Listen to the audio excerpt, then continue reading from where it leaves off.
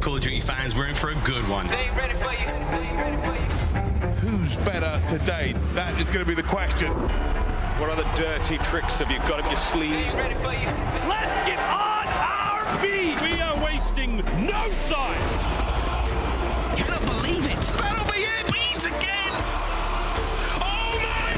I do not believe what we are seeing. The newcomer, can he be the hero? Hey, take Steve! Knock it out the park, yeah, show in it. Ghosty going big. Ghosty spits on him! I know you say you want it. Now you gotta get it on it. Whoa! There is no place to hide.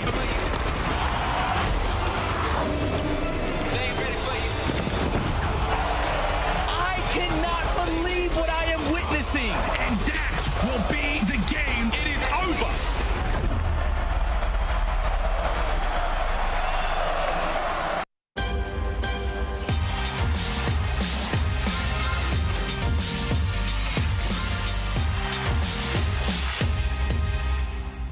Laying down deep. They're both there. Nice. One shot. Same spot. He's done. You stopped his heal. Left or right side. Oh, he's there. Go.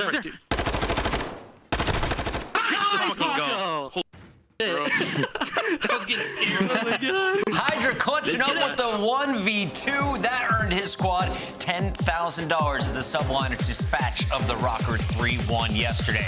Welcome back, everybody. It is day 2, week 2 of Major IV. Pucking alongside Alley Cat and Nameless. And Alley, we've got another Super Saturday, 4 matches. But why should the fans be excited? Because there's a bunch of money on the line as well. It's bounty week still. Bounty week continues on, and Nameless, we're going to see a big battle at the end of tonight. 7:30 p.m. Eastern will host Atlanta versus Toronto. 10 grand on the line, and this is a rematch from our winners final. Absolutely, and it was an absolute banger. We saw Toronto Ultra beat them in a search and destroy, which then set up Toronto Ultra to go on and win the whole tournament. And Atlanta FaZe, we've seen they're trying to improve, they're trying to get back their crown, and they have to go through the Major 3 winners. And you can see, of course, we have 2 more bounty matches. Those are going down tomorrow, so stay tuned for those. But for now, let's dive into this matchup if you two don't mind. I want to start here with what happened last time in that winners final, because I wasn't in Texas. So break it down for me, Allie. What did I miss? Because this one only went 4. I think the craziest stat line when we look at this kind of layout here is the fact that Toronto Ultra got heavily outslayed in this series. I'm not talking a point or 2. I'm saying only 1 player was positive. But games number 1, 2, and 3 weren't even really close. I mean, we're talking about another dominant control victory for the Toronto Ultra, and then that 10-point game number 4. Insight had dropped like a 0.5 that map number 4, and they still got the W. It's just a testament to how good Toronto's teamwork is. They got outslayed, but they walk away with the W and eventually the Major 3 title. But Nameless, since then, it is 0-2. They get upset by the Breach. They lose another tight matchup. What is going on with this squad? Should we be worried about Toronto? No, you should not be worried about Toronto. Now, listen, they are playing Atlanta FaZe, which is a very tough match. But for Toronto, in the way that they're losing these games, it's through search and destroys. It's identifiable issues, that they can figure out, right? The teams are making great adjustments against them. There's a lot of VOD you can look at Ultra. So I think for Ultra, they still look great. It's the highest level COD we've seen so far in these last 2 matches that they've had. And going up against Atlanta FaZe, they have the edge when it comes to control. And the hardpoint has been tough for Atlanta FaZe. That is where they've been trying to make improvements. So versus Ultra, Ultra has the edge in this series. Ultra has dropped games to the Surge as well as Boston Breach. To beat FaZe, well, they got to take down Simp and aBeZy, but also the backline, the ARs of Cellium and Slasher. Tell me about this Atlanta squad, because they don't have an unblemished record, and they had to go to Game 5 against Florida yesterday, Allie. Yeah, that's why the situation's kind of weird for Atlanta FaZe. They go up against New York, they lose that in a Game 5 fashion, then they go up to Florida, and they get the push to a Game 5 by losing that Game 4 hardpoint against a team in Florida Mutineers, where it's one of our bottom seeds. They haven't been looking good at any game modes across the board, so the fact the series went so deep, Nameless, some question marks got to get I mean, if anything, Atlanta FaZe look weaker than they did at the Major, right? Like, they're losing their bread and butters now. We've seen them lose a CeeLo a couple of times. We're seeing them lose Embassy, Search and Destroy. Now, listen, you're not just going to keep that record up as time goes on, but if you're going to start losing those S&Ds and stuff like that, you expect them to get much, much better at hard hardpoint, it hasn't been the case, though.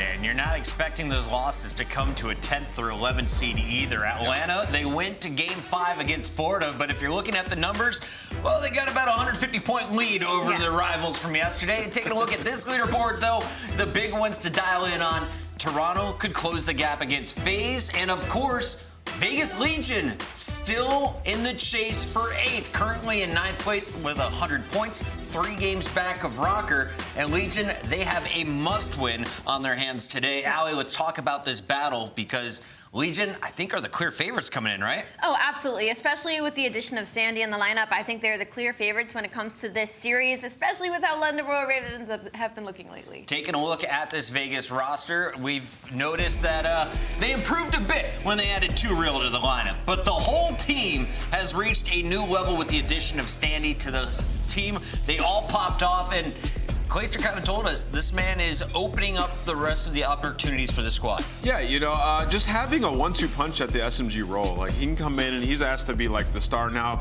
of the team, sort of given free reign to go out there, get those kills and extend these plays. And you saw the impact that they had in a guy like TJ Halley. He isn't a #1 slayer on the team. He can't be the #1 SMG. So having him helps a ton, and you can see like Temp and Clay are like, dude, we just got carried. So if your subs are putting in work, the respawns are gonna get a lot easier, and they have a star-studded search team, so it puts them in a very good position. A slow start to the season, but Vegas is starting to find their rhythm, and we talked to the captain Clayster about it after their win over Boston. Here's what he had to say about the new pickup in Standy.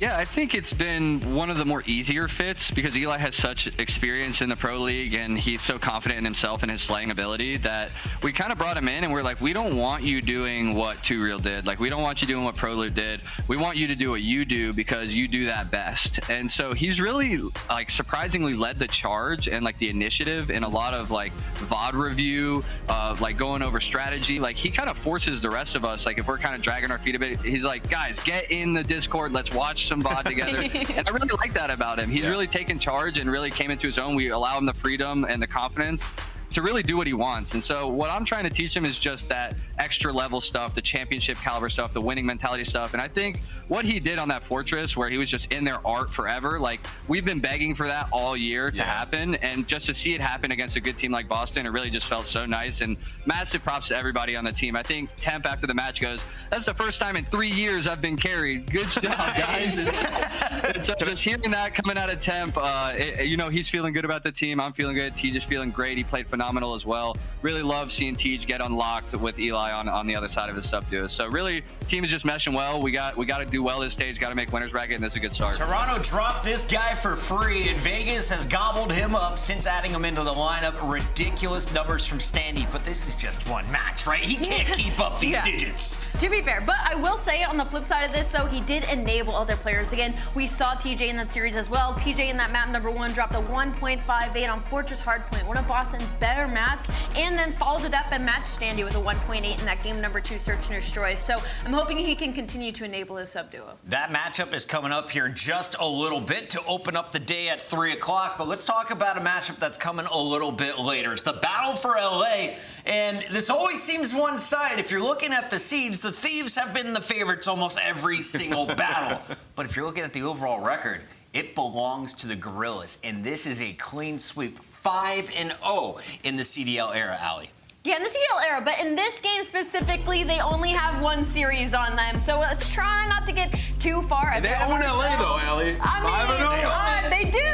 But to be fair, in this game, there is only one lead. But again, for LAG at least, this is a more favorable situation to have that stat line because LA Thieves is one of the better teams in this It's something to cling on to. But also remember, Thanos Slasher used to be in the LAG camp, so I think a lot of those wins came with the Slasher versus Octane battle.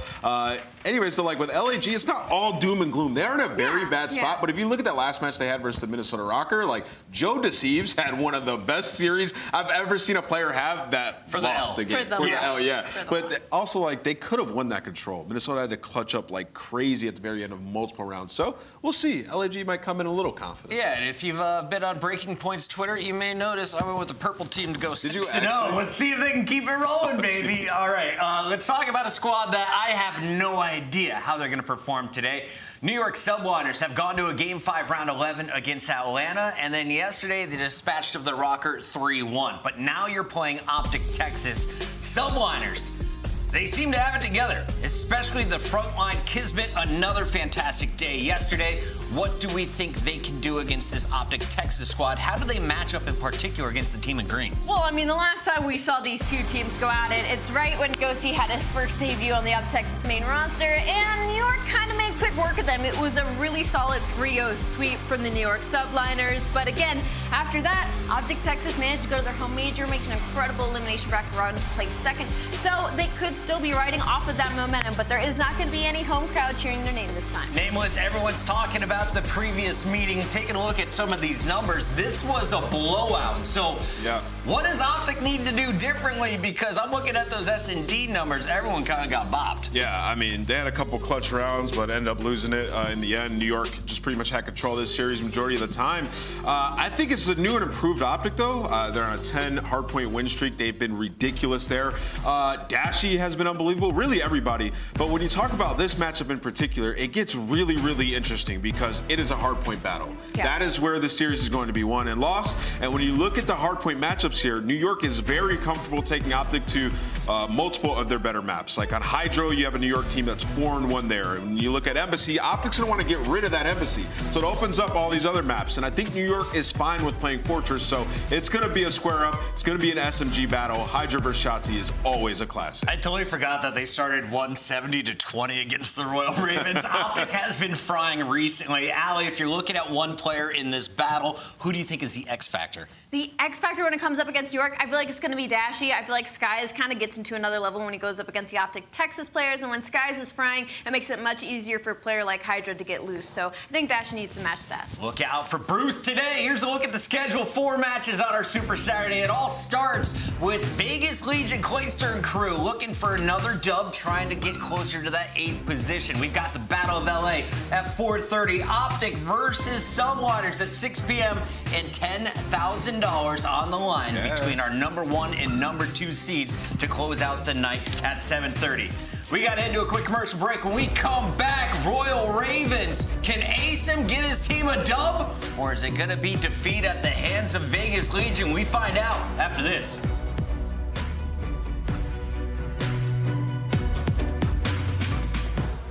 Call of Duty League Pick'em is back. Bottom to bed, a few more points, and then we'll be in. Pick the winning team. Pick the final score.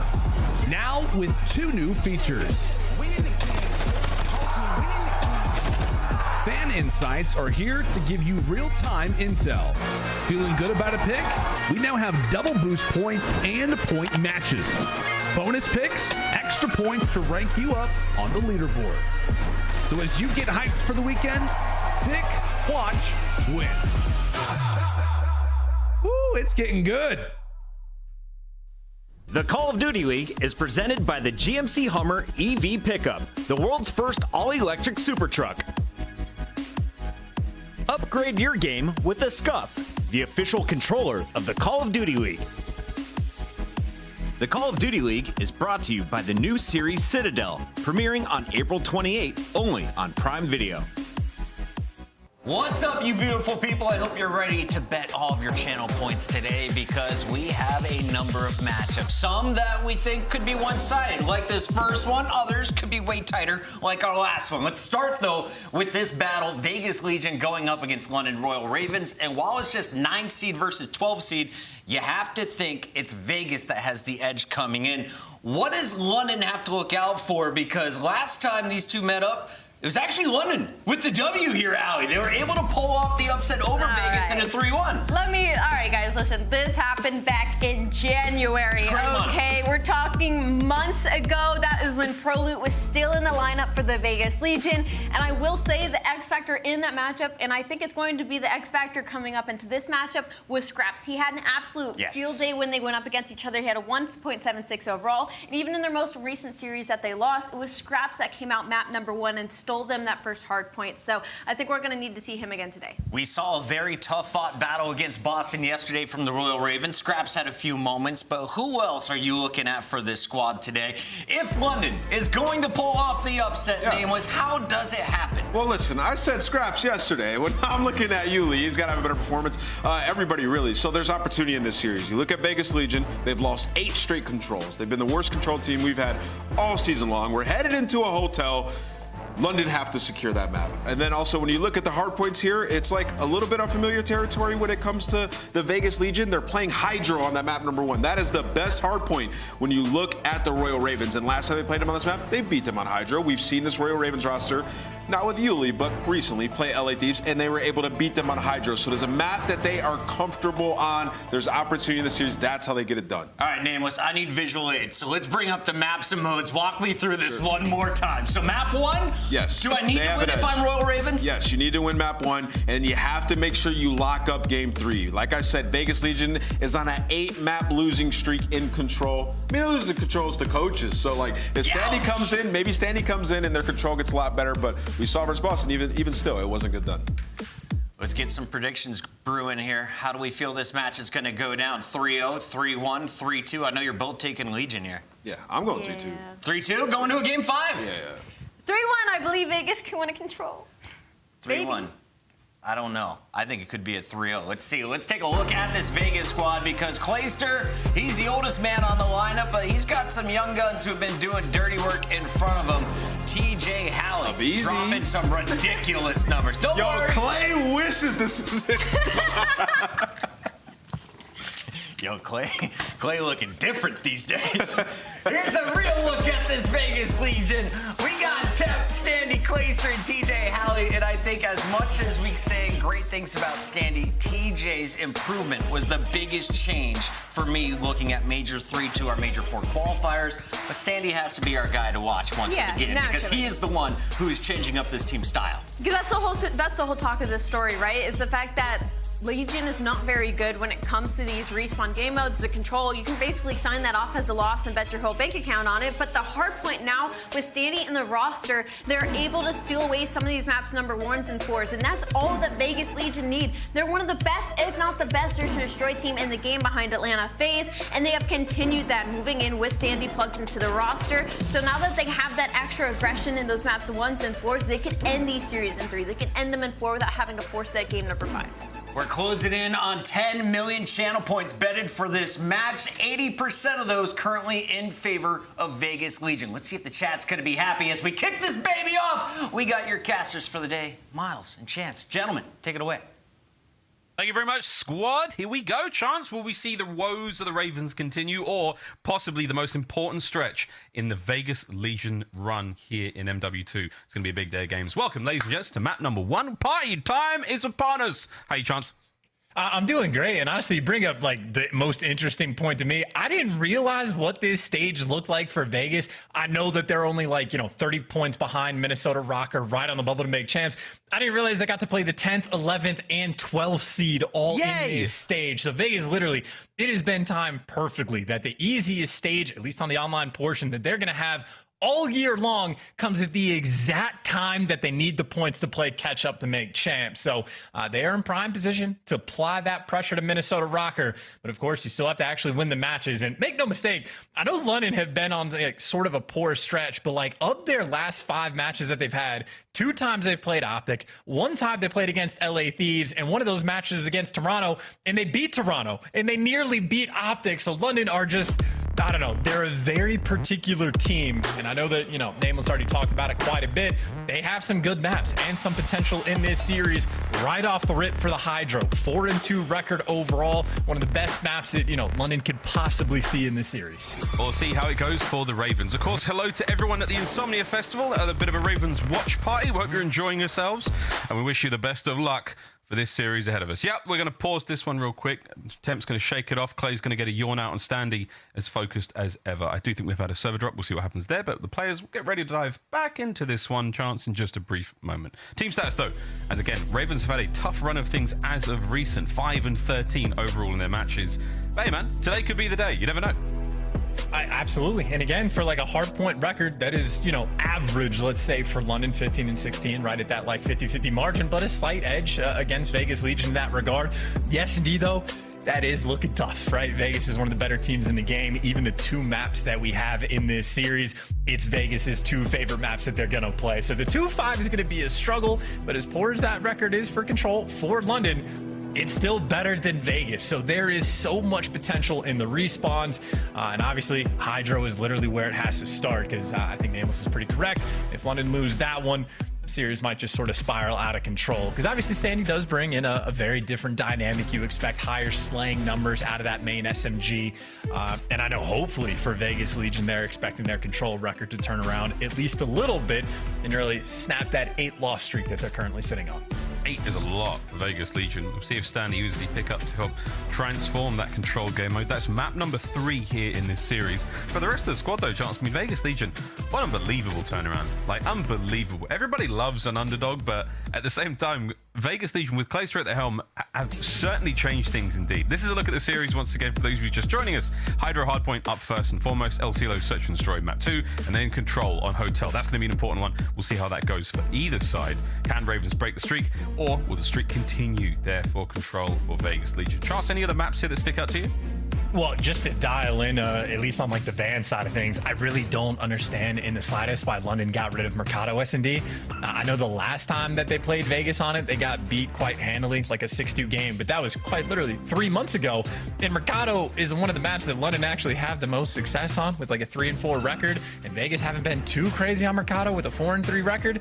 But instead, London banned that one and gift like Las Vegas their 2 best search and destroy maps. So to me, that seems faded, but we will see how it pans out for the 2-5, and certainly it seems like maybe some vibes are flowing early on for London, who again, if they can get the ball rolling on the HyDra, who knows what they can do with a little bit of momentum on their side. Yeah, we're excited to see the sort of heights that Yuli can bring the team here, of course. We've seen what Nastie, Scrapz, and Nastie have been capable of for a long time. Speaking of Scrapz as well, he's been enjoying this Californian sun. The weather picked up today. Your man's got a bit of a tan. He's nearly matching the red of his Ravens jersey there, but we'll see what happens in a moment. The guys are almost ready to get this one back underway. A quick server swap. A final few moments to impart some words of confidence, words of wisdom, or words of just, hey gang, let's just go out there and play the best we possibly can, because at this point in time, it's the only way is up for the Ravens. A tough couple of weeks for them. Vegas, though, again, the most important stretch of possibly their MW2 run begins this stage. Very, very important for them to win this matchup. 10 incredibly valuable points on that race to 8th place in the standings. They want to make it to champs. It would quite literally be like, it's a dagger sort of series, right? Like, the good news is for Vegas, they're playing the 10th, 11th, and 12th seeds, but the bad news is if you start losing games to those teams and like end up faltering or not making it out towards winners bracket when it comes tournament time, like that could be the most dismal sort of situation possible. So yes, right now the stage of opportunity, but you still have to make sure you execute. But the opportunity could quite literally not be any better. Vegas have already beaten Boston. They have gotten off to a hot start. Stanley had an absolutely ridiculous debut. We saw his numbers earlier. They were crazy. So they have set themselves up for the potential. And again, just because it's the 10th, 11th, and 12th seed, if they, like, worst case, come out of this with a 4-1 record, I mean, that's enough points potentially to catch all the way up to Minnesota Røkkr. You get a winner's bracket start come major time. And again, really just the opportunity to set yourselves apart and finally get away from those bottom 4. Because, like, I know, Miles, you mentioned how Clayster has sort of helped, you know, with the leadership, turn the sort of organization's woes around. Instead of being bottom of the barrel as they were in Vanguard, they've gone all the way up to the 9th seed. So certainly improvements, but a long way to go if you want to make champs. It is a long way to go. Speaking of champs, let's take a look now at the standings. It's the overall board here of the CDL, the points, and quite the jump. This is where we're looking, though. This is 9th and 12th, Vegas Legion Ravens. If they can find a win here for the Ravens, that 60 points very important. It is not over yet. 8th place is really where we're all looking. That's the cutoff point to make it to the championship playoff towards the end of the year. Røkkr sitting there currently with a bit of a, I want to say a little bit of a buffer between Vegas Legion. But again, Vegas have played 2 less games, so a lot more catch up there. And this run is going to be so important. We'll see what happens again for the members of all these teams here, because it's getting spicy indeed. This is the time of year when we start to bid farewell to a few of these teams, and we'll find out if these 2 teams, one of them ain't making it. And that really is the biggest thing. Like the 30-point gap does look like a lot, but 2 fewer series, and obviously you have Vegas with the easier strength of schedule throughout this stage. So, you know, they win this one, get the next win after that, and they equalize the number of series they played against Røkkr. Then it's only a 10-point gap, and then you talk about tournament time. Like, who knows? Vegas are just looking to make a run. And honestly, if they could just start winning controls, like not even all of them, just like 40%, let's say, then Vegas could legitimately have an argument to be one of the better teams in the game. So it is one single game mode that has been absolutely devastating for the squad. And maybe part of the devastation for the respawn modes is the lobby crashed however many times this is. At least a second, maybe like a fifth. This is indeed our second game crash. We're sorry, folks, ladies and gents at home, and of course, you lovely people at the Insomnia Gaming Festival. We hope we're able to get into this one soon, but good vibes. Again, I think that's one of the greatest things to take away. The resolve of the Ravens has been so high throughout the season. Actually, for as long as I can remember, they've always been having a good time there. Scrapz heads it back on. Shake it off, son. Seems getting in the roll. Nastie, that's it. Both cups on, lad. And Yuli has been razor sharp since the start of this series. We're almost ready to go, ladies and gents. Again, we thank you for your patience wherever you may be in the world. We hope you're enjoying yourselves. The first of 4 outstanding games we've got here today in the CDL. It's a very fun one. And again, the spicy segment of the season. Bring that milk. It's going to get hot indeed. Almost ready to go, ladies and gents. Ravens versus Vegas Legion. If you have just joined us, it looks like we're really close. I mean, Scrapz is definitely shooting something right now. That is very much wishful thinking. Probably shooting stuff. Maybe a demon in the firing range lobby. And Scrapz is probably the player to pay the most attention to on the side of London, specifically because like his debut, I think, was against Vegas, or it was the first series where he truly popped off. I think he dropped like a 1.7, and that was the first time we were like rubbing our hands together to be like, oh, Scrapz is back. Here we go. And it's obviously been a bit more turbulent since then. Some hot series, some very cold series as well. But certainly the last time he was able to shoot his gun against Clay and Temp, Scrapz was having himself an absolute blast. So a lot of eyes on him, specifically on the HyDra as well. And I know on the flip side, I think Temp has like one of the best overall KDs on like P2 on HyDra. I think he has like a 1.76. So maybe a nice little standout battle, Scrapz and Temp early on, to see who can truly set the tone for the team. But round 3, sink or swim time for London and Vegas. Indeed. Well, third time's the charm. Let's see if Scrapz can bring the same fun and games, the shenanigans he did the first time he played up against Vegas. But for now, let's just get in the lobby, ladies and gentlemen. HyDra up first and foremost. For those of you first timers, it is first to 250 seconds here in these hard points. They will move every minute, and these players know exactly where they're going to be going. Just looking for that map control. You want to spawn your players as close as possible. And ladies and gentlemen, it's time to get into this one. HyDra hardpoint, map number 1. And you get the good spawn as well off the rip for Vegas. So, you know, Temp already has that lightning KD on P2. It's because he can find his home in top dome. But Ravens, off the rip, have already basically sent 3 players on the flank. So they can trade away a little bit of this P1 time. They want those spawns. And by the looks of it, they're going to get them. It is the instant flip off the rip. That is exactly what we want to accomplish. Of course, though, 30 seconds of time is a lot to be grabbed. So Ravens, great job on the flip, but you got to get Vegas out.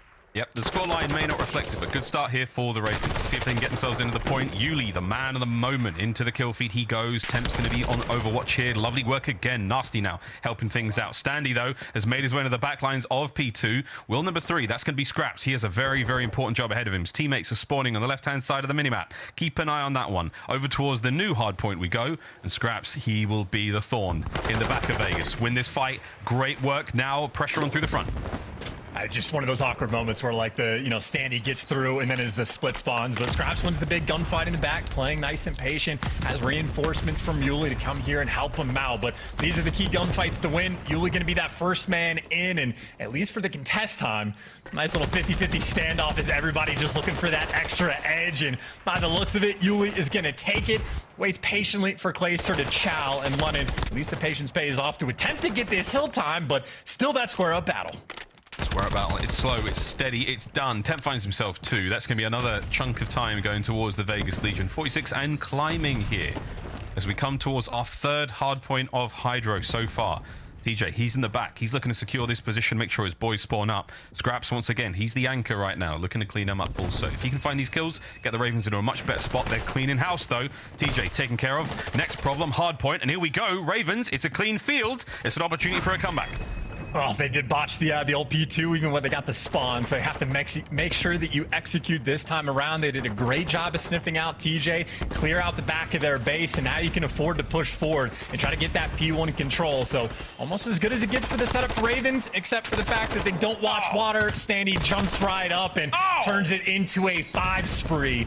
You get all of your teammates alive, and you just leave something completely open. Standy happy to see that gap.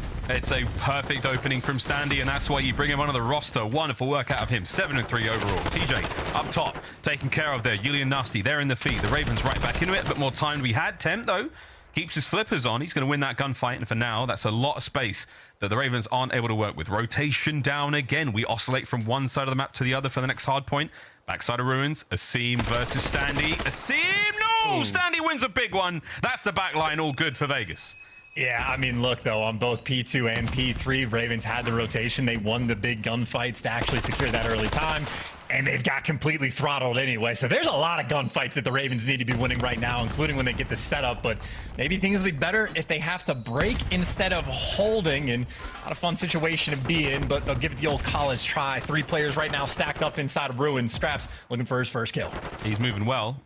He'll mountain go. He's got himself a lovely angle to work with, but not a single Vegas player to deal with. Clay keeps himself safe. Oh, the rechow. Good shots, though, out of Scrapz. Stays alive. 30 seconds remaining on this hard point. The Ravens have been wiped off of it. They might be looking towards new, but once again, it is Vegas Legion. Sound control. They're winning those individual fights. They have got full map control, and the score, they're running it up.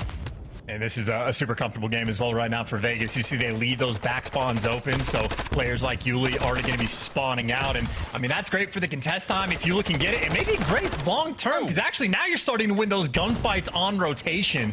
Asim with a bit of a hot hand. He goes on a 3 spree and at least creates an opportunity to try to win this rotation. But, I mean, you look at the minimap, it is still a little bit scattered. Vegas players are everywhere, but hey, Asim is here to cut him down. He's still going, man. It's a 4 spree right now from Asim. Lovely work. The man up in the point. Ooh, time though has come to an end. Scrapz from the back now. Can't get any more kills out there. A lot of tags, not enough to get the actual finishes though. Once again, Vegas Legion in control of the hard point now. Ravens through the front. Standy's the first man in. Tags are there. It's a 4 spree done from him. Standy still absolutely frying though. Temp on the inside. Anyone there to stop him? Any teamwork now for the Ravens? A bit of a bait and switch? No, Temp absolutely puts him down. Nice work again from Standy. There we go. Scrapz is in. Is this enough to get Vegas off the time? I mean, no, it's not going to look like anything. No, it's not. No, it's not.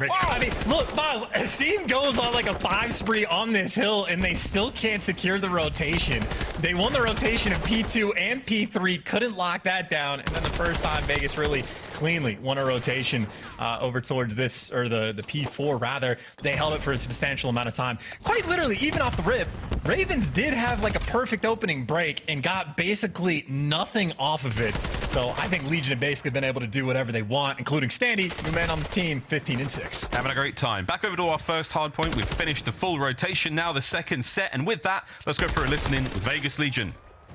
Huge. Yeah, I'm setting up. How many are broken? Yeah, nice, good job. Top Yo, I'm going mid. They're gonna spawn P3. Top red, last guy. I went mid. They're all gonna spawn P3. If you Top red, right side. One guy's spawn P2. One guy's P2 still.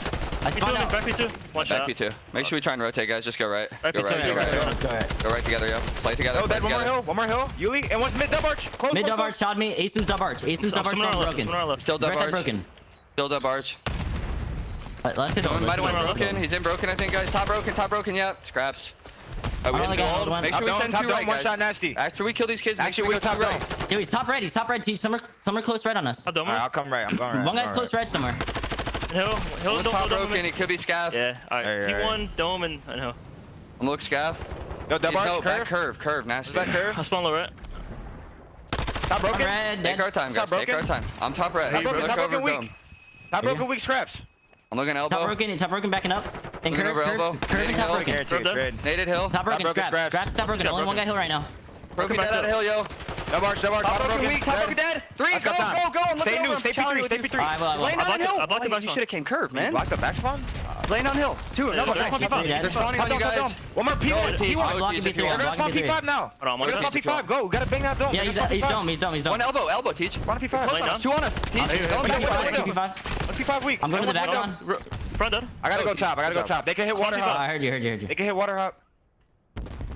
Yo, I'm just gonna stay deep. I'm staying deep water. One shot going dubs. Everyone Spawned out. everyone One Upstairs, guy's deep upstairs. green. Asim's deep green. out. I'm gonna spawn out. Me and Eli. Guys, it's no small feat dealing with Scrapz there. A couple of comms mishaps from Vegas Legion, but ultimately good work out of them. They're retaining full hardpoint control. We'll see what happens on New, though. I mean, hey, London had some pretty good work on P2. I know Vegas got the break, but they end up flipping the map, and Ravens again with an opportunity where they win the rotation and try to secure a decent amount of time. You get Yuli pushed out in a halfway decent position. Can't win the gunfight, though. Sandy just there to fry him. It looks like Vegas have won basically every single kill in the feed. And at the very least, it forced Ravens towards that back spawn as Sandy continues to fry. We're seeing now close to personal hard point. Clay wins that fight, gets himself 2 more. Nastie on the pinch. Might be able to give this one up. 20 seconds remaining here on this hard point. No one's really been able to get a massive amount of time. So now we go over towards next. Lovely moves out of Nastie there to stay alive. He's got to get himself towards the backside of this map. Let his boys now push up. This is going to be a difficult spot to be in for the Ravens. A massive comeback needed from them. Here comes the next hard point. Yeah, Nastie knows. I don't know if Clayster actually spotted him, but Clayster's certainly ready for this push nonetheless. And Sandy in a bit of a cheeky spot as well. Nastie might have read it, but wrong gun for the job. And that entry sort of AR, not something that's always going to pay off. And first couple gunfights rather, get won by Vegas as they are just cleaning house everywhere around this broken hill. Swedish chance for a moment there. Over 200 points now for Vegas Legion. Business end of the hard point. Game clock might come into effect as well. We don't see much of that in MW2, but for now, it's Vegas in firm control. Ravens now making their way forward. Temp has the entire cross covered. The reinforcements will manage to make their way through. Good work out of the Ravens. They're in for now. 25 remaining. A big gunfight win from Yuli. Teach, though, over towards New. He goes. This is an important 20 for the Ravens to try to get. Clay denies as much of it as he can, and this is big. Streaks now from Temp. Get the players off the point if possible. No. Trophy saves the day, but Vegas is set up for New. Vegas set up for the win. I mean, as far as cruise missiles go, right? I think a 17% success rate, you might as well just use it when you're free and clear on the rotation and get set up for the intel. So Vegas get the setup that they want. One player pushed out and blocking the spawns in the back. Someone over towards that Zinni rock and try to keep control of this. And that's Temp, at least able to take one down. And there's Clayster in the wings. The setup was nice and clean. And now you're just hand delivering the freebie kills to the SMG players inside. Right there, as good as it gets for Vegas on the setup. They set him up. Now they've knocked him down. They've knocked him down indeed. The final few moments now, Nasties have to find this entry. Once again, AR timing works out for him. He's in though. An open hard point. Over to Temp. Can he catch these players out as the approach is now on? The Ravens shoulder to shoulder downstairs. Temp finding one from up top. 25 remaining on this point. You need every single possible second for the Ravens, and no one has dealt with Temp. He's still alive and kicking, and he's still frying. And gets another unbelievable stuff from Dunny Temp. 10 now for the win. Vegas can do it right here, right now. Nastie cleans them up. Still on point. Final 5 standing on the outside, and that is that, ladies and gentlemen. Map number 1 goes to Vegas Legion. And there you go, taking care of business. The most dangerous map in the series, at least on paper, where Vegas might have been most fearful of London. Completely executed, took care of business. I mean, London avoided the 100-point club fate, but certainly one of the more dominant hard points you're really going to see in Modern Warfare 2. So clean and easy, no sweat on their brows for Vegas. I think Standy put up another phenomenal performance right up there in the slaying category. Also collected over 2 minutes worth of hill time. So really the new SMG continuing to prove his worth on this roster. Again, 210 is not too shabby, and both the ARs, Temp and Clayster, you see how easy their job was on that map in most situations, getting to post up, being free and clear on those rotational gunfights, and really just taking care of business. Yeah, mostly open and shut there for Vegas Legion, 250 to 117. Word to the Chief. And Stanley, again, great performance out of him, 24 and 16, 27 and 17 there from Temp. As we look across the highlights here from map number 1, and a lot of nice heads-up plays from the Ravens, a couple of clean breaks, but ultimately rotations and those massively important gunfights towards the back line, towards that sort of 10 plus, 10 minus seconds on these hard points. That was really where Vegas found a success chance. Open and shut, though. And I tell you what, his Nameless called it. London really needed to win map number 1. We're going to see one hell of a comeback for the Ravens here in this series if they're going to win it. And, you know, even watching these highlights, some of these moments are, like, brutal. Like, the Standy 3-piece he got on P3, just jumping up from the water. I mean, there's, like, 3 directions to look on that hill. You got 4 players to watch them, and London just completely leaves something open. and just get pieced up like in that situation. Like London, especially the first set of rotations, did so many of the difficult things right. They had a great opening break to flip the spawns. Even when they like partially lost them, Scrapz was winning the gunfights on the back. They were sniffing out TJ, trying to be sneaky on P3, and again winning rotations, consistently setting up themselves up for success, and then quite literally never being able to actually execute and doing those simple little things of not watching a water jump up. So Vegas did the best they could first set, making up for sort of bad situations and really picked them apart. And anytime Vegas were able to get set up again, pretty squeaky clean, they were able to hand deliver in those crucial moments. Yeah, 250-117, nothing to break down there. I'd say as we go into that Elasilo S&D though, one of Vegas's bread and butters. They're going to be feeling good, and Standy still going to be that player to watch. Indeed. Keep an eye on Standy throughout this one, but for now, for the Ravens, they're getting more and more practice as a roster. Of course, Yuli joining the squad just after the last major. Will Elasilo, will Search and Destroy be something that they can really turn this series around with? Because that hotel control is still very much up in the air. Who's going to walk away with the win there? Again, Vegas have not given us enough in the game mode. London, again, will the woes continue? We'll find out, though. As Elasilo coming up next, Search and Destroy. Ladies and gentlemen, and we didn't see that Mikado. Hotel was banned out, by Vegas. Mikado doesn't come through either. We'll see if Elasilo is going to be the moment for the Ravens to turn this all around. We'll find out, Chance. I saw that shake of your head, mate. It's going to be a tough one indeed. Vegas are a fantastic Search and Destroy team. It's as simple as that. Absolutely. And on this map, they've loved it all year long. Standy in his debut, I think went 9-4 on this map, was like 4-0 on his opening duels for the First Blood. So Standy filled into Elasilo S&D like butter on this team. And then on the flip side for London, we watched him play against Boston. I think they gave away a couple clutches, a couple aces to players like Awakening. And there was a lot of those moments where like bottom pool, London just didn't really know what direction to look, end up getting shot in the back, just sort of giving away these big plays. So Elasilo is not exactly a map where London looked like they were completely on point. Vegas is a very strong team, so a little bit dangerous time in the S&D game mode when you're going against Vegas, and especially because London wanted to ban Mercado, the maps they've had the most success on, and sort of an average one for Vegas. But they know what they're doing. They're there for the scrims every day. They know what their strengths are, so maybe London will have something cooked up. Oh, they'll have something cooked up indeed. Long series still ahead of us, folks. Vegas take the first. They're running the second map. Now we go. Will the Ravens have the resolve, the mettle to bounce back? Let's find out. As Vegas, Search and Destroy has been an exceptionally strong mode for them for a long time. Standy as well, another great addition to the team. We'll find out what happens. So here we go. There's the stats overall. The record's not fantastic. Much more play out of Vegas Legion here on the map and mode. It comes to the First Bloods, no probs. Chance the retakes, though. That's a very, very strong indicator of how this could go.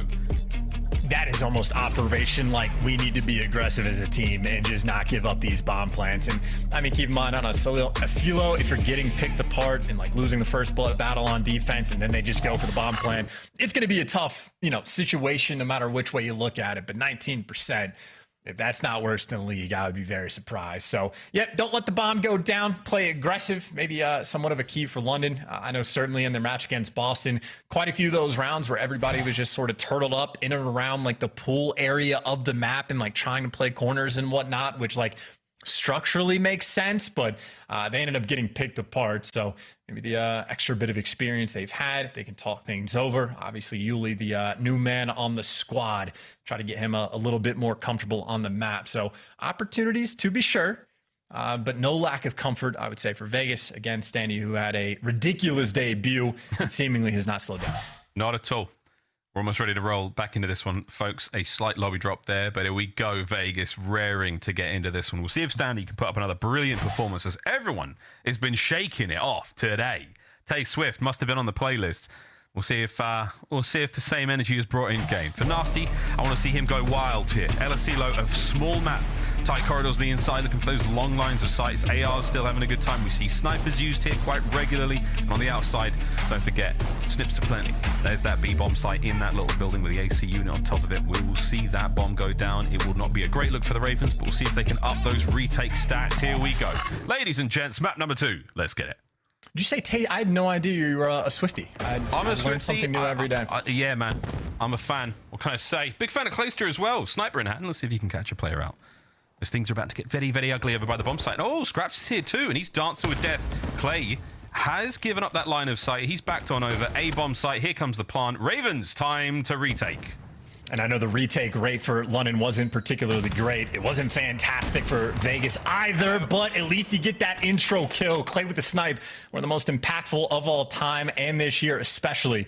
Gets you the first blood, but now it's sort of a 3v3 for his teammates around the site, but Clay does have the intel. And again, he passes that information over. Here comes his teammates to end of the fight. Scrapz, though, makes it a 3v3. Clock's ticking now. Less than 20, and that bomb goes boom. There's the play from Nastie. Traded out immediately. It's a 2v2. Time ticking. Clay can't find anything with a pistol. Big wins out of the Ravens. That's going to be the retake, and they're on the bomb as well. That one goes to the stats. Nice start. Yeah, and I totally didn't get confused about who was on offense and defense, but either way, that 19% rate there for London, immediately able to clutch up in spite of the first blood that comes through.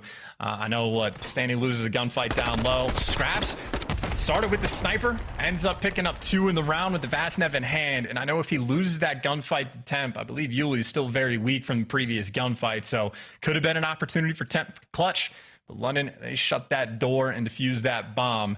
That is the exact sort of start that they need on this map. London 1-0. That's a nice start.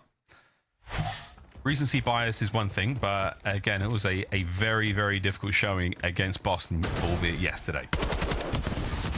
Starting things off with a prattle of gunfire across the bottom side of El Asilo. Again, Scrapz has been stunned into oblivion. Not going to slow him down too much. His teammate's still anchoring towards that A bomb site. They're hankering for a bit of a plant. See if they can get it over there. Ooh. Oh, wow. Look at that door bait. That is perfectly timed for Nastie to get that kill, and you follow it up with the seam getting the one on Clayster.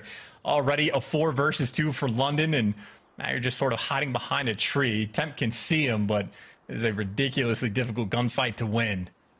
Talk about shooting at a pixel. And it is interesting because Standy actually has a bit of control, so you know the bomb's not going down at B. Standy knows the bomb isn't going down at A, so London's still forced to make a move, and they might be falling into a trap. Yeah, Temp's got everybody lined up and the damage is in.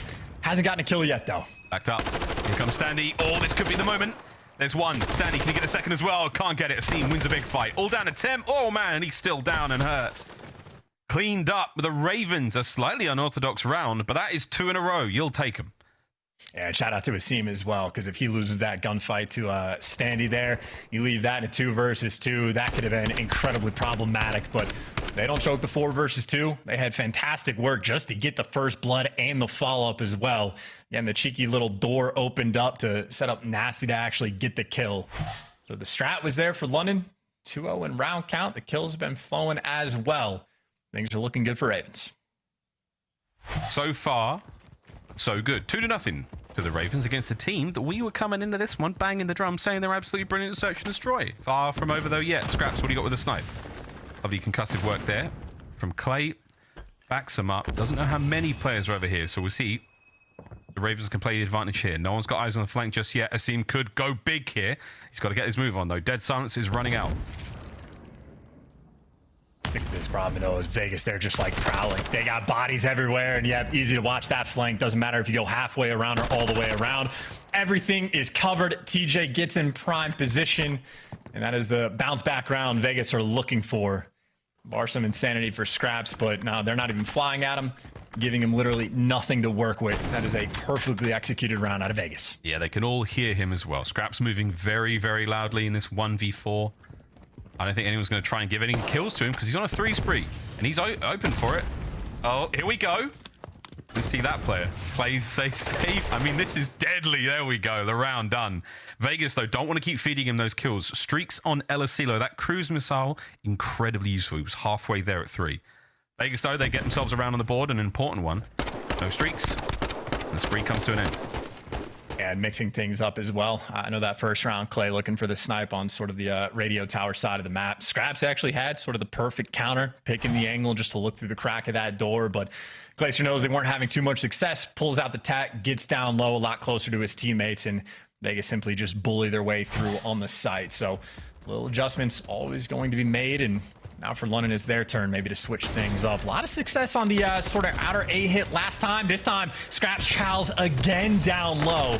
Stun wasn't enough to stop him, but it's enough to set up everybody on London. Trapped in a corner and gunned down. As a beautiful round. Temp last man standing. He's getting shot at along the way. London waste 0 time to get that offensive win. Will it be perfect? It is indeed. The shoes on the other foot now, and the Ravens are kicking. Perfect rounds back to back from either side. The Ravens have to be feeling good after that one. Extremely confident open there from Scrapz, and I think it was 3 on the round. It was indeed for a scene. Beautiful work from him. An immaculate bounce back there out of the Ravens. I just like the aggression as well. You know, the first time we saw Scrapz go down low and chow that like mid lane gunfight, like 3 or 4 stuns and like a couple frags landed on his forehead to back him down. Didn't care at all. Goes for the same square up chow, looking for the early pick if he can get it. And that might be some of that homework coming through, catching a player being aggressive down that lane. And obviously Asim had the perfect follow-up. The attack usage was there. And London again with attack usage, at least connecting with the stun to slow TJ down. But all about that information game. This is a very passive setup right now for a team with a 19% retake success rate. I think after this one, it might be going up, mate. Let's find out, though. On planted, 40 seconds. The round goes to Vegas. Will we see the retake now from London? Fanning out across the map. Nastie's pumped the brakes. Clayster going to be activating Dead Silence. He can move silently now-ish across the map. He has the bottom side of the bar covered. Asim looking for an entry. Bang, noisy entrance. Clay spotted on the stairwell. He's got a present for him in the form of this frag grenade. Lands, no kill though. Oh, Clay, stay alive. Check your corner, receive. Gets it on the hop. Next player over towards the bottom. 15 seconds. Ravens got to get moving. Yeah, you got to go and defuse the bomb as well. Someone has to hop it in the next 2 seconds. You have waited so long to the fact that you have 2 players alive and you don't even have anyone in position to touch the thing. I mean, that's just tough. I mean, again, we know going in, we see the 19% success rate. They give the bomb plant up for free. And technically, the strat was there on the execution. They had the extra men for the job towards the end, but just not enough time to work with. And that is a situation where if you're 1 for 5 for the retakes, giving up a bomb for free just seems like risky business. And I think Vegas will just sort of walk away and be like, all right, I guess they didn't want to win that one. GG, we'll go on to the next round. 3-2. A single round advantage still for the Ravens. Retakes a little bit better, but not quite there on the full completion. Asim looking for streaks here. 1 more kill.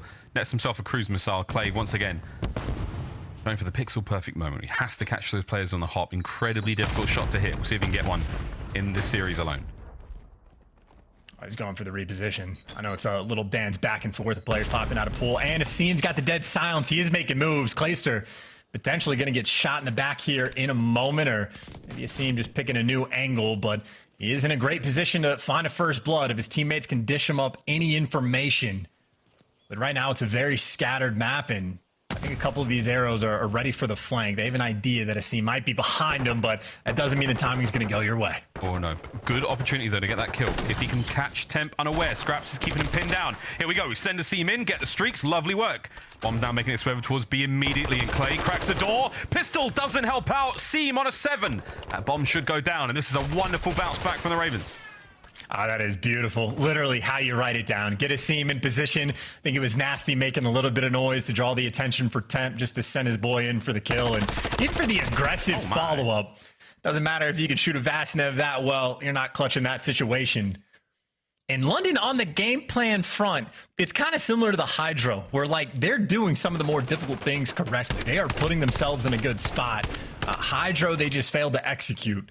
An overall better job so far on a CeeLo, but it is rounds like the retake situation where they don't have enough time on the clock that sort of stand out in my mind, but an advantage in the game nonetheless.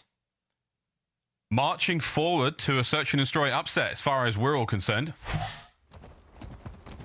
El Asilo means asylum in Spanish, and things, while not crazy, a little loopy to start things off. There come the stuns.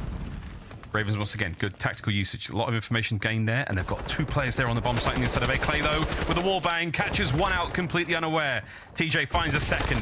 Massive advantage here from Vegas. Asim doing what he can, but it's a 3v1, all down to Nastie. Yeah, that is a perfect strat from Vegas right there. I think they're going to do that almost every single time, of sending TJ for the dolphin dive in the corner, because you see he got the intel that players pushed into the site and basically just gives Clayster the ghost sign, the green light to start shooting through that wall. So gets the information perfectly. That is as good as it gets on offense. And as he does have dead silence, but is also 1 shot and dead, so no clutches there. Vegas again, perfection. Literally just TJ diving to the corner. The timing is completely on point just to catch like the foot of those players jumping through the window.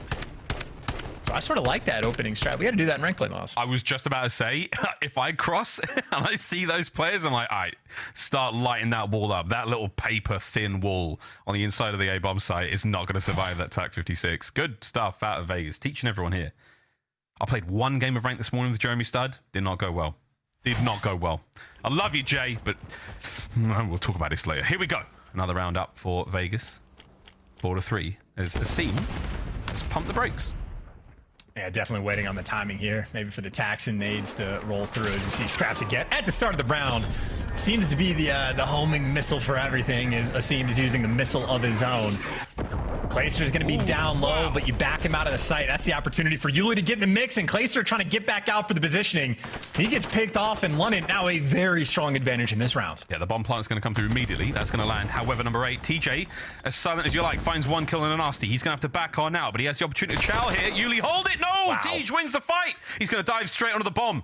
Scrapz and aBeZy. They've got to make something happen sooner rather than later. That's the wallbang spot. Easy reads. Mighty Marshall. Ow! Shooting teammates. Bloody pandemonium. aBeZy gets another. 2v1. Last man on the bomb. And surely this is the round. Standy. No way he wins this. No, there's no way. Scrapz last man left alive. 20 seconds. And Jiminy Crickets, that was a close one indeed. But the Ravens post-plant spot pays off. But dude, that's another round, though, where London do everything right. And I still get so nervous when they start team shooting, when they're flying into this site. But perfect bomb plant location. You get your ARs into the exact spot that you want them to be able to check the bomb. And even the cruise missile off the rip just to get in control. On a game plan front, London Royal Ravens on a CeeLo have been completely perfect right now against Vegas. Now the pressure is on for Legion. See if TJ wants to go and fly in the corner and try to get the intel, but whether or not he does, no one's got the bomb. TJ's got the check. He sees a player, but Yuli, he's playing this aggressive. Doesn't matter. Stuns on point. TJ first blood, and Clay there for the quick follow-up. It's another great attacking round out of Vegas. Bomb in hand attempt. And I'll say, though, in this 2v4, Nastie's in a great spot to maybe, get a couple of kills here. Oh, he better get all the kills here now. It is a 1v4. Vegas, guessing game as to where the hell Nastie's coming from, but let's find out. There's a minute to play here. Vegas will get the bomb plant for sure. But will they catch Nastie before he catches one of them? I think this is really about just efficiency on the timing. Get some kills if you can find them. Shuts TJ down. I know TJ... had like 2 in a row. So nothing crazy there. We're just going to play the KD. We'll see what Nastie can do. 25 on the clock. Noisy Nastie. Incredibly noisy Nastie. Bang! Round the corner. Straight into Clayster. Every single possible corner will be covered by Vegas. There's no way you're going to pull off any mad shenanigans against a team of this caliber in a moment like that. But another chance. Great opening attack on the offensive rounds here from Vegas. TJ has been instrumental in every one of them. And, I don't know exactly if we'll see a round 11. Obviously, London's still 1 round away, or even who would get offense and defense. But I'm thinking if I'm London, if TJ is going to keep diving in that corner, I'm trying to land 3 or 4 frag grenades in that exact spot he's going to and see if you can get a free first blood that direction. But whether or not we will see that round, it is London's turn to attack. They can end the game here. And Vegas this time, they've left B almost wide open. They are expecting the A hit. They are ready for this pressure. Yep, a lot of pressure. Place is going to have that top tower coverage. Stun check, nobody home. Looking out for the tips of toes. That's a big deal. aBeZy's going to get pressured now. Here comes Standy. Knows there's blood in the water and he's circling. Just over a minute to play. There's Standy in that corner. Looking for the reach out. Lovely work. No damage dealt, but Standy in a magnificent spot. This is a good look from Vegas on defense. He's just in position too. I think Scrapz might have seen him go up top, but Scrapz is just sort of out of the play, and Clayster's even there to sort of keep him pinned down. So Clayster right now with all of the intel and the 4 versus 2. Unless Yuli can go crazy with the bomb. He does have dead silence popped, and he finds an entry. And a little bit of time to work with, but the tax and nades have been on point from Vegas. And Clayster, though, he tries to hunt them, ends up getting world started. Here we go, 2v2. 2v2 never over yet. There we go, 25 seconds on the clock. Yuli's still got to get himself over towards a bomb site. Temp's got the coverage. Sees the spot. And oh my, Scrapz springs to life and all down to Standy now. 1v2. This is for the map. Vegas to stay alive. Ravens, here we go. And this is tough for Standy because he's going to be making noise on this approach, and there is 5 different corners you can play just in the site, let alone trying to kill Scrapz after the fact. But isolate the players if you can. And for Standy, better pray he doesn't get tagged up and made one shot because he's in between them both. He's actually put himself in a spot to maybe get at least one. There's the first. Springing into it. Tags are there. No hope in hell. The Ravens on the board. They take the search and destroy against nearly everyone's expectations. And I'll say, good looks from them. Tied up 1-1 here in the series. And, you know, question answered as well. I was very particular about why they banned Mercado and let a map like El Asilo through, but the game plan on point from start to finish, even clutched up the 2v4 in the end. Old man Clay unfortunately gets baited, and Yuli there for the turn and burn. So Yuli goes from 1-6 in that round, picks up the big 3, clutches as well. And on top of that, Yuli also had 4 bomb plants. So certainly you gotta tip the performance there on the objective front. Yuli getting the job done, and obviously across the board, London, fairly comfortable game, I'd say, and obviously a lot of credit to Asim for the double-digit kills. It's a classic Asim stat line in a search and destroy game. At just over 10 minutes, 11 kills to his name. No one else really close apart from Scrapz there at 9, but you'll take it. If you are a Ravens fan, we are all squared up. 250 to 117, the first map, not terribly close, but now, oof. Questions. Hotel control. Who the hell walks away with this one? Desk thought, was it Chris thought it was game 5? Or Nathan thought the game 5 going the way of Vegas? We'll find out though after those kind of search and destroy performances. Hotel, very much going to be an interesting one. Chance, I have no idea. I've got no idea. Hotel as well. This could be an absolute banger. Stoppable force versus a movable object. You have Vegas on an 8-loss streak, and you have London with a 3-10 record on the map. So an opportunity for someone to have some fun. Certainly indeed. Fun we will be had. But first, a quick commercial break. On the other end of it, though, plenty of fun. Hotel control. Don't go too far.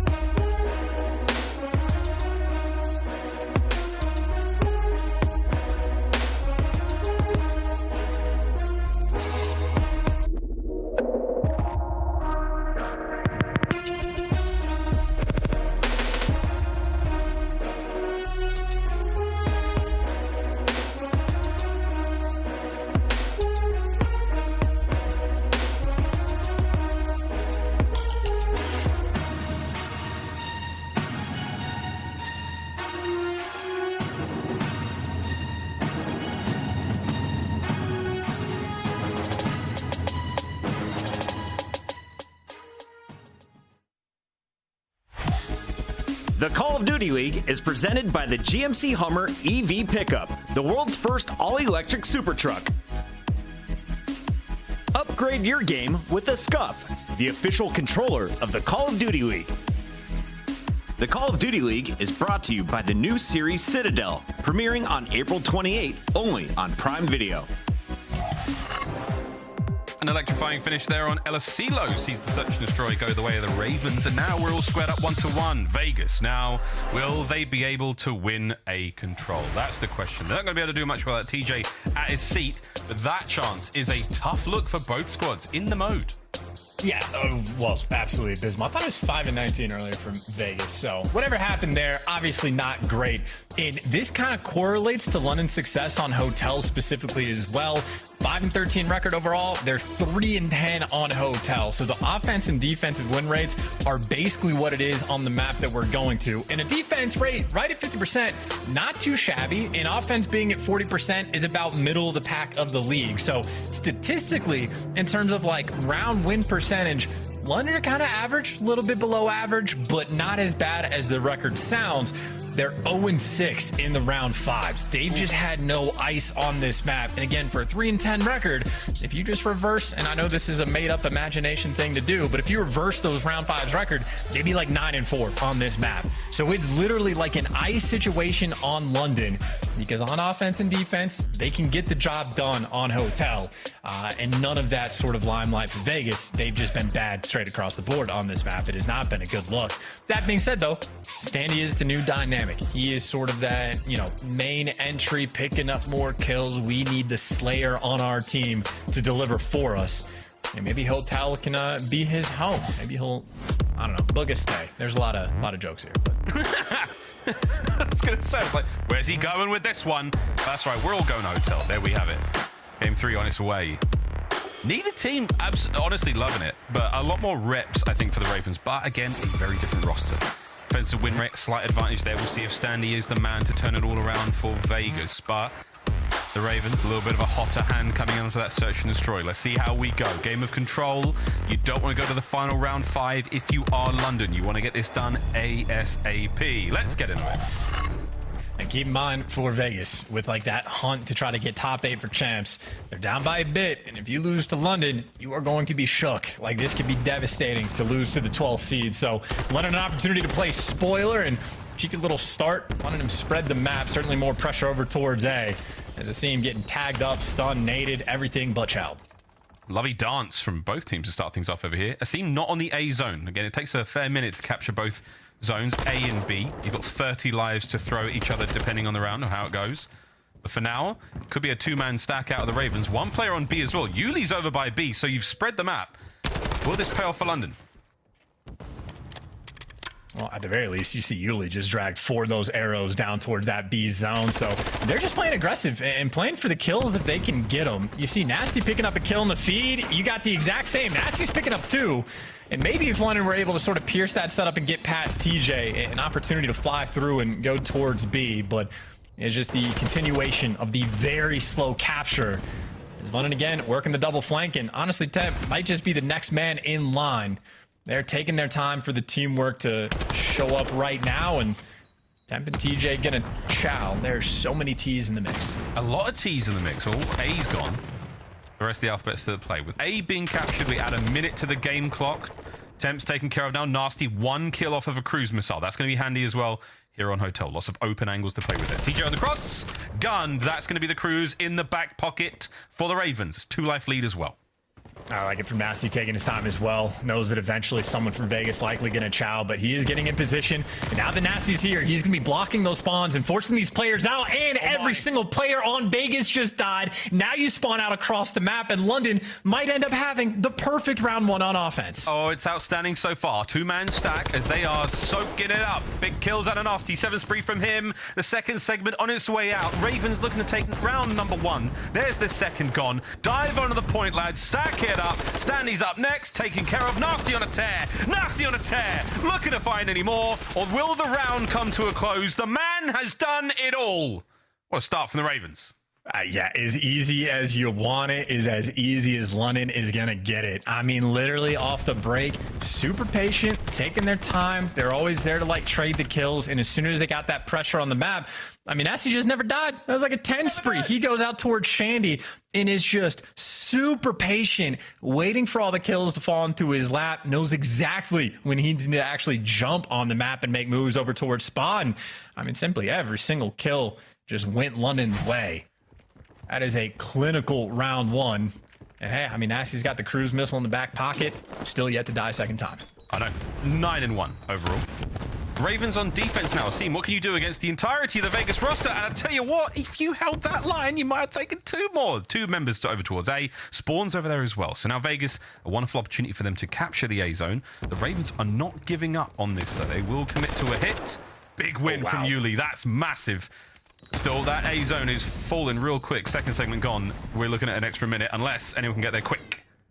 Yeah, I think Stanley probably just got equalized in that moment because the setup would have been on point, but Yuli is not shied away from, you know, doing a nice little spin move on somebody to get the kill. But now Vegas are finally starting to collect the kills. They've shut down Nastie, which is a massive sort of boost, some wind in their sails, and a little bit of freedom on the map to work with. But obviously, still a very long way to go. We'll see if Temp can execute in the same way Nastie did. At least he got TJ out the back, but Nastie has been unstoppable on that side of the map. The teamwork on point. London back in firm control. London very much running it so far. Stanley gets the second kill of the game. What a crazy thing to do here in control. Low kill game's quite common. We'll see if this is one of those. TJ, he does eat that stun, unfortunately. Minute 30 to play with those. Ravens are quite well spread, but it's a 2-2 hit. Oh, that's a big win. Oh, no way! Yuli walks away with a pair. That's just clinical. And now Temp has been in what sort of a standoff against Scrapz for God knows how long on the bedroom side of the map. But Scrapz is getting kills in the meantime. So Temp's been staring at a wall. Meanwhile, Scrapz is picking up pieces. And that is just going to be a devastating blow. And I mean, right now, you are just spawning out, have to hike across the map. Finally, some kills going their way. You know Scrapz is still going to be behind you, and Scrapz is still winning gunfights on the backside of the map, but now put the pressure on the B zone and maybe force Scrapz out of hiding. Force Scrapz out of hiding, calling the cruise, maybe. Oh my God. Scrapz still going, mate. It's a 5 spree. Back in their spawn. Yuli finds kills on point. Last man up. Oh, the Ravens have wiped Vegas. Clean off of the B zone. They're going to get rid of the progress that was captured there. Make it all safe again. Final 45. Matty Marshall looking for streaks. One more kill's all he needs, and he gets a cruise as well. Man, that's an ab workout as well, just belly crawling up some steps. But that is 2 kills coming through. The ARs right now trying to be the backbone of the team for London. The SMGs are going to fall, but Scrapz is still behind enemy lines, and he hasn't taken a gunfight in a minute, but might just be able to jump up on Clay. Perfectly executed for the cruise. The teamwork is there, and Vegas still yet to find any success. Scrapz has found his next hiding spot on the map. Yeah, it's just... Scrapz is difficult to deal with, like a tick. Has been plucked and removed by TJ. Maybe apply the Vaseline. That's a 10-second timer frozen. Over to Asim, now trying to clear these players out. Every possible angle covered. Clay around the corner into the feed. No problem. You're looking at the capture potential here as the Ravens let up for a split second. 2-man stack. Second segment gone. Final chance. You've got to get going, London. You gotta chop through mid. You gotta go. Somebody's gotta do something. The nades are finally there. The tick is so close to going. And this time, they get the timing perfect. And the nick of time, Ravens jump on it. And what a way to win that round. I thought Vegas were about to be able to execute, but so many little things going wrong. And at the end, I guess they just didn't have a trophy. Looks like a Semtex kill was able to come through. I think the tax on point, the savior in that final moment. And this is scary hours right now for Vegas. Down 2-0 in the control, shaping up to potentially be down 2-1 in the series against the 12th seed at a time where you are desperate for CDL points. They're getting very frustrated indeed. Vegas Legion. There was, here we go. London, one more round is exactly what you wanted if you're a Ravens fan. Those final games, those round 5s here on control have not been good whatsoever. Yuli, 2-man stack here alongside Scrapz as they approach towards the B zone, and the stuns and the nades will deter their progress only momentarily. Stanley's going to find that kill. It's going to make A bit more preferable. That's taking place on the other side of the map. Yuli quickly moving to reinforce. Might be able to get there in time. Big wins out of the Ravens on this side of the map. They should capture A. Unless Clay... No, there it is. Scrapz again. Big win. Finds himself kill number 11 here in the game, and that's a stacker on A. Yeah, nothing too crazy. I mean, London are happy just to leave one man on the point to maybe buy time and get some extra kills. So they've got everything covered. Nasty's watching a deep cross and he should be on point, but you actually have to trade Temp. Temp was able to pick up 2. Finally, the trades come through and the Schnapper and Snake out of Scrapz in that moment. That'll be a 3 spree for him. That'll be the A zone captured, and that'll be 2 minutes and 15 seconds for them to work with. And by the way, this is Nastie back just getting solo chowed on the bottom side of the map as he has just been picking Vegas apart. And the opportunity to let it ride, finally Temp there to shut him down. I know, Nastie should have stayed by that chandelier here, because he's been cooking. 2 minutes though on the game clock now. You've still got streaks to go. Yuli can't get the pair. There's now pressure from Vegas. They start to flood on out towards the defensive side of B. Back on a Scrapz. 3 spree from him. If he can get any closer in on towards this point, get a couple of kills, his teammates are going to be smiling. But for right now, awkward spot to be in. His teammates are getting picked apart chance. Life count going the way of Vegas. Yeah, at some point he's going to have to make a move because his teammates are getting decimated over towards it, but his teammates actually now have bedroom control. So this is the moment right here. If you can just snap and get a couple of these kills, Scrapz will be spawning these players out. And Scrapz should know this, that they are going to be far away. It's really just maybe one gunfight for him to win. He's going to get the first. Now he's constantly going to be annoying. He needs his teammates to jump on the zone. Yeah, Vegas, top side of the map. That's where they're coming from. This is a massive opportunity now. Scrapz, oh, nearly standing with a big win. Straight onto the point we should fly. Tags from Nastie. Concussed. In a lot of trouble now as he's desperately trying to get further forward. Yuli with a great coverage. Clay wins a fight, and that should be the push stopped. Can Temp find any more kills as the Ravens have had to slow this down? 1 minute to go. Here comes Tej. Big wins out of Yuli and Asim. Oh, baby. 1 more to go, and they can dive on this point. Yeah, solo chow after solo chow, and now Ravens had the coordination to take Vegas down. Bunch of players through mid, and Clayster going to be able to come through spot, but it is the 3-man stack. Clayster's going to fall, and nobody's home. TJ's taking a route and a half, but he's not going to get there in time. In London, they get it done in a 3-0 fashion. As easy as it gets in control. 9 losses in a row for Vegas. Vegas have been spat on there on Hotel. It has to be said. Ravens, what a victory that was. They take the lead here in the series. Many thought a game 5 is on the cards. It might well be. Hard point coming up next. But for now, Charles, let's just revel in that strong 3-0 from the Ravens. Vegas, a lot of work still to be done on the mode, and they're running out of time. And that's just, I mean, that's ridiculous. I mean, negative for everyone across the board on the side of Vegas. So they weren't picking up kills. The teamwork never really looked, not even, like the teamwork didn't even look great. The teamwork looked like it didn't really exist.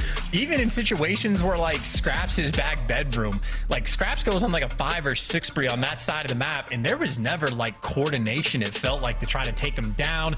Round 1, Nastie was allowed to go on a 9 spree, and I don't think London did anything particularly crazy. You just get your ARs to flank through the chandelier side of the map. You force out the spawns. You jump on the hill. Like, it was just very basic stuff Ravens were able to do, but they executed to perfection.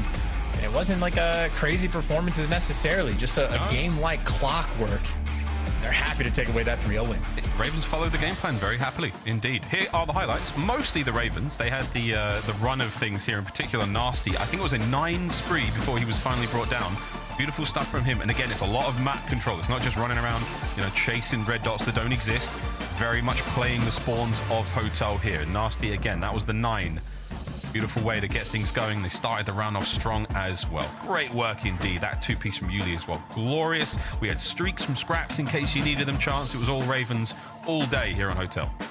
Yeah, I'm not even sure if they ever invested either of the cruise missiles that they had. Yeah, I was going to say if it was very early on or sort of in a strange moment, but literally no pressure to, no need. I mean, a gunny like that certainly helps as well. The Snake's always on point, but now this is a truly terrifying moment, I would say, for Vegas. Again, they're playing the 10th, 11th, and 12th seeds in the league currently at the time in a stage where they are desperate for points to get into the winner's bracket, to get some momentum. And a loss to the 12th seed, I mean, that is why the look of stress is on those players' faces. That is unideal. Oh my. Especially with a 0.65 team KD in control. It's kind of like impressive to be that bad at a game mode over the course of the entire year and to never really see those improvements. Yes, it is tough. There's something about it. We've brought this up on air before. Clayster has never been very good at control. He never has. It's just something that, since BO4, he's never been that good at it. He might have won the ring, but, you know, it is just the way it is. Outstanding work, though, from the Ravens once again. A beautiful look there. The 2.14 there out of Scrapz at the 15-7 mark. Momentum as they're starting to catch the updrift. Will they be able to set flight and set soar here on aBeZy? Coming up next, it's going to be a hard point. We saw the first hard point was very one-sided, in my opinion. Chance the 250 to 117. HyDra, though, a very different map here on aBeZy. We'll see if those submachine gun players can get the old going over there on the next hard point. And I mean, I suppose like that is the good news on whatever happened on the old left side of the screen. But the good news is, I guess, for Vegas, you won the HyDra. Like, that should have been the more difficult hardpoint map for you to win. You'd imagine aBeZy is going to a little bit be stronger for them, but maybe not necessarily by a crazy margin. I think London have only played it twice the entire year, so 1-1 record. So obviously, Yuli, the new man on the squad, kind of undetermined the amount of impact that he is going to have on this map. But in terms of game plan, I'd say London have been on point the entire series. Like, fundamentally, they are playing most situations incredibly well. Even in the HyDra, they were consistently setting themselves up. The execution just did not exist. So if you're just able to execute, get a couple early rotation wins on, like, you know, the AC hill on a P2 on aBeZy, who knows if they can make the goods happen. So a lot of pressure now on this Vegas squad. I mean, truly, about the most important time of the year. It's coming up on it. Oh, absolutely. The chips are certainly down right now for Vegas. There's no going back. You want to force that game 5 as hard as possible. And even then, the Ravens have been looking very solid in Search and Destroy as well. So that game 5, that'll be one hell of a decider if we have to go there. But the Ravens, you can pull it out here on aBeZy. You will be smiling. A 3-1 over Vegas Legion. Good luck on the pick'ems, ladies and gents. I bet there's a few of you sweating right now. Me? Not so much. Let's get into this one. Almost ready to party. Map number 4 here in the series. Well, Temp is certainly a top performer, certainly in the kills column and the damage, completely on point on HyDra, and obviously a big result in their success. I know Stanny as well had, you know, more than 2 minutes in the hill. Also, the slang was on point, so certainly looking on those players to pick things up, because I think it was quite literally Temp and Stanny that got off to like a 2-10 start combined on the hotel control. So you need your hot hand hot when it comes to the respawn. A lot of pressure on Vegas to get that bounce back. I'm genuinely nervous for him. Hey, let's find out what happens, my brother. Into the map we go. Oh, son of a...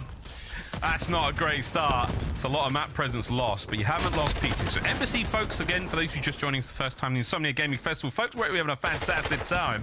And obviously you're rooting for the Ravens, because let's face it, you're in the United Kingdom. Yuli, though, with 2 there. This is a small map, a very spicy one indeed. Look for those submachine gun players to go absolutely wild. aBeZy certainly gets the blood flowing. Certainly tickles the pickle in rank play. But for so far, so good for Vegas. Lovely start for them. They've got that center of the map controlled, low right-hand side of the minimap. That's where we're going next, though.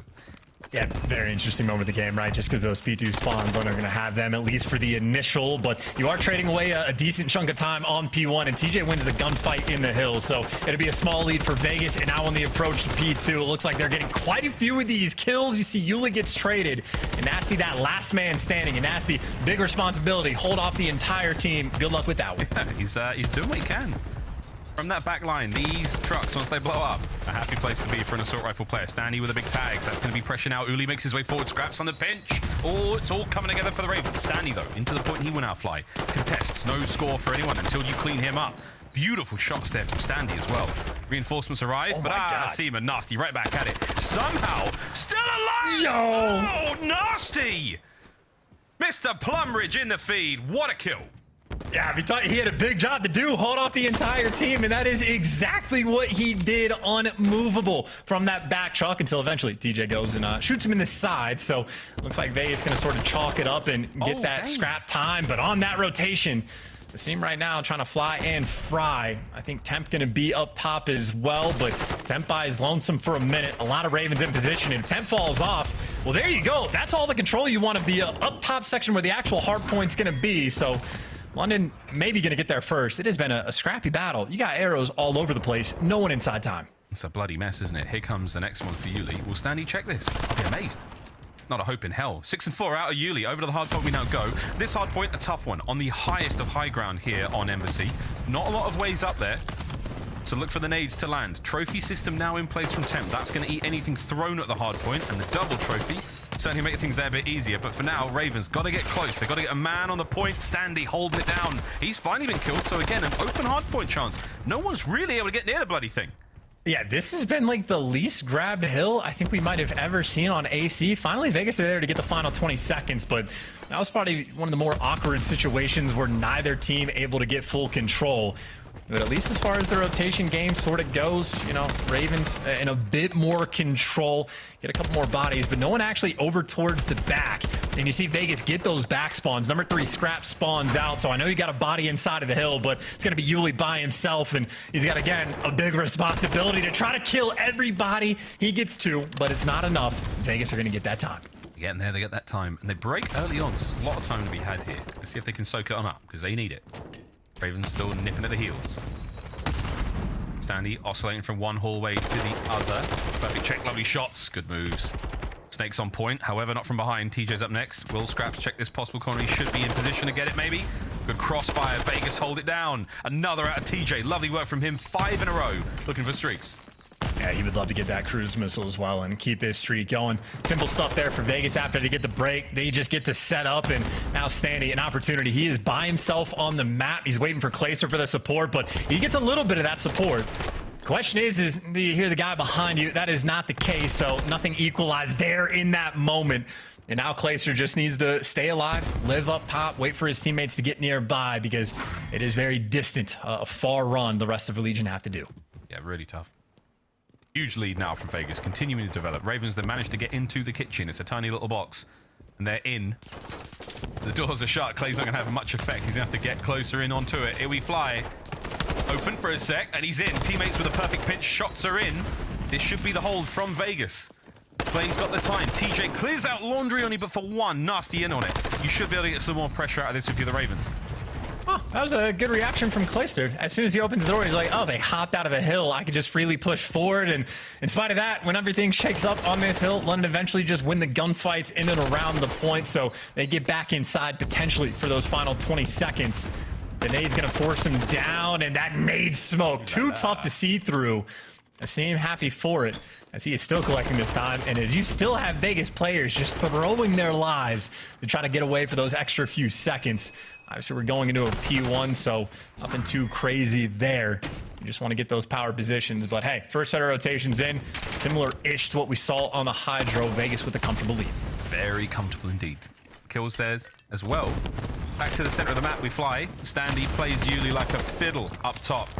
Meanwhile, from the men's bathrooms, Scrapz is whizzing his way around. Tej, no, does manage to stop that one. So 130 and climbing right now for Vegas. As the Ravens have got to get themselves a little bit closer to this hard point. And again, aBeZy, a fast one. We're already back to the center of the map. We're already back to our next set. And so far, so good. Vegas still in the driver's seat. Yeah, worth pointing out as well, TJ having a great game so far. 16 kills in already nearly 2 minutes inside of time. He's gotten almost every single second the Vegas have collected. And I think even inside of P1 as well, he's been pretty on point. But that is the final 10 seconds going to London. And this time, fantastic news for Vegas Legion. Nastie is not on that back truck. So already making the adjustments.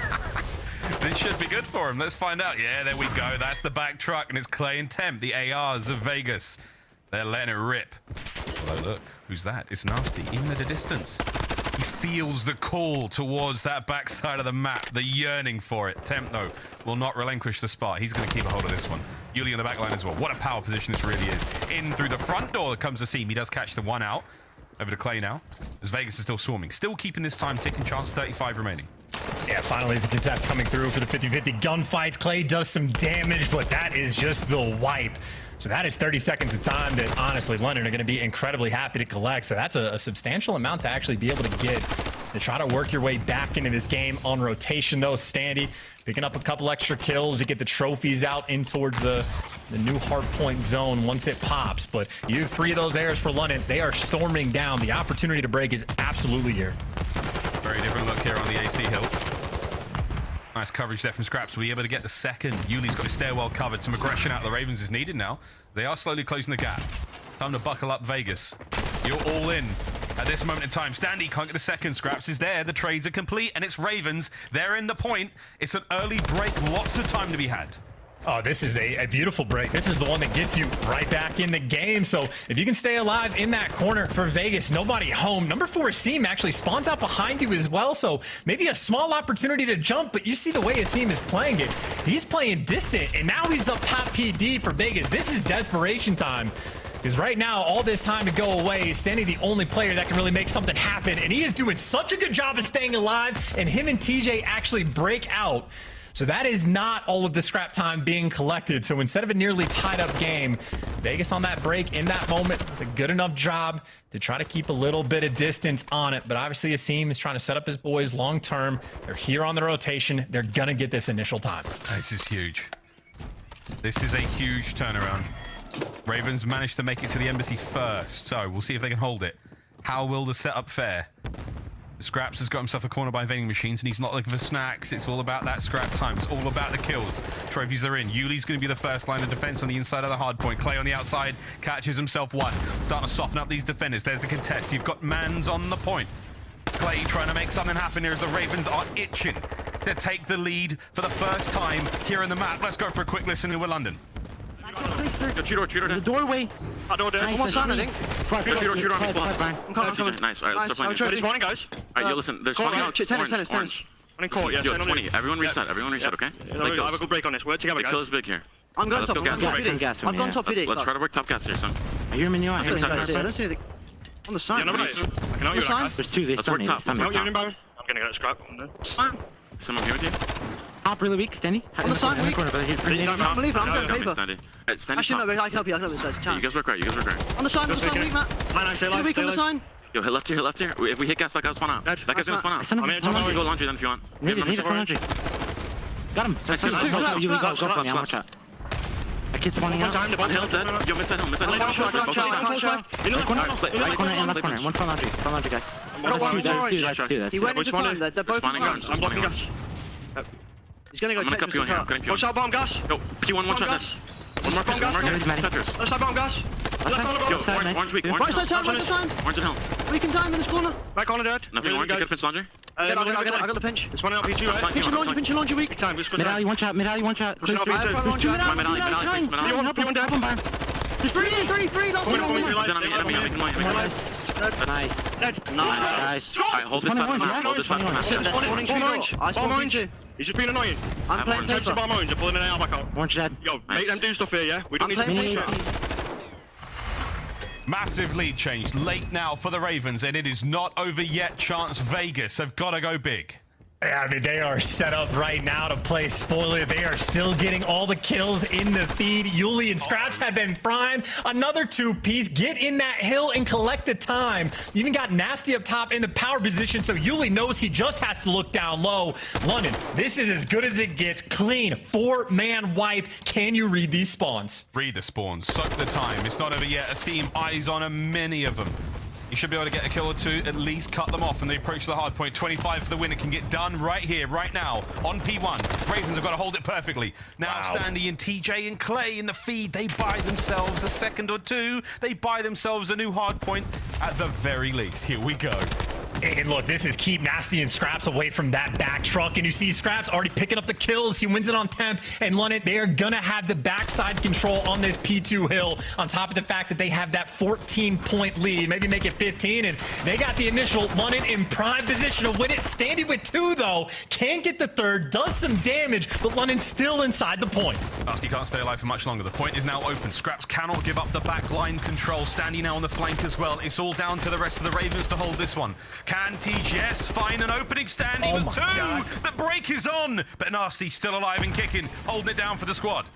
Dude, Standy has been that 2-piece machine inside the hill, just buying Vegas that little bit of life, but nades coming through, Nastie still in position. You can jump on it right here. Oh, Nastie dives in. 1 kill's all he gets out of it. No seconds either. Asim with the last-minute dives. Heroics, here we go. They take care of Tej. They're managing to pull it out. Ravens now a few seconds from the win. Clay got to get this player off. 5 for the win. I think it's done. Asim brought down. Jiminy Crickets. We're going to a new hill. The Ravens are there first. This is it, Chance. It's over. If Ravens hold it, we're done. Got to fly and fry. I mean, TJ for one, but just get shot in the back and you are in the time. 2 more ticks to go through. And just like that, victory has been spoiled. Ravens with the upset. Pick'ems are chalked. In a series like that, potentially Vegas R2. That is a massive moment for the Vegas Legion in their run. The season could be done for them. We will find out. For the Ravens, a much-needed victory, a 3-1 absolute shocker. The pick'ems for most are chalked. For some, wise, well-educated, hirsute, madams and messieurs. It was just another day in the office. 3-1 though from the Ravens, a massive victory from them. GG's, congrats in the chat. And for the folks at the Insomnia Festival, I bet you're loving it right now. There's the final scores. aBeZy always comes down to a nail biter. A GG's. I gotta be honest, even looking at that scoreboard, that is a tough game for Vegas to have to swallow because TJ was pretty on point, especially through the first half of the game, collected all the time, was getting kills. And even on the final 3 hills, Standy was like a 2-piece machine to keep Vegas in it and keep them alive. But frankly, just not enough production there. I mean, 10, 16, and 29 wasn't too on point with the damage. And on the flip side, you had guys like Nastie and like even Scrapz just on the P2, like it's just the power position. Get like towards that back truck. And you heard in the comms from London of like when they're trying to break through, like get that gas station control, spawn them out, like on point on the game plan. They were systematic, like anytime they needed to execute, at least for the final few maps, completely on point. So London genuinely played well. And again, for their past 5 series that they have had, they have played OpTic twice, one of which they take them to a game 5. They had a win against Toronto on like their 5th to last series. So London, make no mistake, I know they're at the bottom, but a super dangerous team. And they delivered there against Vegas, bounced back after that game 1 performance. And I mean, especially that LSELO win. Like, again, Vegas is an absolute top-notch S&D team. So that is a big win for the map, too. Throttled them in the control, and nice little, 70-point comeback I think they just had on aBeZy. I mean, I'm shocked. I think most people are shocked. I know Puckett said it was like 80% of people picked Vegas to win this series when it comes to the CDL points. So a lot of points just changed hands. What can I say? Yeah. 12 points. Desk, what are we thinking? They're pretty salty right now in the chat, fellas. I'm not going to lie to you. But I have the president of the Yuli fan club sitting right next to me, Miles and Chance. Allie called it. This guy was the difference maker. After he turned on Clayster, he took over the series.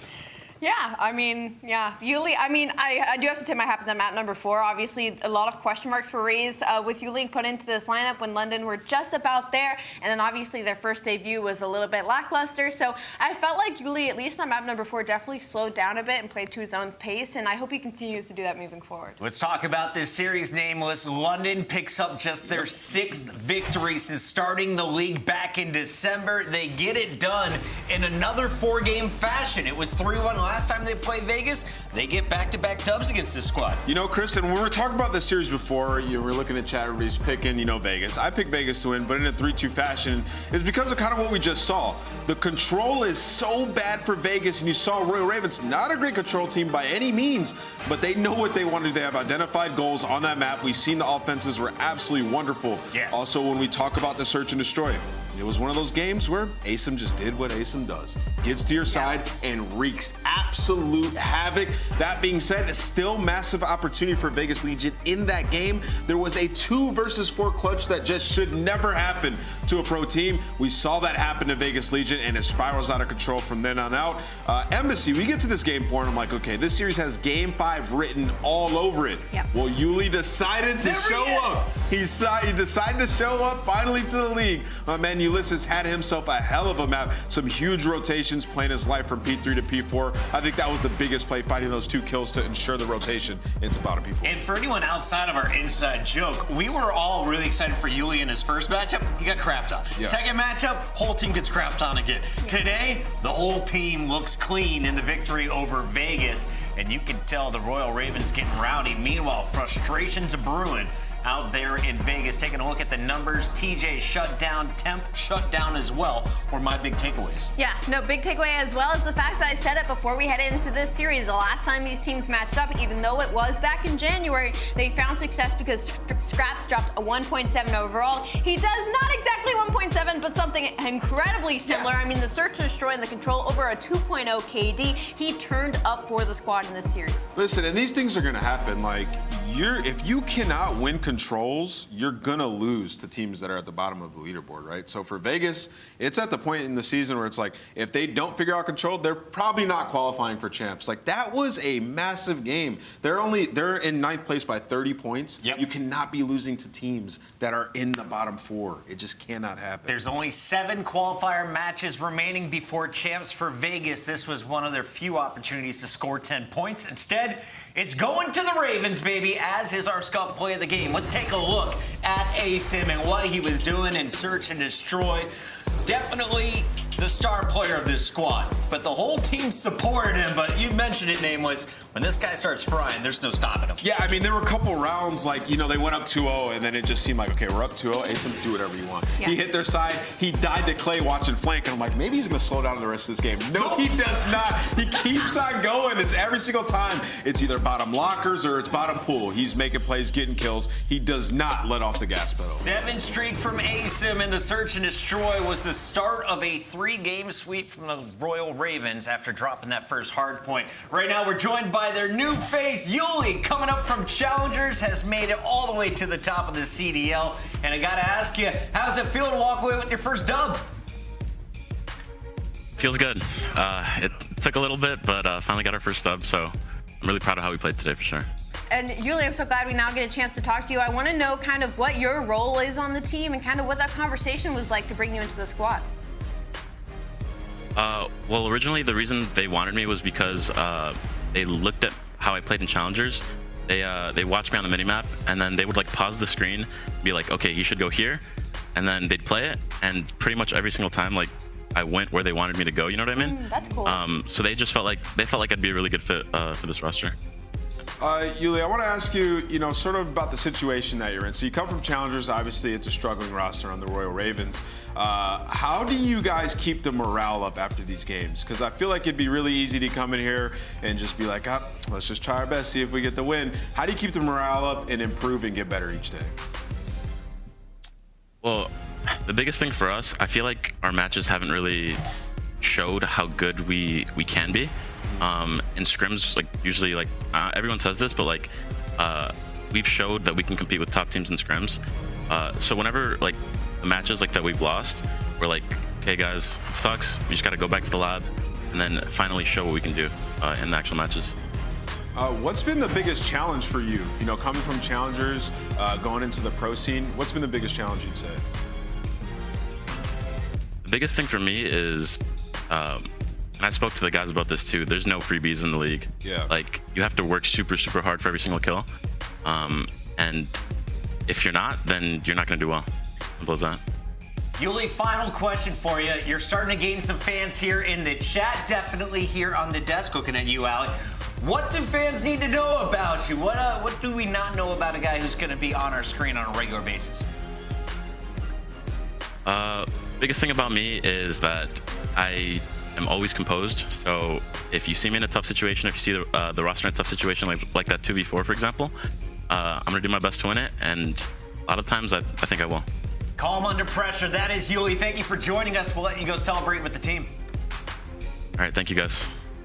Ulysses coming from the bottom all the way to the top in his competitive career, starting at 144th, currently in 12th in our Call of Duty That was a League. good first interview, too. But he crushed his first interview, and they get their first W with him on the lineup. Royal Ravens still have their work cut out for them the rest of this season, but we let them celebrate tonight. Moving forward, we got 3 more matches on the day, and of course, we want you to pick up your gear on the way. Check out the CDL store for all the official CDL merch. We've got some hot new hoodies and the full line of 2023 jerseys at shop.callofdutyleague.com. Also, pick up your team packs. Look like the pros, play like the pros with the new CDL team packs for just $9.99. You could look like one of these awesome characters. There's 12 of them to choose from. When we come back, it's a battle for Los Angeles. What's up in all Guerrillas so far? We'll talk about it on the other side of the break. Don't go anywhere. This is the CDL, Major IV Qualifiers.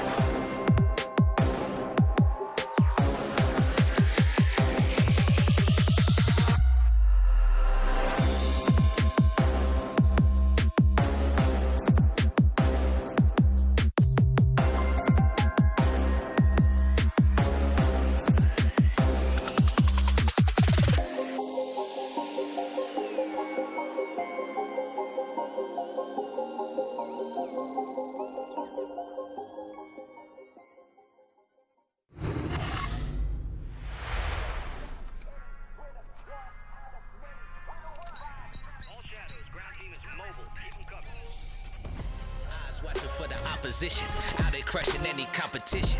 Long range, yeah, I got the vision. When I'm in the trenches, anyone can get me. I'm with the team when they need me. Or out on a dolo mission. It get rocky riding on this road to riches. If I catch you slipping, then it's over finished. War, ready, crew, coming through heavy. Aim steady, lights out, it's the gorillas. Not any winner, one out of many. Five talents empty, lights out, it's the gorillas.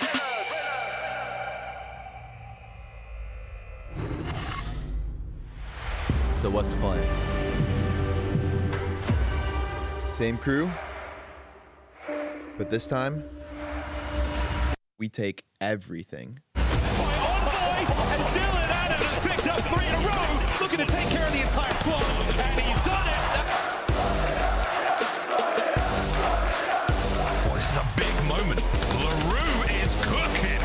He comes out of the threshold. I think he did. You can see the arrow comes. Here it comes. Oh, by the second. Huke runs into trouble. Oh my God! Defending up the world. This is right. Kenny on the flank. Kenny on the flank. Kenny!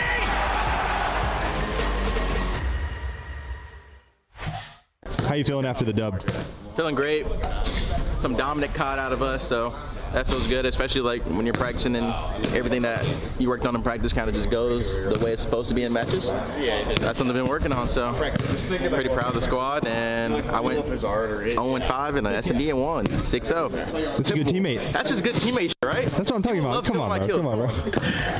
0-5 in search, but his team still clean sweeps the 6-0 over the London Royal Ravens. It has been looking good so far for the LA Thieves, and today we see them back in action in a battle for LA against the Guerrillas. Now, the bad news for the Thieves, though, you haven't beaten the Guerrillas for some reason. Despite their seed, the Thieves always coming in as the favorites haven't been able to take down the purple squad. What has been the issue in these matchups, Nameless? Well, I mean, they've only played once this year. When you look at it this time, like Kenny had an underwhelming series. The subs didn't have a good time. The difference with Thieves now, though, is the subs have come alive. At least Envoy. He has been, to me, so far, the MVP of this stage. Like, if he keeps this up, he will have some ridiculous numbers by the end of it. And LA Thieves, they look like they're back in championship form. You heard Kenny talking about it. It's like what they do in practice is translating to their gameplay finally. And if Thieves are entering this form, then they should be able to make quick work of a team like LAG. This is a team in LAG that's been struggling basically everywhere outside of the first week they formed this roster.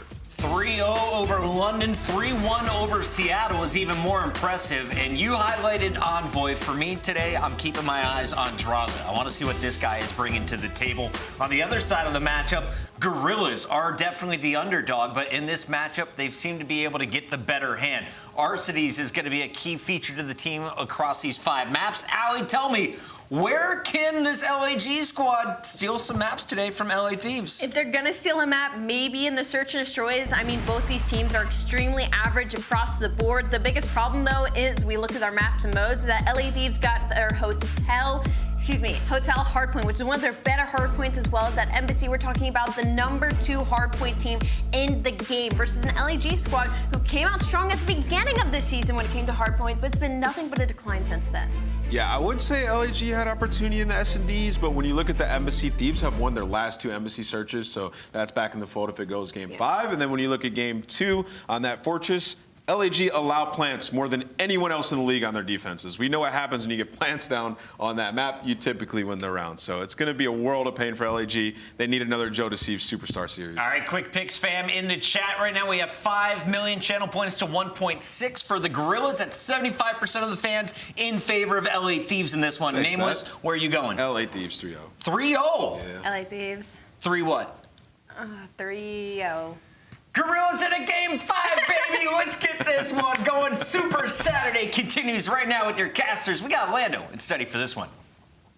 I mean, it has been that type of day so far, Chris. So it really wouldn't be too odd to say a prediction like that. But, Jay, here we are, man. Battle for LA. Every time that we talk about these teams facing off against each other, it gets wilder and wilder, given the fact that, as the Des touched on it, Thieves have yet to beat the Guerrillas franchise. Let that sit in for just a moment.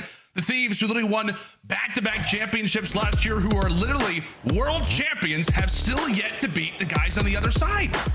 That's insane. That's insane to say. What's the record? Like 5-0 ever since the CDL has began? The Guerrillas, as an organization, has been able to take down Thieves 5 different times. That's nuts, man. But I just think that the way that the Thieves have been playing so far in this stage, basically flawless Call of Duty. So the Guerrillas have to do the same exact thing that they did last time they played them, and that's try to take both hard points. That's not going to be easy because we know the Thieves are the #1 hard point team in the game. Yeah, based off of record, it's just every time we talk about it, right? Every time the Guerrillas face off against the Thieves, it just feels like we're in a situation where we're like, surely the Thieves, who are the massive favorites, are not going to squander it this time. So we'll see maybe if the Thieves can finally take down LAG, or maybe if the Guerrillas can come away with another massive W and keep LA maybe for their own. Who knows, Jay? Rumors are saying that they're actually playing this in the crypto arena, so I'll have a few people have to confirm that one, but the stakes are high. The matches only continue to get more exciting as the day goes on. But into P1 we go. Half of it's through, and right now it is Thieves with 10 uncontested points.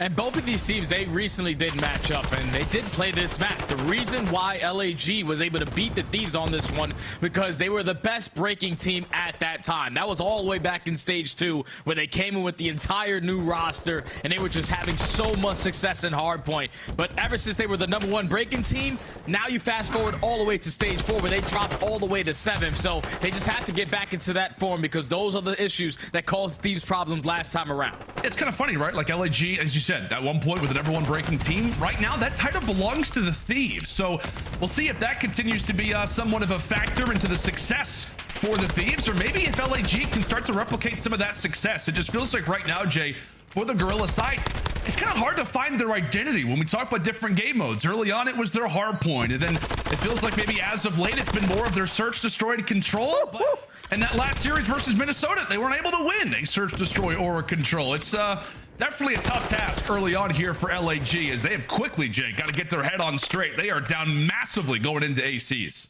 Yeah, and if you think about that series versus Minnesota, the only hard point that they won was when Thieves goes God mode, like 36 and 15. And so far to this hard point, he's not having the best start. 70 uncontested seconds right now for the Thieves, but at least the Guerrillas have the opportunity to try to fight back into this game, fully set up off the rotation towards top AC.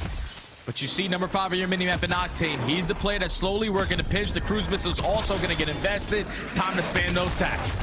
It is indeed. Streak is in. Drazah able to cut away 2. That is wonderful work coming in from the Alaskan Assassin. He'll look to reposition it, allow for Kenny and Envoy, the subs, the Vaznevs to go to work. And how about the clearance that provides? Only 9 seconds is what you get if you're LAG. What happens right as you come off the spawn? You're greeted by a nade at your feet. This has been perfect hardpoint so far here out of the Thieves, Jay.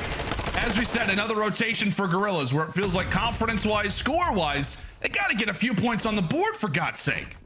Yeah, at least now you're going into the embassy building to where you don't have to worry about cruise missiles, because that was well played right there from the Thieves, setting up that break. And now growing the lead even more. But off the rotation, the Guerrillas need a response now. You have 3 players in towards the hill. 1 player who is going to get that close spawn towards back street. So you have the opportunity to pinch. But you have to worry about Kenny. He at least takes down 1. Jodeci spawns up. He's able to find 2. So they hold the first push. Guerrilla getting some much needed time. Octane puts that Vaznev to use. He eventually falls. So good early wave clear here for LAG. Maybe a bit of a moment to grab a bit of confidence. You got multiple ARs actually running Vaznevs. Assault eventually drops toward the outside, and so there you go. 30 seconds down, 30 seconds still to fight for. Jodeci, he eventually does get whisked away. And how about that kill feed, lighting it up with Thieves players? Unfortunately, it's a team kill, but it is a worthy transaction in the end. The last opportunity for a break, Thieves are able to get it, and with that, now all eyes come on toward the kitchen, and Drazah, the soul man here, early ends up wiping away 2. The cavalry arrives, and just like that, Thieves set up nicely. That's just a perfect situation. Perfect play right there from Drazah to put himself towards back alley. He knows that the Guerrillas are going to get those orange spawns. You cut a couple of those players off. Eventually, your teammates join into the play. You win the rotation over towards kitchen. One of the money hills on some embassy hardpoint as they find 3 in the feed. Assault just trying to play his life. Sitting towards top plat, waiting for the pinch opportunity as his teammates are trying to take orange control to try to get those close spawns, but these aren't even worried about it. They're just running up this score, up 100 points now. Yeah, up 100 points and trying to not look back. LAG just trying to make it seem as if they can get something going. Bit of a footnote, really, through the first set of rotations was simply just their hold at office. That's where basically every single second has come from.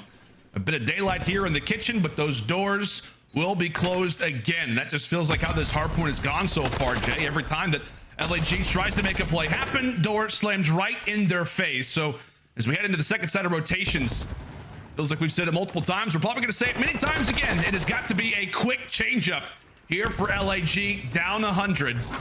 Can they start to bring this one back? Well, it has to start somewhere.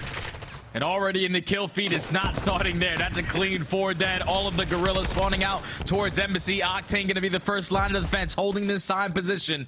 But at least you put your teammates in a situation now where they can start to soak a bunch of this P one time. You know where the pressure's coming from. You have top paper control. You're watching the cross. until Exceed is able to fly out. He takes down 2. LAG finally get a break. This is 30 seconds that they definitely need to get back in this game. And take a quick snapshot of that mini-map. We'll see what LAG can do with this bit of positioning. Octane now makes it 16-6. Clears away 2. That does allow for plenty of time to be accrued over at P1. Any time right now if you're Thieves is great time. Trying to kind of cause a bit of havoc toward the parking lot. So while LAG do have to give up a few more seconds at P1, they at least can resign and hold on to these next side spawns. And they are going to need to do a wonderful job at it. A full 60 and then some is required just to make them somewhat competitive in this game. And my boy just kills all 3 of them. He just literally flies through bottom bathroom hallway. He's able to find a 3-piece with the Vaznev up close and personal. And RCD's just sitting there like, what happened to my team? They all just got cut down, but at least Shotzzy is there to find 2 of his own, not allowing the LA Thieves to get any time off of this P2. But with that 2-piece coming from Envoy, the spawns are now going to flip. Final 30 seconds should go in favor of the Thieves. And now you're forcing the Guerrillas once again to early rotate, man. They have to cut their losses. They have to find some much needed time. It's gonna be on the Arsenal to try to make that rotation. It was so funny, man, looking at the minimap, a bunch of those purple arrows just coming around the corner, trying to make sure and see if Envoy was still alive. Octane, another big gunfight victory for him. He stays alive, and this could be a game done early. Climbing up the ladder, eventually falls once again. LAG off the rotation. Gonna need to lock this one down, but it just feels like it's a matter of time, especially if Envoy is alive. He eventually drops. And now it is Guerrillas looking more likely to possibly reach that century mark, but 2 go the way of Thieves instantly. And now they find the break immediately. There's still 1 player in Shotzzy trying to play his life into his orange. He gets easily read by Drazah. Drazah with the snap onto the 2nd. You're feeling yourself, young man. Let's go for the 3rd. But he's just deciding to stay down. He knows that the Thieves can close it out on this hard point here. The very dominant map #1 victory, putting them in a 100-point club. As the Guerrillas know that they have to put the pressure on. 15 seconds left. Octane still here, though. Oh, God. Just get him out of here. Get him out of here, Sam LaRue. 10 more seconds left. 21-9. Is he going to make that score line look a bit prettier? Maybe. With an assist at the very least. This one is done. Get him off the map. 250 to 80. Sheesh. Is how aBeZy Hardpoint will wrap up.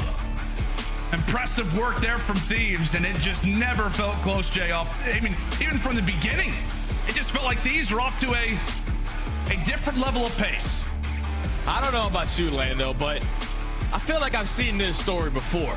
And this was last year for the Thieves. Around the same exact time going into the Major IV event, they have just put themselves in this form in Hardpoint where their teamwork is just on point in every single aspect. There's only 3 players who actually go positive, but it's not like some insane stat line from any single player on the Thieves. Beside Octane going 21-9, 2 minutes in hell. He was doing it all off the rotations. But the Thieves, they're just making the game look super easy, man. Doing the little things right. You even started when Drazah was the only guy to rotate over towards Kitchen, while all of his teammates are still putting pressure on towards bottom aBeZy with about 25 seconds left. They are doing the small things correct, and that's why you see the scoreline the way that it is. Every time they need to find a break, they get it done. They were the worst rotation team in the beginning of the year, and now they're winning a majority of the rotations and back-to-back series.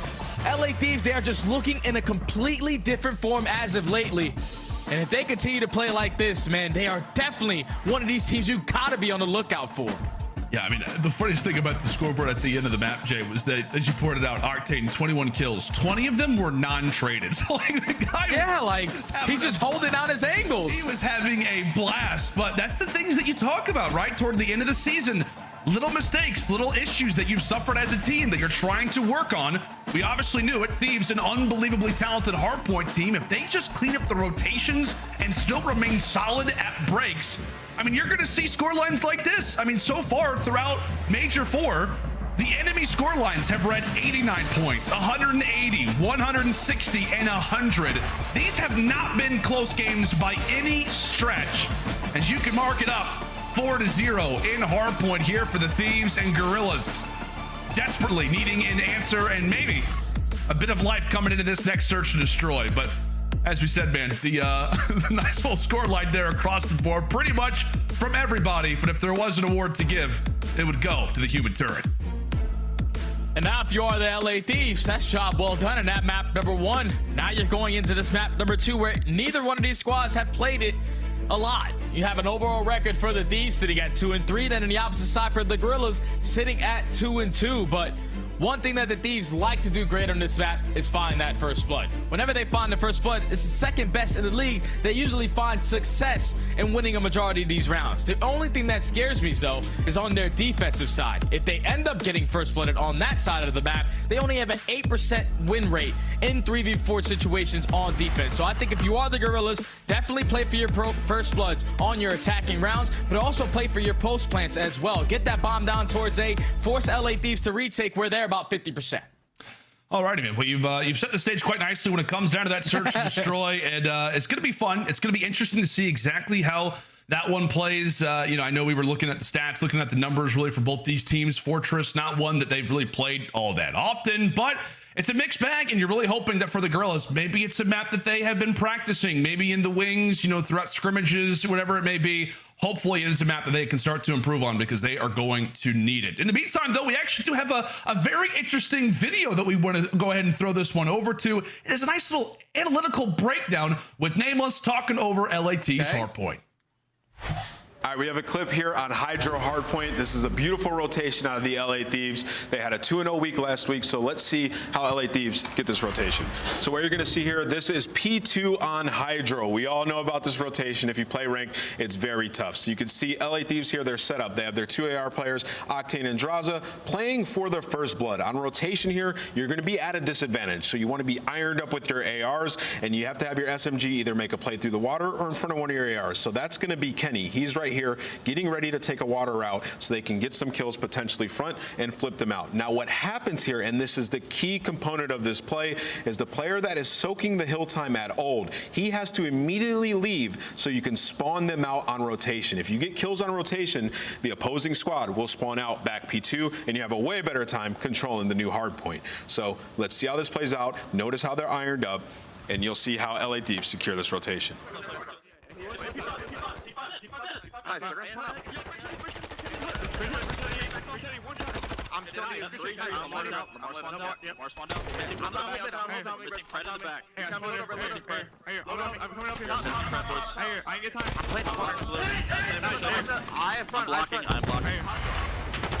Are we about to see this happen again? The Thieves, wonderful plays over at P2, and they struck their way across. Well, nice and wonderful breakdown there coming in from Nameless, bringing out the telestrate. I'd love to see more breakdowns like that one, Jay, but just a wonderful insight into the abilities, just the incredible nature of this LA Thieves team. It just feels like when it comes down to pretty much every game, and I know you've always been one to call it out, you really never can count out this Thieves team across any mode, but right now they are a different beast in hardpoint, trying to maybe elevate their game in search and destroy as well. Yeah, this is the biggest thing that they have to focus on because whenever we talk about the Thieves roster, it's usually their respawn. It always stands out. The search and destroy, though, thankfully for them, they don't have some Elasilo where they're usually going some 6'4", 6'5", every single time that they have played it. They decided to throw some new into this series, and that's the Fortress Search and Destroy where they haven't played in quite some time. So, like I said, they're usually great whenever they find that first blood. On the defensive side, if they get first blooded, they only have an 8% chance at winning the round. But for LAG, their opening has to be just getting that bomb down. They're actually one of the worst teams on this map at putting that bomb down, 10th overall in the league, and that's something that you have to change in this series because that's what causes the Thieves problems. Without a doubt, LAG focus on the plants, Thieves focusing on not just the first bloods, but trying to capitalize on them. We'll see what both teams can do. As we said, not a map that they've got a ton of reps on, but like we said, hopefully they've been in the lab. When we talk about Fortress Search Destroy, early shots exchanged, no kills yet to go down. But just as we say that, Kenny and Drazah answer both with some of their own. One with the nade and one with a lovely weapon. Drazah from afar also tagging up Arcades. Alec gonna have his hands full, not at all sure where the next line of gunfire could come in from. Yeah, they got him locked in. There's multiple players holding down this angle where Arcades is. He's at least able to take down one, but that's basically a flawless round right there from the Thieves. You spread map, you play for the aggressive plays. You hit your tax. You know that they like to jump up towards the top single window, towards top double window. Get a couple shots down, get that first blood with the nade, and then Drazah finds a second. Already in the 4v2, they knew exactly how LAG were playing around their setup. They don't even put the bomb down. They play for the kills, and they're able to close out the round. Thieves, 1-0. It's just so, like, it's going to be annoying as a competitor if you go back and watch the VOD and you're facing off against the Thieves, just to see them, like, smile after every single map they win, after every single round they win. These guys love themselves some KJ for good reasons. They're pretty darn good at it. Defending world champions, by the way. Round 1 goes to them. We'll see if LAG can wipe those smiles right off their face with a round of their own. First time taking a look at attack. And we stare through the eyes for the moment of the rookie and Exceed. Barking out comms, trying to initiate a bit of information over to the teammates. Guerrillas still yet to be fully confident to make that cross, make that bomb plant down over at the A site. Exceed there to cause a bit of a stir, but it's Kenny who once more walks away with the opening kill. That's just good work right there from Envoy to keep Exceed in that corner for a little bit. Finds the opening for Kenny. So he invests that dead silence to get that first blood. So now he puts himself in a great position. LAG now in the 3v4. Have to try to clutch on up. But with Kenny in this position, he's just waiting for his opportunity to strike. Probably going to get a couple sound cues that the rotation's going to come over towards the left side. And with Drazah dropping, now they know what LAG's plan is.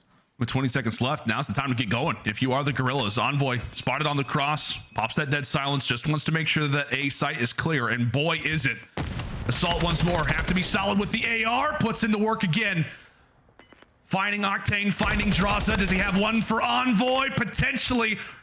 Has to go for the reload. In the meantime, the bomb has gone down. Now it's Arstes who's there to watch the cutoff. Envoy now left in a 1v3 in a world of pain. Says hello to a former teammate in Arstes before he does hit the ground. LAG, for a moment, looked to be a bit panicked, but started to grab a bit of their confidence. And how great were the ARs in the middle side of the map, Jay? Yeah, that was a great 3v4 clutch right there from the Guerrillas to regroup, get a team push over towards P1 side. Find that first one onto Drazah, and they do not hesitate over towards that B bomb. It's actually the first time the Guerrillas made it to that side of the map all year long and were able to plant that bomb over towards B. So 100% win rate when they get that bomb down over that B. 1-1 now. You heard it here first.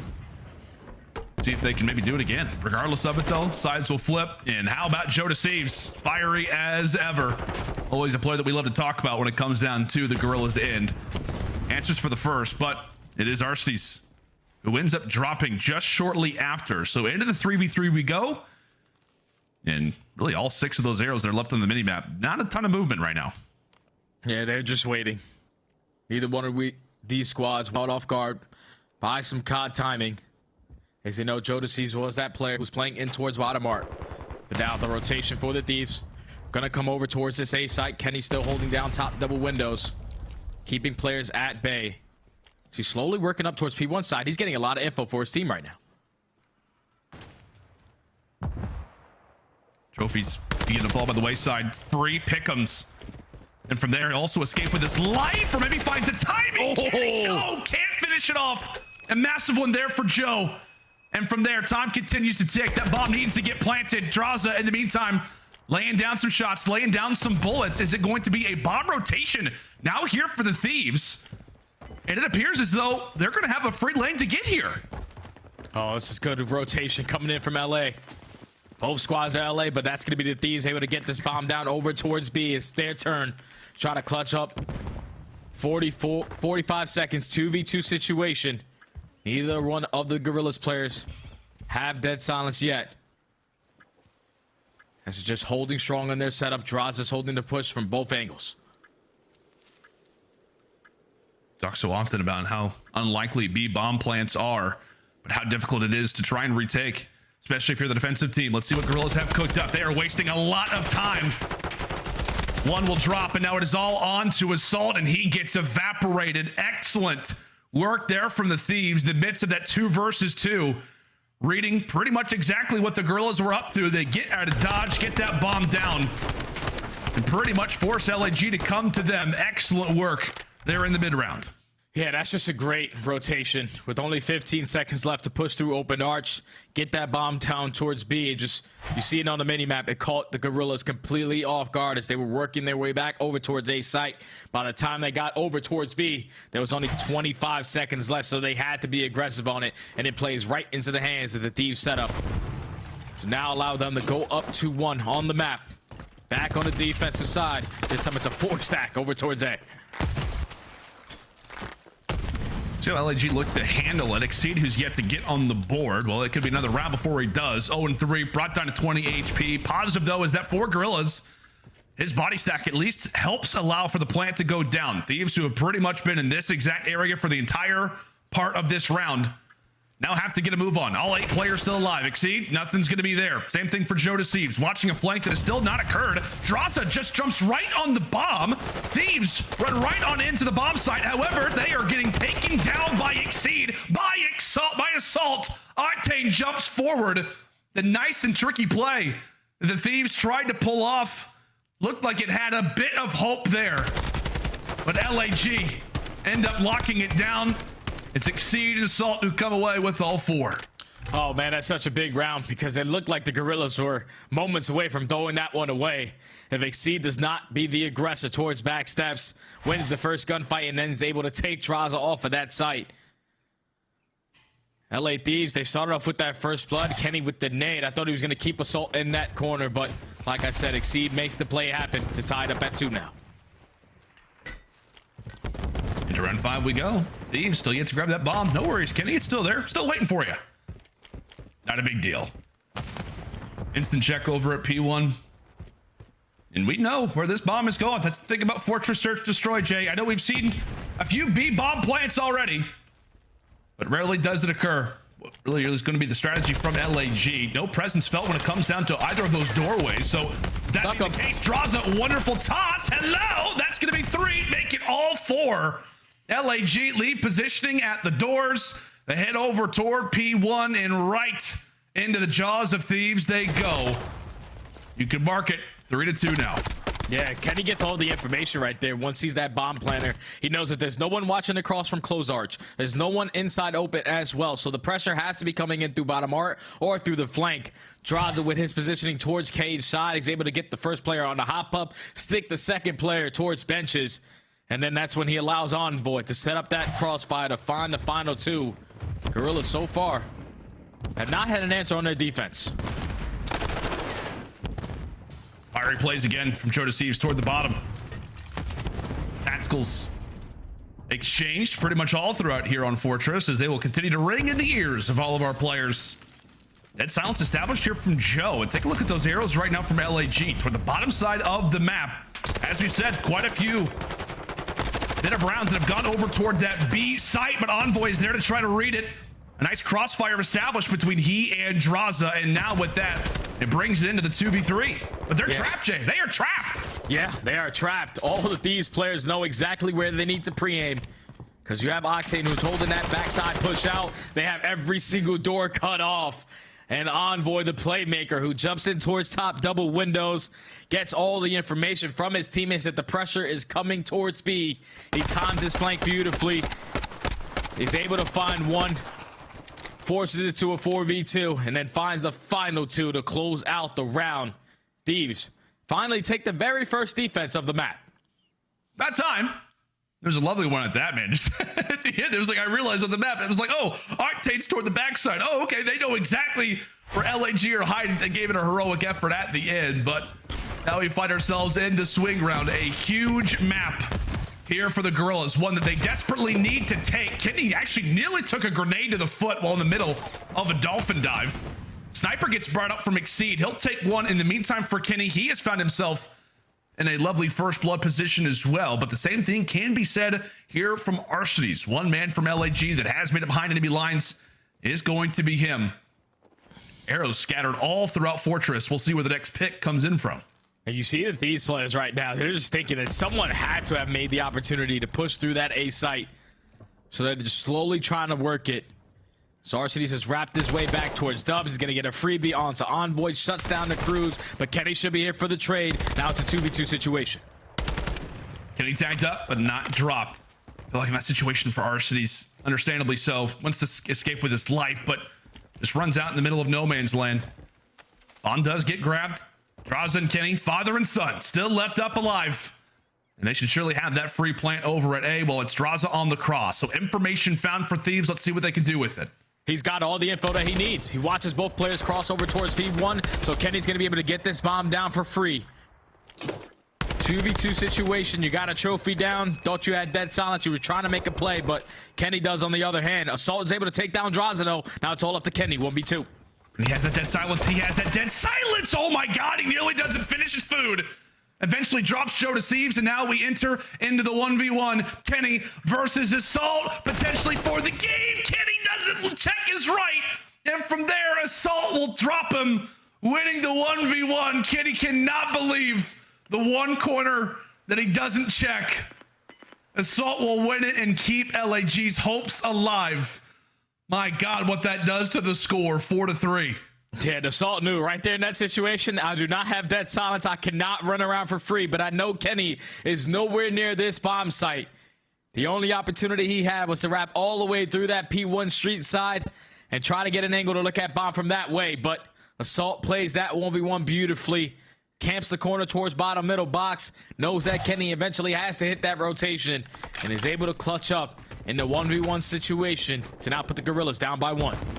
Like we are just speeding right now through this search destroy. Already 7 rounds in, and now Sniper brought out once more, but I think Exceed a little surprising. Backs up, maybe takes a bit of a heat check when it comes down to that snipe. Wants to bring it out again. Bit of a stalemate so far to kick off this round. Exceed versus Octane. Who will answer first is really the question pretty much on everybody's mind.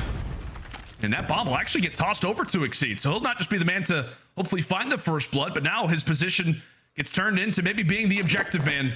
Time ticking and work needs to be done, specifically for the Guerrillas. Yeah, he's got the sniper pistol, so that's the player you want to get this bomb down in this situation. This now you're going to force the Thieves to retake in the 4v4 once again. All lot pressure through open. They're going to be a lot faster on these engagements. Archie and Joe to Thieves at least started off 3v2 now. Once more, Drazah and Kenny still alive. Sniper out, and it will deliver. Not for one. Okay, just for one. That's it. Kenny also gets picked apart. LAG take their time, and that is what it's all about when you're down in search and destroy round by round, as they've answered back with 2 of their own. And just like that, Jay, we are all square 4. All squared at 4. Guerrillas do a great job of just gaining the information early into the round. And then Exceed, being a guy with the sniper pistol in hand, they call out, you got to plant this for us. We got Vaznevs. We got Tax 56. We can watch over you and most likely get that trade. Gets the bomb down. You force the Thieves to retake, and they just couldn't win the trade fights. Now tied up at 4.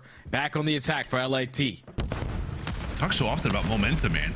We'll see if LAG can make it 3 rounds in a row, and that is a wonderful play coming in from Exceed, who, as we said, a little bit slow to the party, did not have a great opening hard point, but who really did? Oh my God, also escapes with his life. It is huge here for LAG to maintain man advantage, but Drazah able to poke one away. Once again, LAG trades continue to favor them. And now, given the timing of the round, I was going to say Exceed has got to be careful with his life. Octane is not going to miss another bullet. Wonderful work from Envoy to take advantage of the opportunity that LAG provides. Pops to the door. Now we've got ourselves a 2v2. Now it's a 2v2, and Envoy makes that play without dead silence. A very risky one at that, but it pays off for now. It's now the Guerrillas. Arcides and Jodeci's are just going to pop their dead silence instantly through open. They're going for the double chow, and they're able to win it. What a play call right there from the Guerrillas. No hesitation. Do not allow that bomb to go down. You guys both know that you have dead silence to work with, so you can push right up through open. They get the timing. They find the final kill, and now that's 3 rounds in a row to put the Guerrillas at game point. I mean, so far, man, it feels like this game has been a matter of like chess pieces, like moving through the board. It feels like Thieves have been so coordinated, and then for Guerrillas, they're just like, all right, king me, I'm running right into the site. Excellent timing for them. You can see Octane a bit surprised, a bit dazed, considering that primary doorway was left clean open.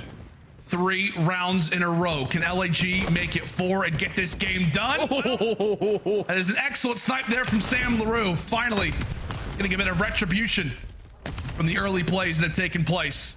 Arstees grabs that snipe in the meantime. 1 away from the cruise. Feels like for LAG, a lot of different positives that could be earned here. Whether earning that streak or earning the round, you'll take either. And Joe Deceives with a great answer there on the Dylan Hannon.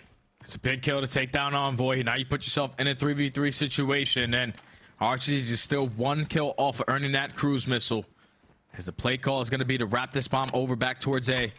Joe Deceives just waiting for that dead silence to be earned. Right now the Thieves players are all scattered, but you do have Kenny slowly working up that flank. Joe Deceives is getting all the sound cues as well. He knows that a lot of pressure is coming from the back end. It's time to get that bomb down. Rock's dead silence. Guerrillas. All eyes on them. Right now, Octane trying to make a peek toward the top. Meanwhile, it's Drazah and Kenny on the outside. As we said, Joe Deceives with plenty of information, and that dead silence actually runs out. Kenny and Drazah toward the back. They cut away Arstees. Joe Deceives ends up finding one onto Octane. Now into the 2v2, and position is known from the Thieves. All eyes now are directed toward them. What can they accomplish? Time continues to tick away. Joe Deceives nearly finds the timing onto Drazah. LAT, time to get a move on. Somebody's got to get here. Joe, freebies at that, and there you have it. LAG, 4 rounds in a row, and it's built off of clutch plays. An incredible 1v1 that was run from Assault, and from there, LAG roll. We've got ourselves a series now. And it's usually the Thieves on the defensive side. When they find first blood, they usually have a lot of success. But when they get first blooded is when they only have an 8% chance of winning the round. That's 2 times now on that defensive end when they get the first blood and eventually they fall short on the round. What a beautiful play right there, though, from Joe Deceives. He was the guy who was able to even up the numbers early on, force it to a 3v3. He gets all the information for his teammates that the pressure's coming from the flank, so you guys can get this bomb down. Octane is also that player who had the sniper, so even if he was holding that front angle, he's not in the best advantage situation with that sniper pistol in hand. You get all that info. Eventually, the players on the flank find one. Joe Deceives, it's time for you to strike. He sets up the flank onto Octane, and then by the time Drazah and Kenny get towards the site, there's only 15 to 10 seconds left. Someone eventually has to stick the bomb, and Joe Deceives plays the clock beautifully. He's able to find the final 2 kills on the round, secure the search and destroy, and now tie the series up at 1. Yeah, I'll be honest, man. I thought at the end when Joe Deceives, that silence ends up running out, I thought, okay, well, maybe this is an opportunity where Thieves can strike. But as you said, he just allows for the timing to tick away, makes Thieves have to come to him. And sometimes that's what it's all about. Sometimes it's not about making plays with the dead silence. It's just, I guess, the confidence that you have once you are enabling it. Incredible work there from the Røkkr and the rest of the squad, as we said, to come away with a massive swing. 4 rounds in a row have gotten LAG right back into the battle for LA. We knew it was going to be a fun one. We knew it was going to be an exciting one. But we come back after the break. We are headed to El Asilo. Make sure and stay with us.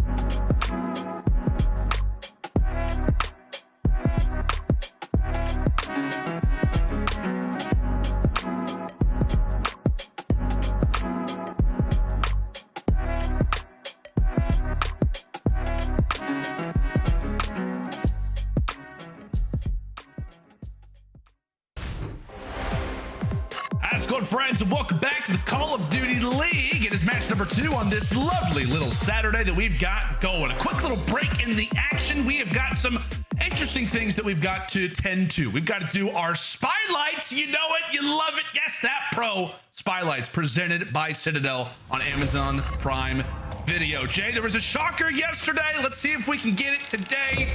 Let's go ahead and read through a few of the hints that we have. 4 final appearances as a pro.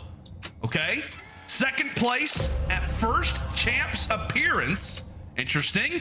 Teamed with Merc in Merc's final pro tournament. Shout out to Joey D. Jay, do you have any idea?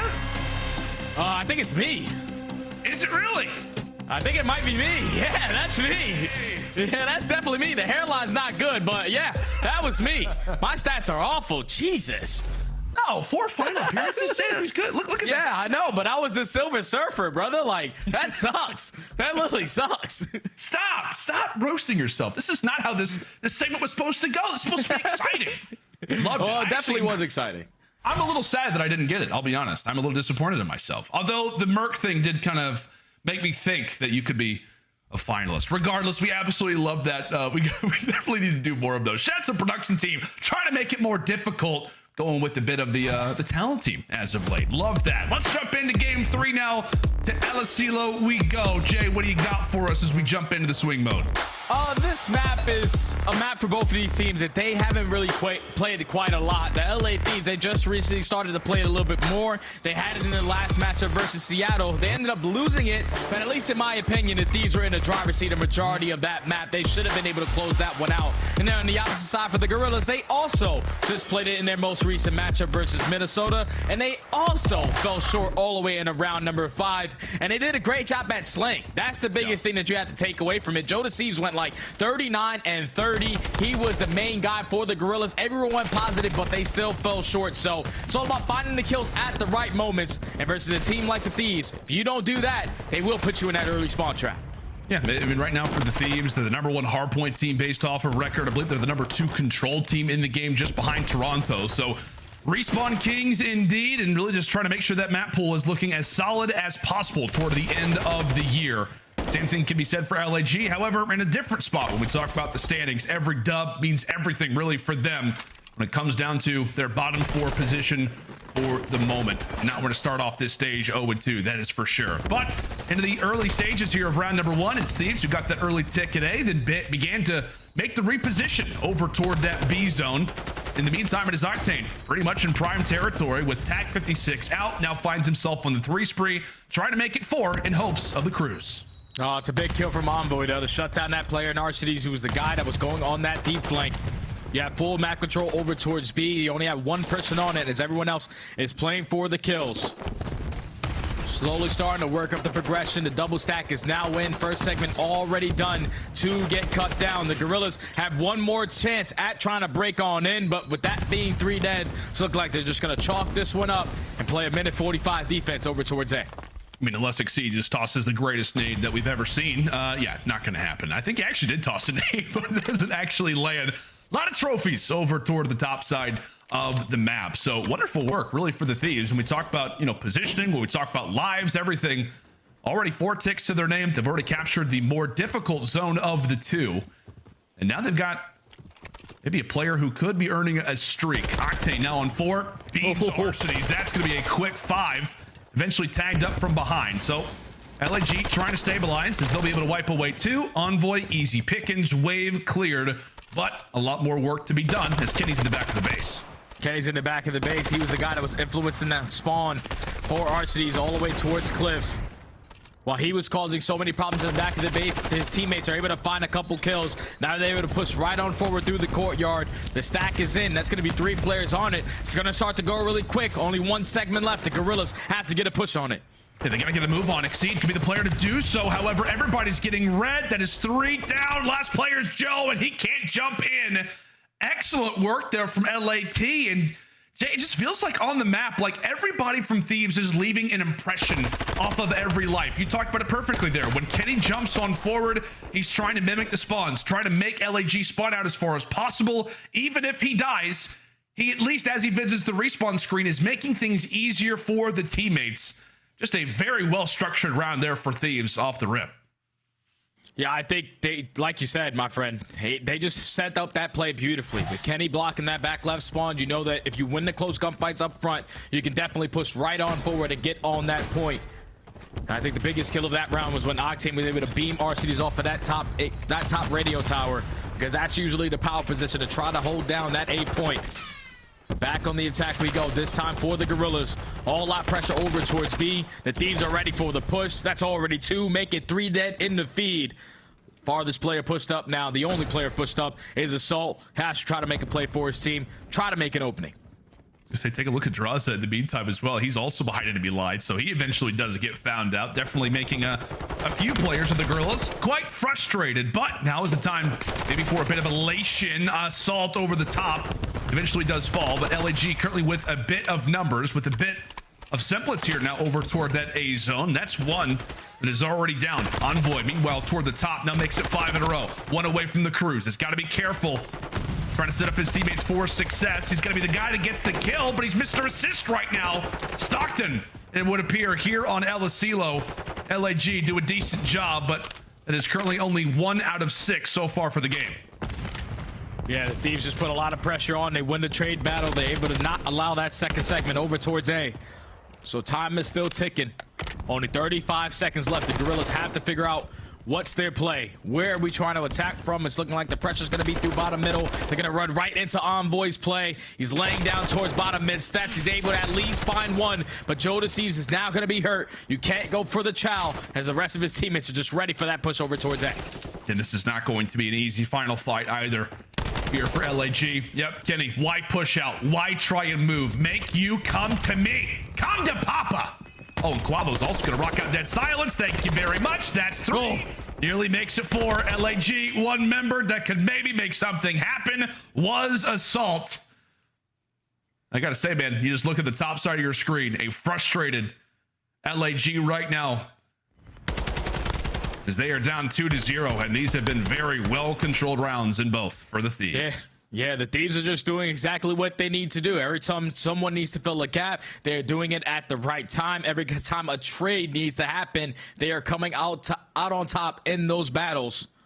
And they are just keeping the Guerrillas making the decisions in the back of their spawn. Flawless control so far from LAT. One attacking round away from potentially closing this out in the 3-0. Already? Respawns have been completely one-sided so far in this series. Yeah, I feel like we just got here. I feel like we just arrived on El Asilo. I know, man. We're already gonna leave?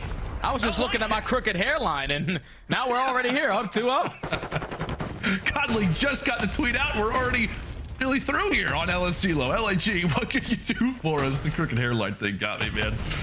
Oh, I see Nameless is already chirping on Twitter, by the way. You're going to have to hit the reply here soon, Jay. In the meantime, same thing can be said for LAG. They have to hit the replies. They have definitely been dazed quite a bit so far here on map number 3, but solid wave cleared. Same thing can be said for Thieves. They just run right out of their spawn, and what do they get? 3 players, nearly makes it 4. You just can't go 3 down ever in control, because then you're basically talking up one of these segments towards either side, as a stack is already going to be in for the Thieves. 2 segments done. Joe Deceives has the opportunity to potentially make a play, but he gets cut down by Octane. So the Thieves are able to extend time by a minute. 24-24 in lives remaining, and already look at the positioning from Envoy. Working his way towards back cliff. He's blocking that back spawns. All his teammates need to do is find a couple kills, and this round is over. He's doing it with the Vaz as well. Oh, he just got stuck. Joe Deceives with a wonderful nade. That is Steph Curry range. Good God. He's going to need to put up some Steph Curry numbers. 11 and 13 is not going to do it. Same thing can be said for Arsties. 3 and 9. Going to have to improve that. That is for sure. Minutes still to go. Maybe the final minute of this game number 3 is the Thieves begin to make their way through the middle side of the warehouse. Big gun fight. If Octane's able to take that, you're going to see Thieves just instantly try to grab a bit more map position, maybe even jump right on that objective. But right now for Guerrillas, trying to stall out time, make Thieves really have to come to them. Oh my God. For Drazah over the top. Oh my. One lovely. Oh. Alaska's finest. That is going to be. That's it. 4 down, and that is going to be game. At Lacilo, it was fun. We were here for a good time, not a long time. And there you have it. Thieves up 2-1. Oh man, Drazah just played that last round so annoying. Was sitting towards top party. He knew that all out pressure from the Guerrillas had to come from the back end. You hit a couple stakes, you're able to find 2 kills, and with 3 players dropping, it's only 1 safety net on the side of the Guerrillas, but there's more players on the side of the Thieves who are stacking that point. You get the clean 4 down, you stack it, and eventually you're able to close out the round. That is a flawless control right there from LAT, and now that puts them up 2-1 in the series. Whew. Arshy's gonna have to hit the regain, Jay. That is 1 kill per round. That has got to change.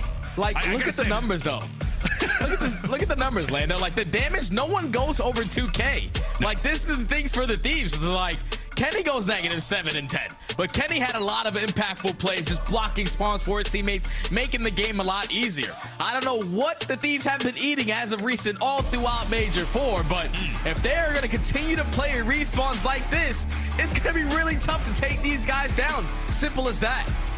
I would absolutely agree with you, man. 3-0 in and out. As an LA joke for all of you guys out there. Anyway, Lacilo, like I said, it was a quick little blink. I think a wink, maybe, potentially. When it came down to this one, and it is just straight LA Thieves highlights. But in all seriousness, man, like we said earlier, like, I think it was that round 1 that we discussed where Kenny, you know, made his way forward, and from there, the rest of the teammates then are able to open things up. It just feels like if Thieves are firing right, if the slang is there, we know the map positioning is always going to be there for this team. They know where to go. They know the right spots to play. A very clinical team, a team that knows the comms well. Well-rounded indeed, Jay. What do you have for us? And that's the thing. It's just like the slang is not really there. They're just making the game a lot easier to where they only have to get 1 or 2 kills and a point is going to be captured. They're just making the game super simple. Pushed out towards certain areas, blocking certain spawns, setting up crossfires. Communication, we know that that's on point. It just looks like the Thieves on all the respawns as of recent are just hitting that final form. Yeah, and I know there was a tweet that came out. I know you were talking about it as well. Like, at this point in the season right now for Thieves, the scariest part is that their average placement on the season is exactly what it was last year, right before they went back-to-back at Major 4 and won champs. So we've all been waiting, right? I know they've had 2 not-so-great placements. They had the 2nd place finish at Major 2, but we've been waiting for this Thieves team to arrive. And boy, have they. Respawn's looking excellent. Obviously did lose that Fortress Search Destroy, so this one is by no means done yet. But if the respawns do tell us anything, Jay, it would tell us that Game 4 is going to be the final map of this series. That's what you would think, man, but it's some hotel hardpoint, and we know the last time we saw LA Thieves play this map, they're probably still having nightmares about the last time they played some hotel hardpoint. That was versus the Vegas Legion, and they gave up an 150-point lead. They haven't played it since then. It's been like 2.5 months. They said, oh, no, this one brings back bad memories. We're just not going to play it for quite some time, but they decide to put it in this series, and this is honestly the perfect team to play against because LAG, they have an overall 2-6 record, and they struggle in everything. Last in rotations, 11th in breaks, and 10th in holes. You're not going to win a hard point if you are bad at every single category, major in a hard point.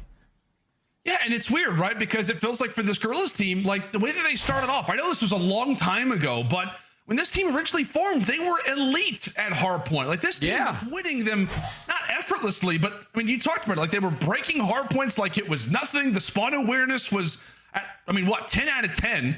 And then they kind of reached this moment where hardpoints are now no longer being won. Search, Destroy, and Control starts to be their game mode. And then we leave Major 3 wondering, what team is this? Like, what team are we going to see moving into Major 4, given the, I mean, massive awareness that they have to have being in the bottom 4 right now? But what team are we going to see? I mean, what game mode are they going to be specialists at? And I hesitate to answer the question because I feel like we just don't know. Obviously, they win that Fortress Search Destroy. That was excellent, right? I mean, that is one that you'll obviously take. But what do they have prepared for us here on Hotel Hardpoint?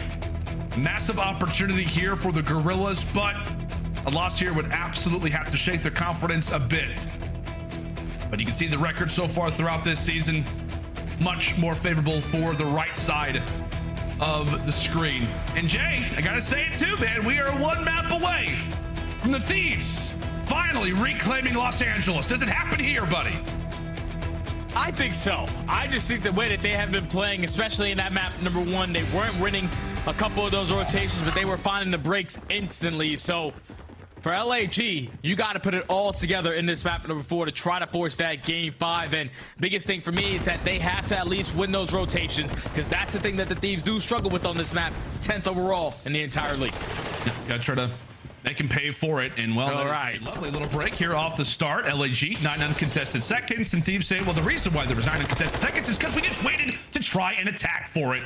Interesting spawns currently going on the map, but we'll see how those elect to try and play on out as Thieves rush on forward. Spawns flip again, at least for the interim. And with those final 20 seconds ticking, Thieves looking to try to reappropriate, try to get inside of the lobby, as that is the focal point at this point in the game. Okay. And that's already 3 dead. Assault's trying to be that player to influence a couple close spawns for his teammates to make that rotation over towards P2 a little bit easier. But Drazah already 6-1, making 6-2 as he does get traded by Exceed. But now all the Thieves players, they get the info where the pressure's coming from. All we have to do is pre-aim middle arch. All we have to do is watch Shandy door, and this is basically going to be a full 60 hold. How do the Guerrillas decide to break on in? RCD starts it off with a big nade towards the back end. They might just try to send Joe to Steve's forward. Just let this guy fly. Try to let him fry. For Octane. Line him up and knock him down. Excellent. The turret snaps. Now for his 6th. A quick cruise missile consumed. Here from Mr. LaRue. Another day at the office as he is having a lovely time. Just on his belly in the lobby. Looking like a crazed man here at the hotel. And now quickly for the Thieves, we'll see where these spawns come in next from. They're still going to fight for this time. One straggler does manage to make it out, that being Arcedy's. I'll tell you what, man, this has been a wonderful start here for the Thieves on all accounts, especially when we talk about slaying.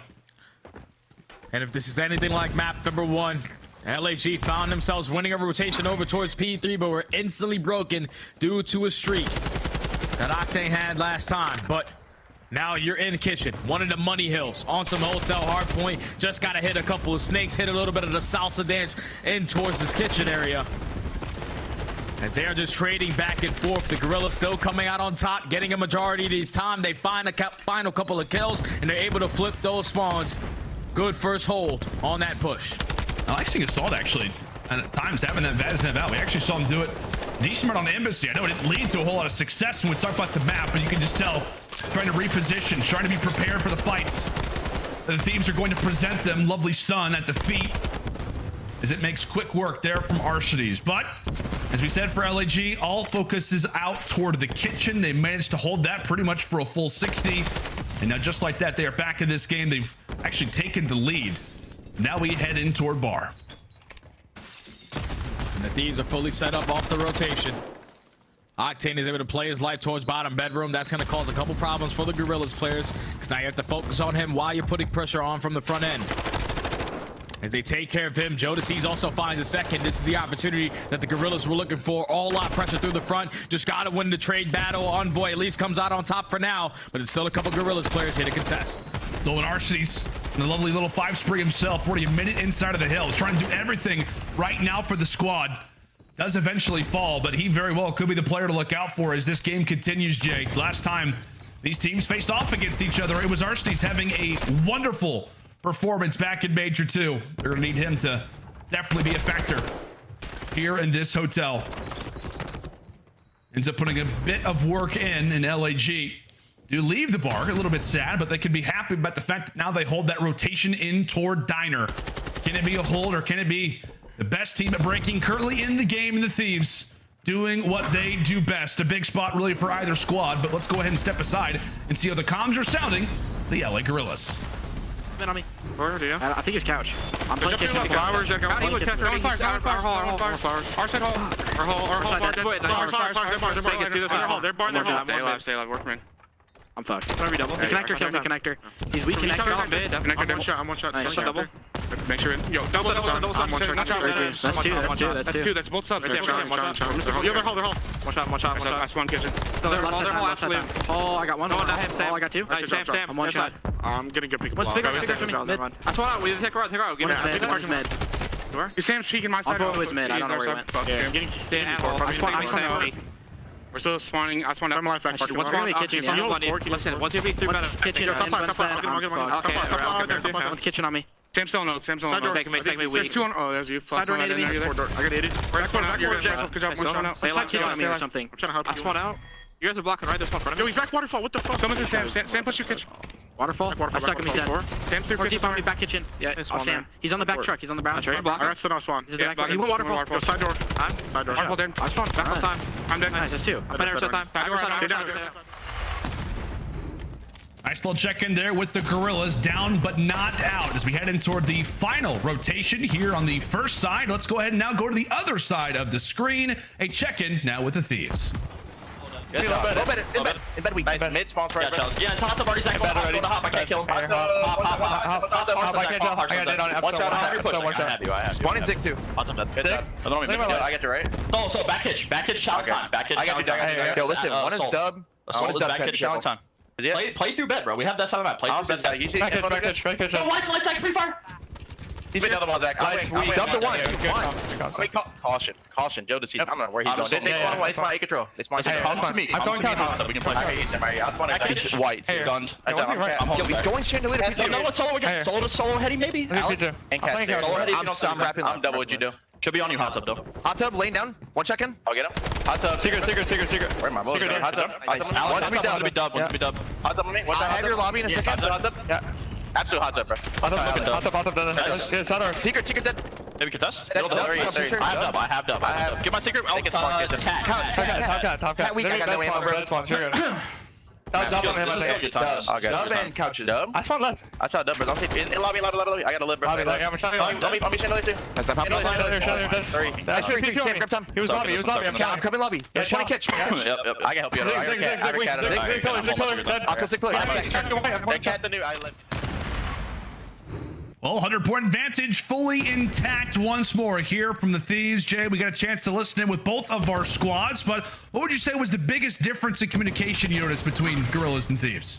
It's just a small talk on the side of LAT, man. You can just hear they're calling out everything. I'm reloading. I'm one shot. I got to tie my shoe in the middle of this gunfight. They're going to let you know what their communication is like, and with all that communication they just had, they keep P1 scrappy. They win that rotation over towards P2, and now they find themselves an opportunity to close out this series here. I love that. I gotta tie my shoe. Wonderful work coming in. Oh my God, what a game, what a series this man has had.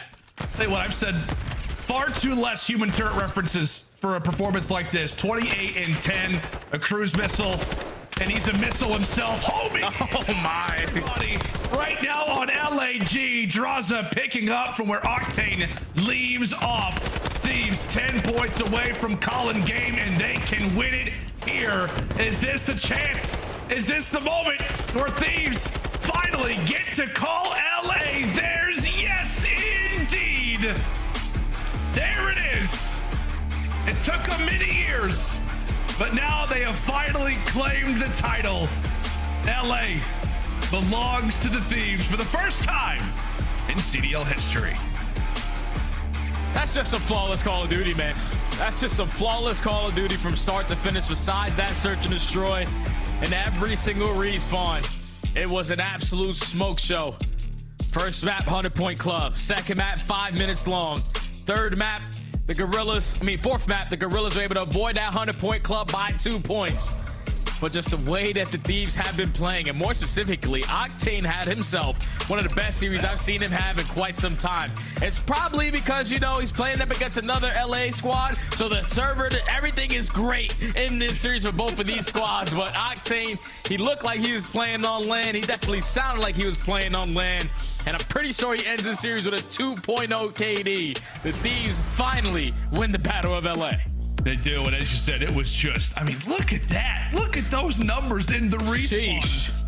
Just impeccable work. I mean, it does not get much better than that if you're the Thieves. Obviously, we could talk about it. The search destroy ends up going the way of the Guerrillas, but as a team, Jay, that we labeled in the Thieves, who look to be on top of their game in the respawns, they just proved it. Yeah, they definitely did from start to finish, my friend. They barely got to get kills on the map. When they do have to get the kills, like Octane or Drazah lining up, holding down their lines of sight, they're finding 3 pieces whenever the hell they want, man. That is some perfect Call of Duty right there from the Thieves to put them now 3-0 in this stage. Yeah, I believe that guarantees them winners bracket when it comes down to our next major, and I believe also moves them in temporarily to the 4th seed, just over the New York Subliners. So a big dub in more ways than one. That's going to do it for myself and Jay. Desk, Pocket, take it away, guys. Thank you, gentlemen. And we just saw 17 million channel points distributed across the chat. 80% of you got this prediction correct, as did my desk. Who called it 3-1? Oh, no, I said 3-0. 3-0. Didn't see that search and destroy comeback coming, but let's talk about this matchup. LA Thieves in the driver's seat. 250 to 89 is a blowout. But then to do it 250 to 102 in the second hard point, this wasn't even a close match this time around. This is when LA Thieves looks the most scary, right? Last year at the beginning of the season, it was hard point where they were just simply the best team in the game at the beginning of the season, and they round that season out to being back-to-back world champs. And now we head into this season, they had a little bit of a rocky start. They didn't really have a game mode that they could call their own, and it seems like, at least at the start of this qualifier, those respawns are getting under their belt. Yeah, there's a reason the LA Thieves are the #2 control team on the season and the #1 hardpoint team on the season. It's because they do the little things right. When they lose, it's because somebody has an off performance, and it's like the clip that we went over in the middle of the series. Like, the small things they make look so easy. Their communication is always on point. When they need to slow down a play, they make it work. You saw on that map #1.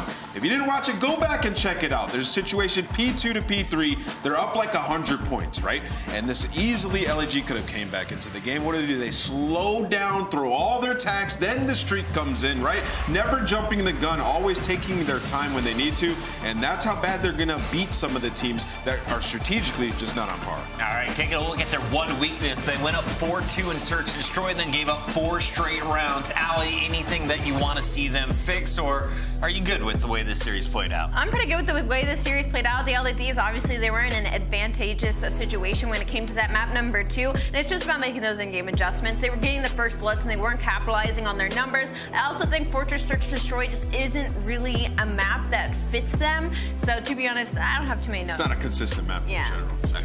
Teams at the bottom need to look out, because you have London starting to find their form. They could pass Guerrillas here shortly.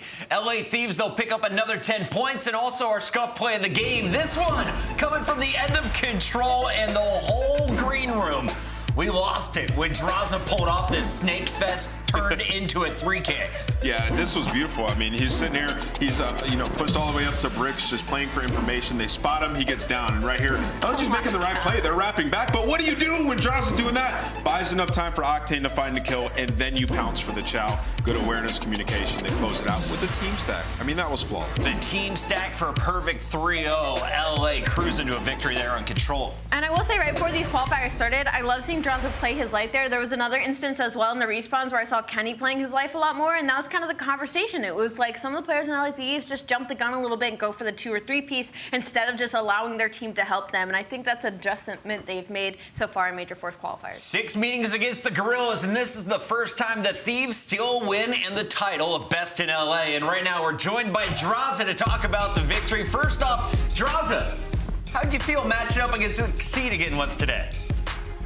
Yeah, I mean, me and him, we got beef and whatnot, so it's always good to beat him. And I mean, it was a pretty good and dominant series out of us. It really was, and those respawns, I mean, it's nice to see you guys kind of continuing on from how you were at the beginning of last year. And I gotta know, you and Sam, it feels like when you guys pick up a Vaz off the ground, you are just piecing with it. Do you ever just pick it up and you're literally just like, come on guys, you get to shoot with this? I try to tell my teammates every day that that's the best gun in the game for sure. And I gotta switch to it sometimes because it's that good. Drazah, I want to ask you a little bit about control. So you guys have been playing Asilo a ton lately, right? It's a map you guys didn't like early on in the season. What clicked for you on that map in particular, and what have you been working on in control? Yeah, I feel like it started clicking. Like, we've been talking about it the whole time, but I feel like playing our lives in mid and making sure that we get our kill before dying was a huge thing for us. And like, I feel like we've been working almost perfect now on that map. And yeah, we've just been expanding our map pool, and I think it's showing every series. A 3-0 start now in our Major IV qualifiers, and we're seeing teams like Atlanta and Toronto struggle. So LA Thieves in the running for that #1 seed currently.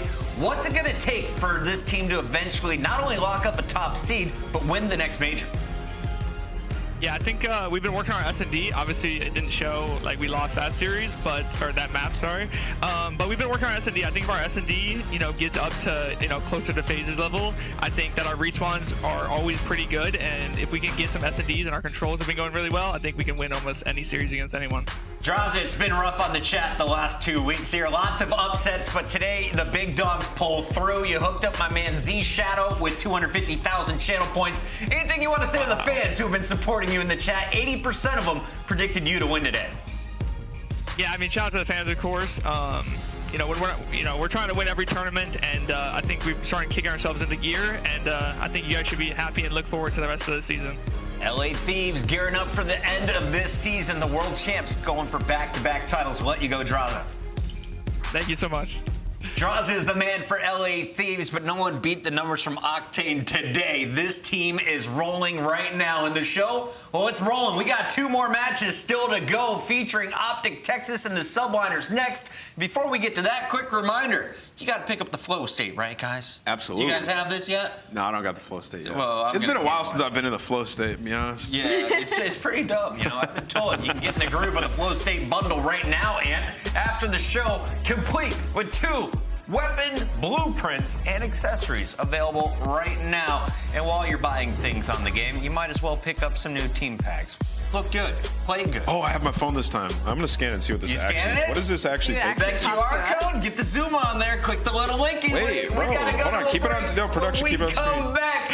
It's match number 3 of the day. You guys can't hear me? Texas is gonna be taking on the New York Subliners. Stay tuned, you don't want to miss it.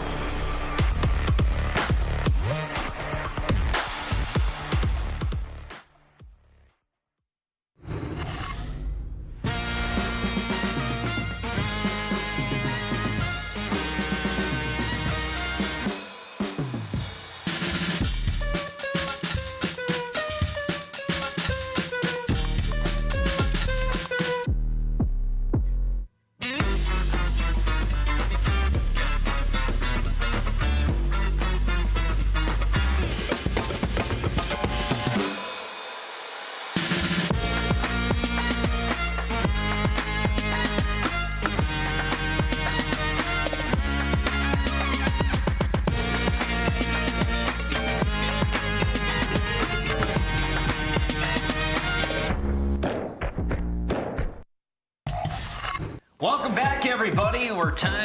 I should say it's time to see two unbeaten teams face off against each other. The New York Subliners taking on OpTic Texas here in our Major IV Qualifiers. And we have two headliner matches on the day. The question is, which one of these is going the distance? The Subliners versus Atlanta, that went to a Game 5 round 11. Will the Subliners be taking the distance, or do they dish out a 3-0 potentially to an OpTic Texas squad? I don't know about 3-0. I feel like we're on a 5 game right now where it's 3-1s. All of our games yesterday went to 3-1. The 2 today went 3-1. So I'm not betting on any more 3-0s. So minimum, we're going to a game number 4. But I will say New York is sitting in a little bit of a favorable spot right now. They're 2-0. They have a solid win against Atlanta. Their search and destroys looked on point. And they have a 3-1 win over the Minnesota Røkkr now as well, where P-Dog has just been popping off. So this is a good matchup for them heading into possibly secure winners. Tough weekend here for OpTic Texas on the other side. Now they have to play the Subliners. Then they're going to have to play LA Thieves. Let's start here with the Subliners.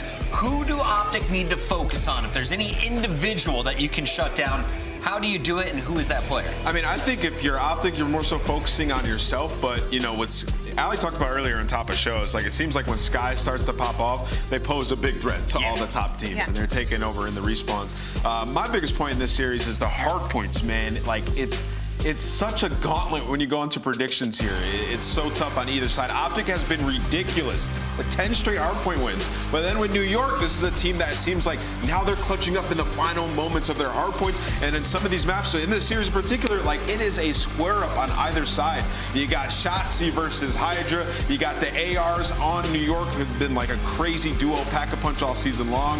It's going to get wild. I can't wait for this battle, and you can see the Subliners ready to go. Will they improve to 3-0 here in our Major IV Qualifiers?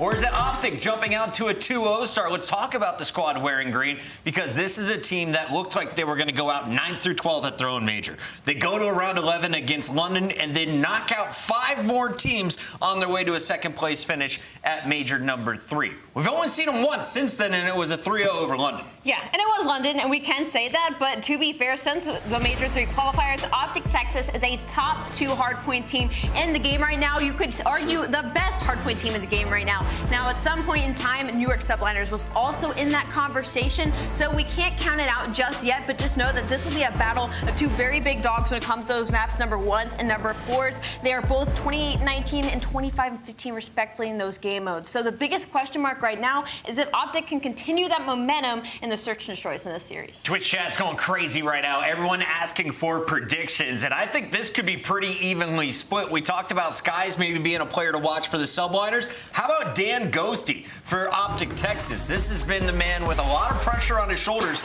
Didn't have the best starting week with the squad, but he's found a lot of success, especially on land. Yeah, absolutely. I mean, they had a crazy run. He really was like the guy that kind of kick-started it.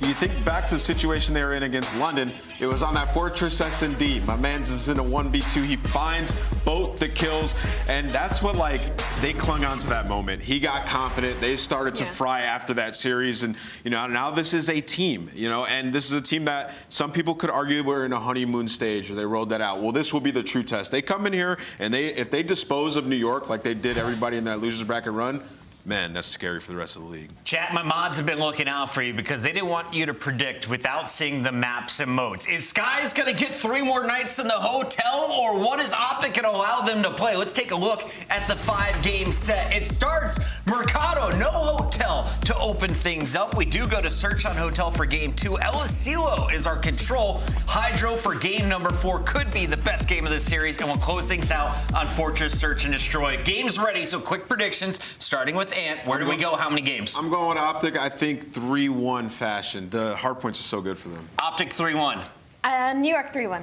New York 3-1. I got a game 5, and I don't care who wins. I'm ready for a banger, and so are our casters. We got Miles and Chance on the mic for this one. Bearded one, take it away. Thank you very much, hosting one. I've had nothing. He got me real good there. Chris Puckett, ladies and gentlemen. Here we go, boys and girls. An absolute banger. For many, the highlight of the day. Chance is going to be an absolute showdown. Excited to see what OpTic can bring. Scrims beats have been great. Confidence at an all-time high. Can they smoke the Subliners? Because they owe them one. I mean, dude, certainly the way that they're talking. Yeah. I mean, look, Shotzzy's genuinely been like, I'm just like a pure class level of confidence. Like, he's not talking anything crazy, but he's very much saying we've been smoking teams in scrims so bad that we're like playing different teams now. We're scrimming Atlanta FaZe more because like we haven't been losing at all. So he's been talking crazy. And on Mercado, it is a fantastic map for OpTic, and obviously not too shabby for the Subliners either. I know the Subliners were playing this a lot in stage 1. I think they pretty much took the entire stage 2 off from Mercado, but it's getting back in the mix, and you see the whole ranks, you see the rotation ranks. Very much a juggernaut battle. Oh, or a draw. Well, GG's, everyone. It's a draw. Yo, GG's. Look, we're just going to give map 1 to both teams. We're going to move on to 1-1 apiece and get straight into the search and destroy. Let's get it. I'm only kidding. Last minute ping check, last minute update here. We'll see what happens again. OpTic Texas, York Subliners, all good and fun and game shenanigans. Looks at the teams though, head to head, baby. Here's how we're looking overall, and wow, 18 and 11 either side for their match metrics. Love to see that. The only major difference, I suppose, between these two is Subliners' chance. They won Major 1 quite comfortably. OpTic Texas, second place finish of their own. We'll see if they can bounce back. Obviously, upcoming Columbus, and then, of course, Toronto as well. Oh, baby. Anything that sticks out for you there, mate? I mean, dead even in the hard point. Virtually dead even in the search and destroy with the ever slightest bumps towards OpTic, but then quite literally just control. Massive advantage there for New York Subliners over the course of the entire year. That being said, for the purposes of this match, maybe not the case. I do expect it to be a pretty heavy hitter battle, again, especially the way that OpTic has been talking recently. So certainly going to be a fun one. And as you pointed out earlier, Miles, the only time, surprisingly, they've only played each other once that these two teams have squared off. It was a 3-0 for the Subliners, but a very close 3-0, like a 50-point hard point game, a round 11 in the S&D, and then a round 5 in the control. So again, two heavy hitters, some fantastic placings for both of these teams, especially so for the Subliners, but I think it is going to be a fun one. I know the desk talked about it. I'm leaning towards OpTic for this one. I don't know where you picked. It doesn't matter what I picked, baby. I'm still riding hard to the Ravens' victory. But we do have actually the result from the previous time these teams matched up. So this was a big one. And as you say, very, very close indeed. aBeZy 6-5, final round in the control as well there. But that aBeZy, that was the only sort of blowout there. New York Subliners certainly pulled that one around. Now, in terms of just, the way these teams are looking, I would say very, very different indeed. OpTic Texas on a spree right now when it comes to hardpoint. That's been one of the absolute standout modes this squad has pulled together with the addition of Ghosty. We'll see if they can continue that excitement and success against New York Subliners. A very tough team. Never ever can you sleep on them. We'll see what happens here. But this should be an absolute banger of a series. Can't wait to get into this one, boys and girls. But for now, just waiting to make sure everything's tip-top in the server front, and we'll dive back in and get ready to roll. Have been given word, chance, the players are ready. In we go to our first hardpoint. Cool. I will say, by the way, for the graphic we had of like the game mode breakdowns for the team, I think OpTic will be probably at the very top of the list of most interesting to pay attention to for control now that Expo is in and Bagra is out specifically for that game mode. So I know that is where Subliners had the record advantage overall, but now with the brand new map in the mix, more opportunities and things for OpTic to play within the control game mode. Obviously, we don't see it in this series, but I know certainly the OpTic fans will be happy the Bagra control is no longer in. Well, yes, yeah. Cyberbullying. I think the last time we brought this up, OpTic fans, no one hated it more, but let's face it, your boys played it and they got smoked all the time. You're happy to see it gone. Almost ready to rock and or roll into our first hardpoint. Mercado Las Almas. Let's get it. Vamos, friends. Should be an absolute banger. Should be a hottie. As both teams raring to go. Can OpTic keep the hardpoint spree rolling? Or will the Subliners be the team to stop them dead in their tracks? Let's find out. And I do know Subliners players, Study and Lando talked about this quite a bit yesterday when Subliners were playing against Minnesota Røkkr.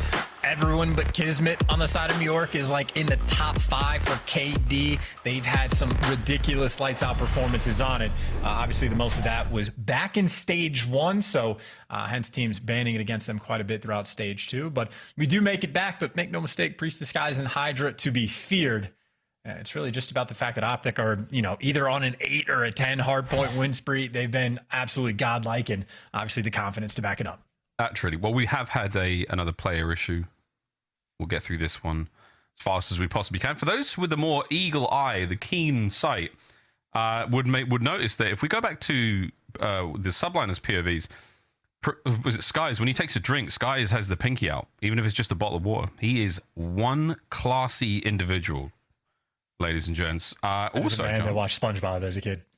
Yeah, no, I mean, I'm talking. It was out. Like it was way out. I mean, I've got a big jug here, but he's way out. We have some spotlights for you, ladies and gentlemen, presented by Citadel. As we saw previously, it was our boy Jeremy Studd who was one of the hidden figures. Now we have another one. Who, ladies and gentlemen, is this pro? They have played for both the LA team. Shut up, Charles. Both of the LA teams. Next clue: the youngest pro to win an X Games medal. The final clue: they're the only pro with a ring not born in North America. Ladies and gentlemen, who is it? There it is! It's Huke, ladies and gentlemen. The hair kind of gave it away towards the very end there. But for those of you in the chat that also guessed this one, congratulations, you little trivia nerds.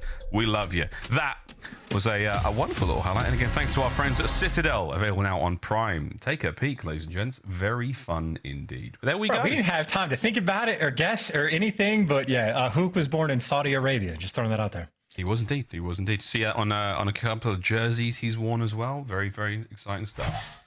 But here we go, guys. Second time's a charm. We've got a few of these today. We're going to dive back on in. Map number 1 is OpTic Texas, New York Subliners. Let's get it. I have no memory of the other X Games event. I remember the Ghost one for some reason, but I'm just drawing a blank. I just don't remember who's winning the X Games. I don't know why that's not in my head anymore, Miles. I apologize. Me neither, brother. That was the past, all about the future, mate. Here we go. Map number 1. Both teams raring to go here in the hard points. He got second place. There you go. Medaled. Okay, not a gold. He medaled, not a gold, just a medal, mate. Nades up. Here we go. Straight into the hard point. Good stuff there from both teams. KiSMET though. First man in to see if OpTic can try to flip those spawns. Because P2, that's the name of the game here on Mercado. Oh, I do not want anyone to learn those pre-nades off spawn. I don't want to run 5 feet out of my spawn and die instantly with frag. So hopefully ranked kids don't figure it out, but obviously New York are going to be a little bit happy that they haven't figured out for a somewhat strong opening break. Admittedly, only for 8 seconds, but you see a couple gunfights even going down for those spawns. Well, Ghosty wins that one. Shotzzy gets the actual hill time, and OpTic have at least stabilized the map the way they want. A little awkward for a moment. Dashy, strange engagement with Skyz comes to a close. We'll take that now. Subliners, damn, son, that's HyDra. Rips his way forward on the point. Huke, though, finds himself a tight corner, traded out immediately. Last man on this side of the map is going to be Shotzzy. What can he bring to the table?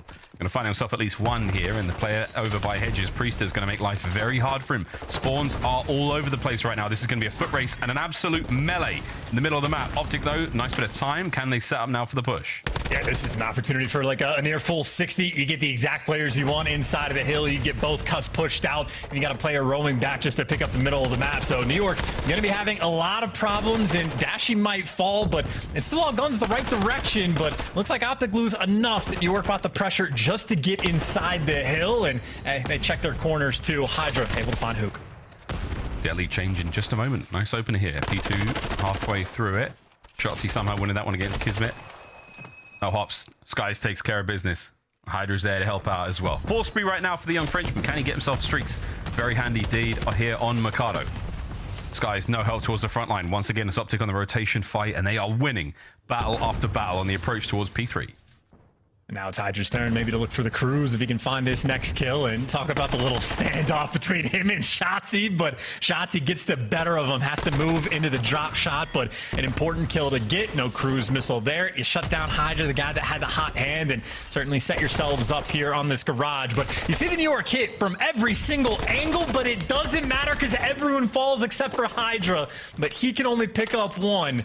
And as good as the push was there from New York, they get absolutely stuffed. This is now a beautiful hold for Texas. Holding on. Here comes 2 through dark. Takes care of 1. It's Ghosty and Shotzzy in the feed. Okay, Skyz is going to be the next man in. Priestahh now through the back line as well. Last players up for OpTic here on the point is going to be Huke and Dashy. Can they find any more kills and keep this time flowing? This is great stuff as well. Rotation's already done. OpTic got that low right-hand side corner of the minimap covered. They ain't moving. This is a great hold, great setup. They're looking at least 20 to 30 if they can chain this all together. I mean, this is actually devastating as well. Even Skyz just trying to play with it, but nope, Dashy just going to beam him down. Couple opportunities to make the break, but now OpTic, not only do they get the scrap, they are firmly set up on this rotation as well. Couple kills get traded out, and now Huke has all the pressure on him. Back alley is going to get jumped on, and he has no help for the reinforcements. If he could take one down, he's calling it happy, but Subliners are efficient. They take care of business, and they get the break, but only for a moment. Shotzzy's back in with the 2, and it is a scrappy hill over by Barber. Absolutely brilliant work there from... Oh, HyDra yep. 3 as well. Right back at it. That's a big turn of events. 11-7 from the young Frenchman. And now the hard point, slowly but surely, growing for the New York Subliners. To the front door, now we go. Finds himself one, locking things down, Shots. Yeah, more locked in than I am, man. It is like 2-piece after 2-piece. HyDra delivers with a 3, and anytime one team gets the break, someone's there to rip it from your hands. And second 5 spree that HyDra has now been on is you got Priestahh working on the rotation as well. Dashy here potentially to drop him, but still HyDra, next one in line, can never quite get the 6, and it looks like OpTic set up on rotation again. Once again, OpTic's rotation's been great. The battle's been there, but it's still a very, very close hard point. Kudos to the Subliners and their break-ins, as they are not letting OpTic walk away with a single thing. Patio's up. Here we go. Straight into it. OpTic set up. All corners covered. Priestahh taking a little bit of time to get into the fight, but it's going to pay. No, it doesn't pay off. Dashy and Ghosty gun him. HyDra now. The Phenom. Can't get any more of that live. Huke, though. Good tags. Nades are there from Shotzzy as well. OpTic, perfect hold. Yeah, this has been a perfect rotation out of him. I know they had a slight early advantage over towards Barbara, but in the 3v4, couldn't hold the Subliners off. This time, been doing a wonderful job, but now HyDra, entry man, literally just runs straight through the hill. It's both the ARs inside a tin there from OpTic, and both of them find their fate to the SMGs of the Subliners. Final 15 seconds, though, maybe going to nobody. It's really just up to Huke if he wants to go and collect, but while he's worried about roamers potentially going for the old time, all of your attention has to turn towards New. Priestahh up top, but he's only got attack, and unfortunately for him, all the attacks are destroying him. But it still trades back and forth. This is literally a juggernaut battle. It's non-stop. Ali called it a big dog fight, and they are all barking. Ghosty with 2 in the feed. HyDra taken care of downstairs. That's Dashy helping out Priestahh, the last dog over in this side of the map for the New York Subliners. He may have that dog in his nickname, but has he got that dog in him right now? The answer is no. Ghosty absolutely eviscerates him, and back and forth we go, chance, but OpTic Texas starting to walk away with it. And that was like a 50-50 battle on this rotation as well, but OpTic in the mix just able to completely turn up and take him down. They have built themselves a sizable advantage now in this game and can't even collect the scrap. Ghosty there, the final man in the feed on a 4 spree with the trophy as well, simply doing it all. And even on rotation, New York, you see a little bit desperate. Couple players spawn out, but it's KiSMET on one side, Priestahh on the other, trying to stay alive. Can they stay alive? Well, so far, so good for our boys in green. Let's dive in with a quick listen in. OpTic Texas. Let's get back trucks. He's trucks, yeah, back trucks. And they're gonna spawn out. He's dead. He's dead. Deep behind you guys. Deep behind you guys. Good time. Yeah, I'm going for time. Yo, one guy's bottom mid. I send them out mid. I have all of bricks. I have all your guys' bricks. I have all your guys' bricks. Yeah. Yo, they should be down back alley. Watch back alley. Yeah, I'm trying to hold back. I'm holding back alley. You, dude, stay down for back alley. Stay down for back alley. I got you. You have it at all? Yeah, I have all your bricks. I hear back alley. I hear one at least. I have your all back alley. He's in P4 already. I got you. Nice. They're all back alley in P4. They're all back alley in P4. I got you. All back alley in P4. There's nothing bricks. I have all of it. No, back alley. Middle gate. Last guy got it. Yeah, got it. Yo, one shot, low green. One shot, low green. I have middle now, Brennan. I heard that. What's gonna hit me? Mid tunnel. Yo, I spawn. Yo, listen, they're spawning green. Yeah, back CT spawns. I'm green. I'm just soaking the shit. Showing elbow, nothing deep CT. Yo, two green. I'm playing my. I got one on spawn. Good play. Top green, top alley. Alright, do one short and tunnel, last two. One guy went short to your right. The B alley. Or not short, yeah. Brennan. One guy's tunnel as well. I think Caesar's on new. One guy's banana. Sweet baby rays, OpTic Texas. It was close, and then it was not. Listening was great chance. The spree continues. There is no hope, surely, for the Subliners now. Nah, this has just turned into a ridiculous series of events. I mean, it was a heavy hitter, but as soon as that like top cantina hill goes through, they've just had nothing. And Shotzzy has it all. That is a 7 spree, another multi-kill collected. They got the spawns, or at least most of them, in the direction that they want. Priestahh ends up behind enemy lines, but it's not going to be enough. OpTic have obliterated them. They have picked them apart and outclassed them on Mercado. Absolute smacking here in map 1. New York Subliners, plenty in the tank, but we're going to see it later on in the series. For now, this has been all OpTic Texas. Shotzzy on a 9. He is simply styling on his opponents right now. He has roamed from one corner of the map to the other and taken with him every soul he could possibly find. It is 11 points for the win as the New York Subliners will scramble desperately trying to get close to that P2. Here comes Shotzzy looking to add to the spree. What more can he have, Chance, as it has been a sensational performance. Dead. Yeah, not to be like that. HyDra certainly wins those gunfights from time to time, but it's Priestahh basically last man standing and ends up surviving for an extra little second, but that's all it's going to be is OpTic Texas, like clockwork, and as stated, dominant in hardpoint. Absolutely crazy. That one's going on the hub. OpTic Texas, they take the lead here in the series. 1-0. The search and destroy comes up in a moment, but for now, hardpoint, the name of the game for OpTic Texas. They have not missed a beat. They have barely lost a map, if any, when it comes to the mode, and it's disgusting. They're in the stat lines as well. Good stuff there from Shotzzy. A 9 spree. Nasty. Absolutely nasty. As the game comes to a close, Subliners only able to accrue 92 points, Chance. A slow one for them indeed.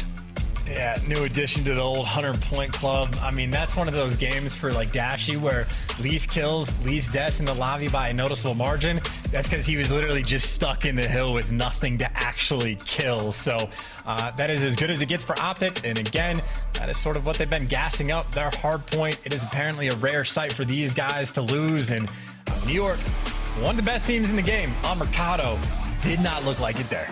Yep, disgusting stuff. Highlights from map number 1. Here we go. Dashy and everyone putting up the numbers. This New York Subliners, it was great at the start. Early plays from them, very, very solid. Good breaks. Rotations were on point as well. Just not enough towards the end. The New York Subliners running out of gas once OpTic Texas started to hit that second, third, fourth gear. There was no looking back. Brilliant stuff out of them. Man alive. What a start to the series, Chance. There's no way, though, the search goes this way. Well, hopefully for New York, it'll certainly be closer, or at least able to flip the script. I mean, it didn't seem like there was lack of like hot gunny. This was sort of the moment. It was like on this top hill. I mean, a big 2-piece right there from Ghosty, but that was sort of the square up opportunity where Subliners get the edge on that one. It continues to be a back and forth game, but as soon as they lost Cantina, I mean, they got maybe like 13 seconds or something like that for the rest of the game. So OpTic flipped the switch. They found their stride, and I know flow state is an overused term, but hey, they got it. Hey, it's what it looks like, though. I mean, looking at even the scores from their previous hard points, once they get things rolling, there's no stopping them, boys. They get into the stream of collective consciousness, and then they're all chilling, ladies and gents. Here we go, though. Maps and modes, once again, if you've joined us, you've missed the first map. It was a blast. Hotels, Search and Destroy, coming up next. We'll see how that goes in a moment. Asilo, HyDra, and Fortress to close out the series. Now, many folks and many betting ladies and gents across the planet, I would imagine they want to see this one a little closer, close out a little quicker. The desk thinks this might be a 3-1 going towards the way of OpTic Texas, Chance. Puckett just wants a game 5 because he's an absolute maniac and we all love him. Let's see what happens though, because I've got a feeling this could go the distance. OpTic Texas though, strong, really strong right now, really confident. Absolutely. Search and Destroy, obviously a pretty big change of pace, though, compared to the hard point, especially when we're going to a map like Hotel. And good news for Subliners, this is a map they look fantastic on against Minnesota.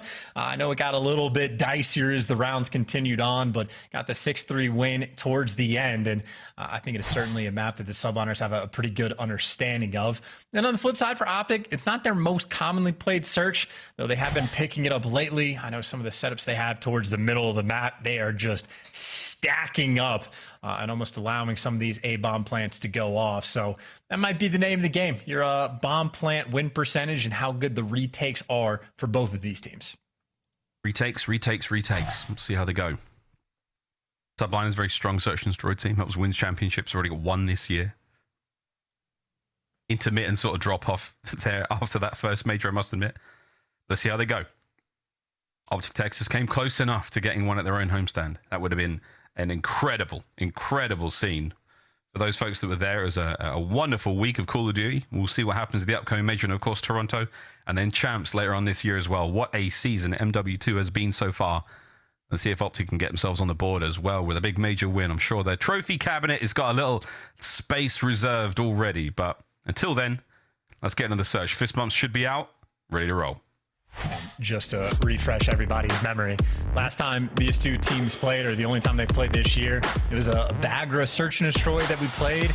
I know it was around 11, but it was also the map where OpTic gave away 2 different 4v2s that they had. In a situation unlike that on aBeZy, I think it was like a 98% win rate. And OpTic lost it twice in a single map. So the mistakes existed back in the previous stage, at least fairly early on when the roster got developed. And I know it's a different map now, but certainly going to be paying a lot of attention to those clutch situations because the first blood rate, not too shabby for the side of the Subliners. See if the first bloods amount to any more than an exciting stat line. Here we go. Bomb in the hand. I think it was a KiSMET for a sec there. We're going to do the classic lobby drop. This gives the teams opportunity to dive from one bomb site to the other without that bomb overcommitting too much. KiSMET's got the bomb back and on up, home towards A. That's it. Play call made. We're committing. Here we go. And HyDra might have gotten spotted with this stun, but he's going to slow these players down and gets out of dodge. You already get the first blood for New York, and there's the first bomb plant coming through. You get HyDra in bottom bedroom, and this is already looking like a perfect round for the Subliners. At the very least, they had the exact setup they want. Yeah, Dashy can get 1 or 2 kills out of this. That would help the boys on their approach through mid-map for now, but it's going to get awkward real quick. Priestahh's already got a pinch on mid-map. Skyz finds his from atop what we call the Godheady. Priestahh's there as well. That's the pinch complete. The round is done. Subliners decisive in the first. Yeah, that is a beautiful way to kick things off. Obviously, early on in round one, no trophies, no dead silence. So if you can find that first blood and then get the bomb down after the fact, it is almost a round that is difficult to lose. So no real clutch opportunities there for OpTic Texas. Subliners, exactly how they wrote it down. And nice little bounce back. Get some pep in your step. Obviously, trying to bounce back after a tough Mercado. Now they're back to vibing. It's a difficult thing to bounce back in general after taking such a serious thumping like that. But Subliners, not skipping a beat, diving on through. Look at the whole lineup. They're all going towards B. Got a little bit of presence in on towards mid there, but this restaurant is about to get loaded. The brakes have been pumped. Everyone is slowed down. If you hit mid-map, you're in trouble. Here's the standoff. And that is an ordinary look of intensity on Huke's face, but it looks like actually, yeah, they have the information. With those nades coming through, they knew there were players in the corner. Ghosty sees them drop down low, and they just funnel those two players out through the middle of the map. So they were searching, and they destroyed those guys. And now, meanwhile, Dashy's popped dead silence. He's pushed out towards bedroom, and he's just clearing way for the bomb, which you might not even need to. Dashy finds the next pick, and it'll be Priestahh, last man standing in a 1 versus 4. I think that might have been an equalizing moment, Huke carrying both of those players towards the middle of the map. Hey, good stuff. OpTic Texas on the board. Right back at it. The score has been equalized. There we go. Perfect spot to be in there from Shotzzy. Not going to let Priestahh get out. Priestahh in that 1v4 spot, essentially unwinnable. Very, very difficult to do, especially on Hotel. I think he might have popped dead silence just to sort of reposition and wrap back to get inside of the kitchen, but OpTic just incredibly patient on the approach. And I mean, we talked about the the bomb like drop spot in lobby, so you have options if a player wants to make a play, someone else can come pick it up and whatnot. OpTic did something similar without dropping it though, but just working both sides of the map at all times. And I don't know what the Subliners heard with the stuns and nades, but that is a very quick bomb pickup and started working towards B. You got HyDra, he popped dead silence, he's leading the charge, but Huke, too tall, first blood. Big man on TV. Finds himself the first. No one else going to be here. It's going to be a fast rotate over towards the A-bomb site now for the New York Subliners. Skyz, the first man on defense here. He's going to try to push this front line back. Oh, Dashy wins a big one. An annoying gunfight to be in. Tagged up now from Skyz. He might be able to get out of this position, but Dashy's now challenging it. Big win. Skyz. Fantastic shots for the AR there, and it's a 3v2. Bomb going down at A. Hey, this is super clutchable as far as 2v3 goes, and you got Skyz getting even more intel on Ghosty. Him and Priestahh working together. Both players, though, have already expended their dead silence, so in a second, they're going to be very loud. Bang. Noisy enough. Priestahh flying in. The second on the Huke. What a win. The bomb is being defused, though, and that's the one thing he couldn't account for in the situation. He pushed forward. Shotzzy, great read. Good spot. 1v1, he managed to win without firing a single bullet. GG's. Super clean round as well. I mean, I know it got a little bit of a nail biter, but this is the win that Ghosty has. If he drops this one, then I think Skyz would have been set up to either just get the 2-piece himself, or he should have been able to stay alive for Priestahh to go in and get the kill, excuse me. But Ghosty with the Vaznev, I'm assuming he picked it up off the ground, had the right gun for the job, making the big heads-up play, and another massively impacted one for the rookie. Tooling around there from Shotzzy to see how we go. OpTic Texas now with the lead. They're on offense. Bomb in the hands of Ghosty, making their way over towards A and not fully committing to this one. We've seen this time and time again here on Hotel. Wait for opening pick. Wait to flush out his players in position. And get that bomb rolling. Huke's made his way far forward. HyDra knows Skyz is going to be there. The love taps, the warning shots. I know you're coming, Huke. Will it amount to much? I don't know what's scarier for Huke to have bullets whizzing above his head or for Skyz to know that Huke could potentially be behind him at any moment. So that is a lot of ammo, by the way, actually being dumped through a wall. You don't often run out of ammo in rounds, but Skyz does have to be a little bit concerned. Huke now making the play. Good timing. Oh, yep. Oh, no. That was gross. That's a first blood. Ghosty, though, does get the plant out immediately. The boys have dipped now. Reposition. Get ready for the flank. Get ready for the counterattack. Here come the Subliners. All about the timing for New York right now. Got to make sure you just get the trades. And there's trade number one. Oh, my God. There is gunfight number two. And I know Subliners have had moments where they stack up in those moments and have gotten picked apart. But no mistakes there. Had an extra man going on the full flank as well in KiSMET. So very efficient on the retake. And shout out HyDra. Might have been the only player to die. But if he doesn't World Star Huke for that first blood, how different things could have been. But it just leaves us tied 2-2. Yeah, that'd have been a very different round if the World Star wasn't there. But hey, you'll take good stuff there. Great retake. Subliners certainly fighting hard here in the Search and Destroy. I think it's safe to say the mental bounce back has been there from the Mikado. Here we go. All tied up. I'm not entirely sure if OpTic will switch things up too much. Been finding a little bit of success in New York, though. They are switching things up by the look of it, not wasting any time. This is going to be almost an instant A plant, or at least an A plant attempt. KiSMET 21 HP, and he just gets caught. Try to switch things up, trying to play aggressive, but Dashy gets you for the first blood. Good timing. Ooh, a little too quick on the trigger there from Priestahh. He's going to quickly reposition. He's making moves, man. The Daddy's done. He got real far. He's not going to catch Dashy here. A very common spot. He should check it. If he doesn't, it's going to sting. But this is a great setup from OpTic. Here comes Dashy straight into the play. Wonderful work. Nice bait and switch. That's going to be the man advantage OpTic Texas. I'm just able to get a kill and get out. Does have dead silence pop, but he's going to run out in a moment, and he can get behind enemy lines, but not quick enough necessarily to get a kill. And there you got Shotzzy. Kills the horse, trying to get inside, but trying to be a little too cheeky. And that is the start of a potential 2v3 clutch. The problem is right now for New York Subliners, no bomb side is open. You got Huke waiting for the kill. HyDra's out. Big tags. Huke's popped dead. He's going to try to make something happen here. His teammate Dashy making the long journey across mid-map right now. That bomb has been planted. HyDra caught out. I don't know where. Easy pickings for Huke. He tags him back. Skyz can't get away either. Perfect retake there from OpTic Texas. Huke and Dashy find their respective kills, and now we wait for Dead Silence to run out. We defuse that bomb. They'll take the lead.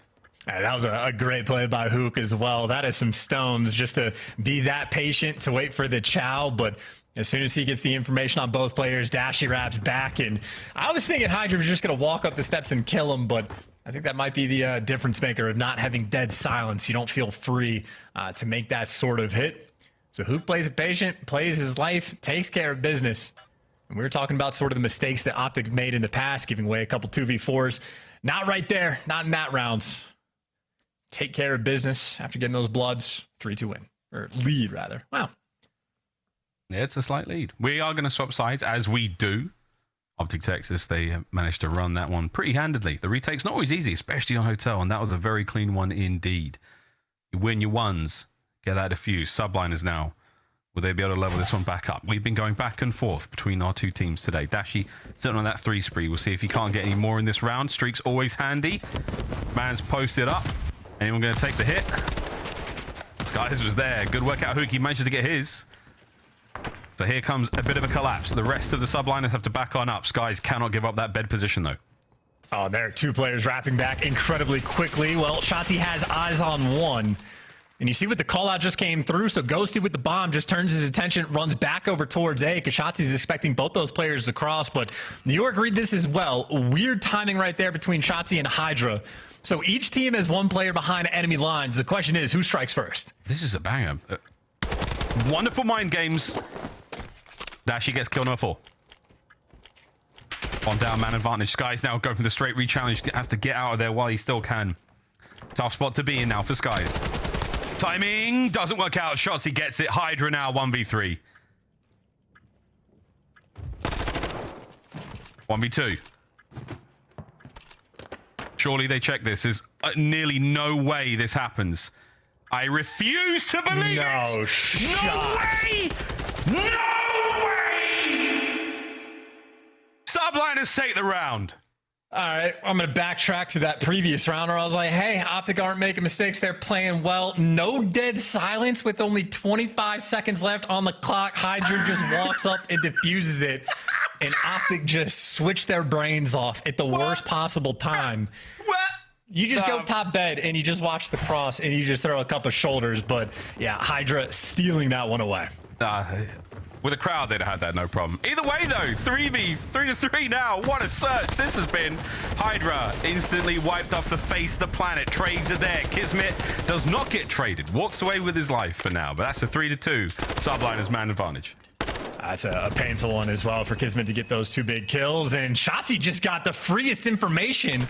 Now it's a foot race. Ghosty finds it big, but this player's been getting called out the entire time. Shotzzy, it is just hunter mode. Can you find him? There he is.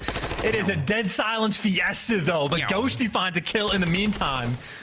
And all of that start just for Ghosty to give you 3 in the round.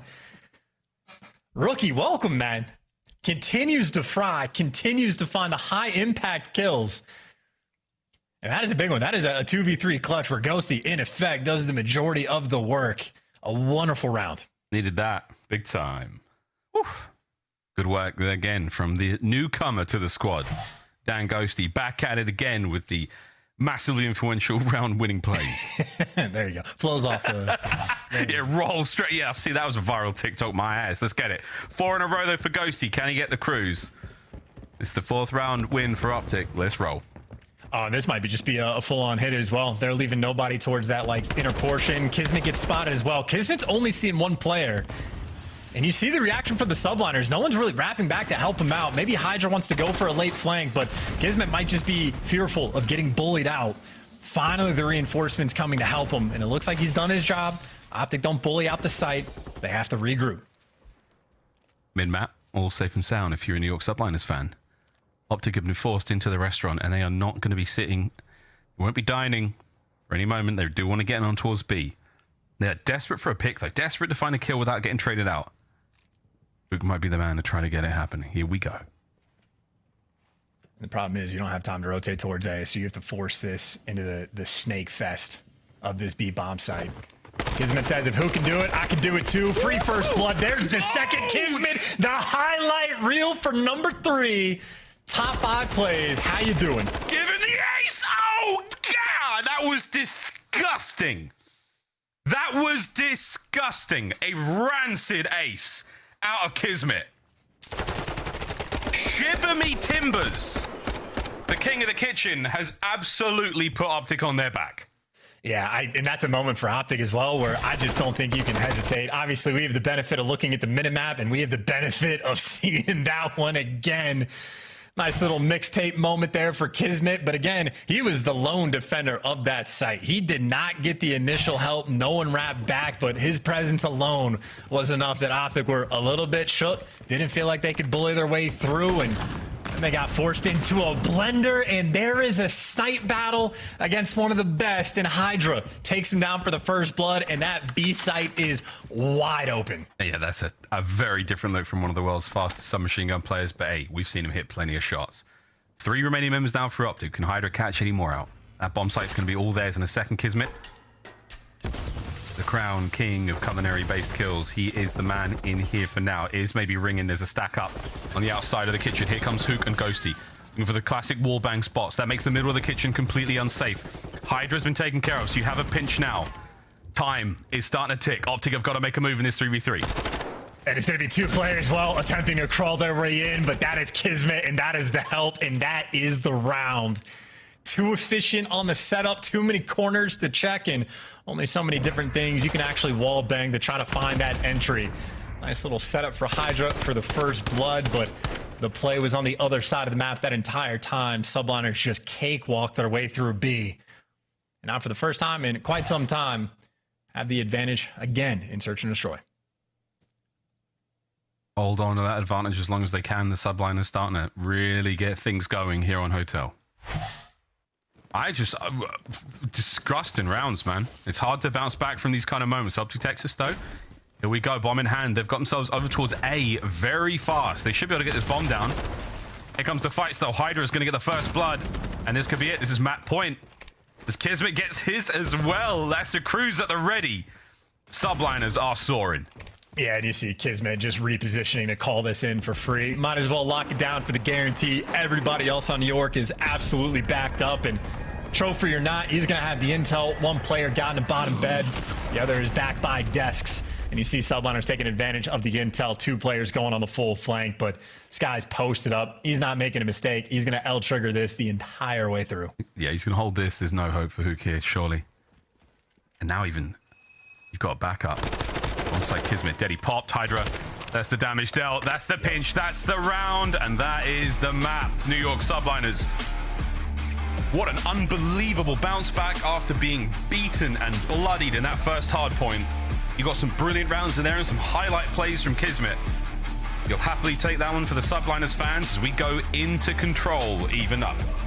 And, very much a back and forth game, especially so early on. Obviously, KiSMET, all the props in the world for the ace that he was able to collect. But in my opinion, it was the round where HyDra in a 1 versus 3 gets a single kill, doesn't have dead silence pop. The bomb is already down, and he just hops it. He just hops it, and nobody on OpTic is in position to even throw a shoulder for a bomb check. And another one of those rounds that New York Subliners keep finding against OpTic. That little extra something special might just have their number in search and destroy.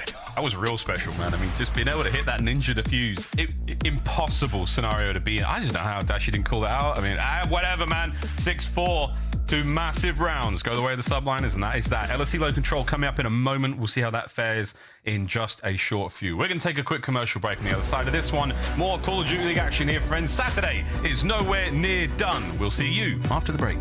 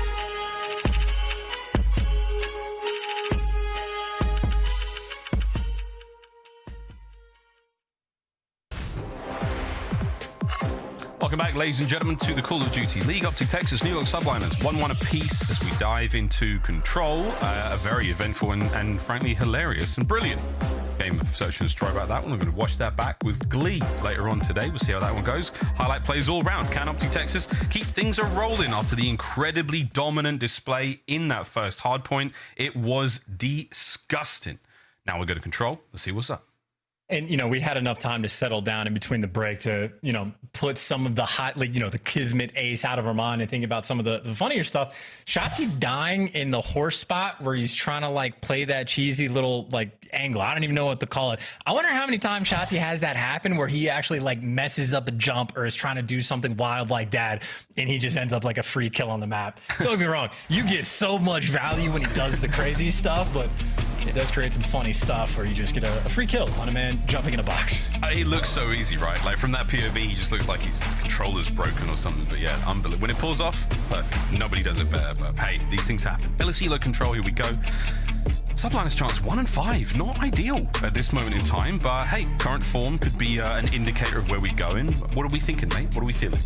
Well, defense has been a decent problem for Subliners there, right? You see a much lower percentage win by comparison compared to OpTic, so just about sort of those lock it down rolls. I know even Thieves, when they were talking about this map, it's how when you have the mid-map control, if your SMGs are down low, guarantee that you get the kills before you go out and die. So all about the timing, and it is the SMGs attempting to lead the charge, and it is Huke there to already slow them down.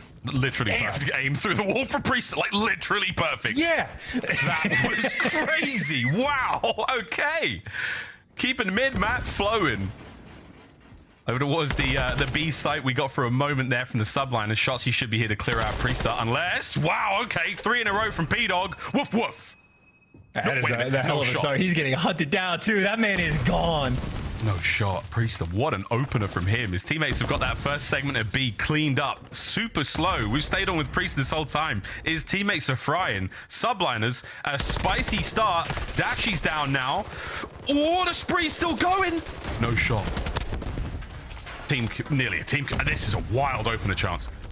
This is a perfect opener. I mean, B is chalked right there from OpTic. That is going to be the stack in. That is that zone gone. Repositioning is in, but New York Subliners have all the time in the world. A full round. They get 2 minutes to work with to try to capture this A zone. Doesn't make it easy, though. You can absolutely defend this zone for the final one, so still important kills to get. They've only lost 2 lives as well, which is also pretty wild. Looking to get themselves onto this point. ASAP Ghosty spotted. Tough work with the Vaz at that range. Shotzzy, nice clean up there. A couple more kills now going to the OpTic pile. Priestahh still on the flank, looking to get himself streaks if he can catch a couple more out here. But brilliant work to start things off. He has 4 bullets left. I don't know if he realizes that yet, but now he's got a knife on a back truck, and he is only but a distraction. And honestly, this is kind of problematic because I guess he's drawing the attention of Dashy, but outside of that, he's going to be completely useless until he can find a weapon or like get back in the picture. And so originally they had 2 full minutes to work with to capture this A zone. Now they're down to 1 minute and 10, and they have made 0 progress on the map. We're staying on board with the Chronicles of Priestahh. He's got a new gun. This is wild, man. He's not died yet. Slow cap. Teammate stacking up. Shotzzy's going to pick that corner soon. Big win. Priestahh on a 5. Just about a minute frozen on this one. Chances we are still rolling. And And you still have Ghosty up top radio tower. He's 0-1. Honestly, Ghosty could be running out of ammo at this point as well, but he had enough to get back in the mix and pick up the 2-piece. It's actually Dashy that went up back in the tower, so getting the right man in the right place at the right time. And now Skyz has their gunny to drop Shotzzy. Headshot multiplier in full effect, and you are right back on this A zone. Ghosty's still got an opportunity to get into this point. He's going to get the contest at the very least. Here comes the rest of OpTic. The reinforcements are here. Dashy tagged up, taking care of Ghosty. Skyz! It's Mr. Bueno! Will he be able to get the third? No, his teammates are there. They have invested in one another. It's a 5 spree from Skyz. A 6 now. Jeez, that's an absolute massacre in the opening round. Yeah, and KiSMET just went 0-5 for the dub. Yeah, I'd be laughing about that too. Didn't have to do a thing but call out. Because that is literally, for both the zones, Priestahh just has the perfect opening break, starts at 4-0, gets all the clearance kills for you to actually work towards B, and then Skyz does the exact same thing on the A zone. Highlight reel, gun Shotzzy down, goes on a nice little spree, gets the cruise, and gets his team that zone as well. And that is a very big laugh at TikTok Duo putting in some serious work. That was a crazy round. I want to see if Kiz can get a kill. Not that it matters too much, but he will, I believe. OpTic now attacking, see if they can't crack into the A and B zones. A B zone vanished real fast in that opening round. Here we go. Guys on that 6 spree still. Turns it into a 7. Lovely stuff. Dashy and Huke, they find their kills as well. A lot of space to play with now over by A for OpTic Texas. I don't know how Skyz does it. He is simply magical. Gets a kill and turns the audio back on and does so much. He's even catching Shotzzy dancing around, but Shotzzy is but a distraction. Most of the play right now happening over towards the A zone. And it looks like HyDra that first entry man for the team. And Skyz looking to get back in the mix, but you already see where Ghosty's posted up. Good luck trying to jump out on this one. And yeah, that'll be a free kill for Ghosty every day of the week. He's going to hold this down now. OpTic doing good work over by A. Second segment gone. Third's on its way out. HyDra, a nice bit of work there in the close range fight. We're going to see A taken care of. No one's really here to stop this. HyDra might go for it. HyDra might go for it, but he's not going to be able to stop the actual point. Good stuff there. OpTic get a minute to play with. 26 lives still. They're rocking. And I'd say right now, maybe the most important member of the map for the New York Subliners is Priestahh. Got himself in position to sort of force these spawns out, and there's a couple of those green arrows that have been looking for him, and that's where he makes his presence known. Get some shots in from completely down range, and you see Priestahh actually has some help. Knows that Ghosty is down low, but Priestahh's been dancing. He pops dead silence just to be a little bit more difficult to track. And this is the gunfight to win. Ghosty hears him, doesn't make a difference. Priestahh still the thorn in their side. There's the extra kill to boot. Priestahh is the Lego, and right now at B zone is OpTic's bare feet, and they are being just stung, man. Ghosty and Shotzzy trying to clear the way out top side, looking for any angle just to get themselves forward. Good work from Shotzzy, gets one. Mini-map is popping. Ghosty gets one as well. So we're rolling now. A bit of space to work with. OpTic Texas should be able to flow forward. HyDra, though, he's the last problem to deal with. They've got no idea where he is. That's it. Huke's got him. A space now to move forward. OpTic Texas surely make the push now. Yeah, Shotzzy just calling out the cross, though. No one's actually pushed up the deep right side of the map, so now you get Ghosty on the zone, basically just to stop the clock and, well, in effect, draw out the cruise missile. Skyz with the intel, but that is a beautiful trophy on the zone. Shotzzy, that first tick nearly through. Trophy helps out. Smooth snakes. Shotzzy should be able to stay there. Again, the wall bang. It's an awkward spot to be in, but they're going to hold it. First segment gone. Second's on its way out. It's only Shotzzy getting the caption. His teammates are roaming, looking for kills. They haven't quite found him yet. Huke, he's got to go a bit wild here. Doesn't get the second. That's a good hold. Subliners, stay alive. Yeah, that is a win from KiSMET. That could be the difference maker in the round, but it's still a 50-50 square up. Ghosty has the trophies out, and he starts it off with another nice win. So the clearance to the B zone is in. HyDra's going to be on the flank, and he wins an important one, but it's still a near second tick that's coming through, but with only Ghosty on it, it's going to be slow progress. So close. Here comes the stack. Dashy was there to help out for a second. They get the second seg. Big win out of Ghosty, still alive and kicking. You're looking to find a few more. OpTic looking to stack up here. Huke's now flying forward. Big wins. Gets the second as well. The player is still alive. Priestahh now trying to make his way forward. Dives out. No one else from OpTic here. Huke's got to survive. He can't. The clock opens up once again. Can Dashy find the kills? I mean, he gets the entrance too. Keep in mind, an 8v5 with 30 seconds left, so Subliners cannot afford to die in this situation. And now you just need to get the trades. There you go. No respawns remaining. Ghosty with another one as well. 3 players to survive, but the zone gets captured a little too quick. And again, we talked about it right before the map happened. Subliners, it is defense where they've struggled just a little bit more than their counterpart. And they end up losing another close one there as Ghosty fried that round. I mean, he was 0-1, I think, in round 1 for the first like minute and a half or 2 minutes. I don't know when exactly it has happened, but he's up to 13 now in 2. He's been putting in serious work with attack. It was that great bit of work he did over by the A zone, in that top red position. Massive kills, helping the boys capture that point. But yeah, 13 and 8 on a 2, rolling forward. OpTic on defense this time round.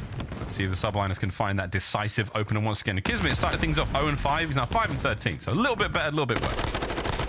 Hey, yeah, diddly poison on that one, and that is not a good start. That is just patience from Huke to take those players down, and you got Mr. Bueno behind enemy lines, but he's only going to be forcing a couple spawns out and wins an extra big one. Forces Dashy to go hunting, but I think Dashy doesn't mind being up top. Still a power position to behold. He's the hunter. Over to B we go. Shotzzy's looking to clear out all the usual spots. No extra stack here from the Subliners. They've been cleaned up. They're off B for now. Still a decent amount of work been done, and man, Shotzzy somehow alive. 2 HP, wall banged into oblivion, but he's still rocking. Oscillates over towards A on the defense. This is smooth moves out of OpTic Texas. And he had enough intel on Priestahh, just that he's spotting everybody, yeah, dancing around the map, getting good information, and calling out that those Subliners players are going to be leaning towards A. But Ghosty is behind enemy lines, wins a big one on KiSMET, so that's a matchup Ghosty has certainly enjoyed. And now with Subliners, I know they have a little bit of pressure on the A zone, but they're about to get pinched from a couple different directions. And Ghosty, the man, starting things off, setting up his teammates. That'll be number 15 in a 4 spree, and some damage on the next player in line. I was going to say, just chow. You're frying right now, Ghosty. You're feeling good. Shooting hot. Tags, you name it. Doing as much as you possibly can. 20 seconds to go as the New York Subliners have found next to nothing in this attacking round. 2 on A. Stack for a moment. Cleaned up again. Here comes Huke. Clearing point. Can't get it done. KiSMET now getting the work done. Ghosty up over the top. Finds himself another. Opens up the clock again. I mean, this is just comfort zone time for him as well. HyDra's going to creep up, maybe just to contest and try to get a little bit of help, but Ghosty and Shotzzy locking it down together. 8 seconds left. You got a dive bomb on the A zone. It is Shotzzy, the first man you got to deal with, and that is a scary thing to hear. Him and Huke getting it done. HyDra, last-ditch effort with 1.1 on the clock. Can the Subliners pull off these heroics? It is never chalked. HyDra with the off angle. Here comes Dashy. Checks it. Wow. HyDra finds himself another one. Huke straight back at it. We have a minute now to play with. 8 lives remaining for the New York Subliners. What an insane turn in the round. Yeah, I mean, that is some stones to be able to hold on and ice up in that situation, but this is a very big problem at hand. You can't really afford to die in these moments. You need a perfect wipe of kills, and Ghosty got one before he fell. KiSMET's done to stop the clock, but there are green arrows everywhere on this map, and for the moment, only one body on this point. It's one body comes with streaks. I'm not sure if the trophy's going to be able to stop this one. We'll see, though, if anyone can get one in there in the last possible second. Abandoned B for now. Oh, they stay alive. Oh, the second one comes through. The first was a bait. Only still takes care of one of those New York Subliners players. 5 of them remaining. That's a moment I wonder if Subliners even realize that there is a second one coming through. I know in-game it can be tough to hear when they get comboed like that. And now OpTic have the setup. You got Huke over by white as well. You're just going to get funneled into a blender when you dive out the point. KiSMET, it's all for bait. Nobody's winning the gunfights, and OpTic get the round done on defense. Advantage and control is theirs. That was huge. As far as the segment battle, though, for that final defensive round, currently New York Subliners up by 3. But damn, good work there out of OpTic Texas, just when things started to get very tough. Iron up, take care of business. Shotzzy indeed. Great patience from a player that, you know, that left stick is locked forward. He held down that small room, that side door towards the B site. No problem. Here we go. Map point, OpTic Texas. And I think Allie's probably impressed with Ghosty's performance right now. I can't remember what her exact quote is, but the idea of, like, as long as you're alive somewhere on the map and you have presence, you're creating stuff for your team. And not only is Ghosty the main slayer with 21 kills, but he's had a couple different lives in different moments where he's surviving for a minute and a half straight. So high-value player. Another strong start for Shotzzy, but does eventually get shut down as Ghosty, the little standoff battle. And again, good luck with that gunfight. Never gonna go your way. It's so hard, man. Here we go, though. Bit of pressure now. OpTic have been forced to the top side of the minimap. KiSMET's found himself a corner. Dashy trying to find the picks. HyDra, ooh, tagged up. Not quite the kill there. KiSMET on the run. Bad timing. His woes. This map continue. It happens in control of the best of them. 9 and 22 overall. 45 on the round. Oh, Dead Silence pops. Opportunity for Paco to start making moves. Could be behind 3 players, but he is being, searched for.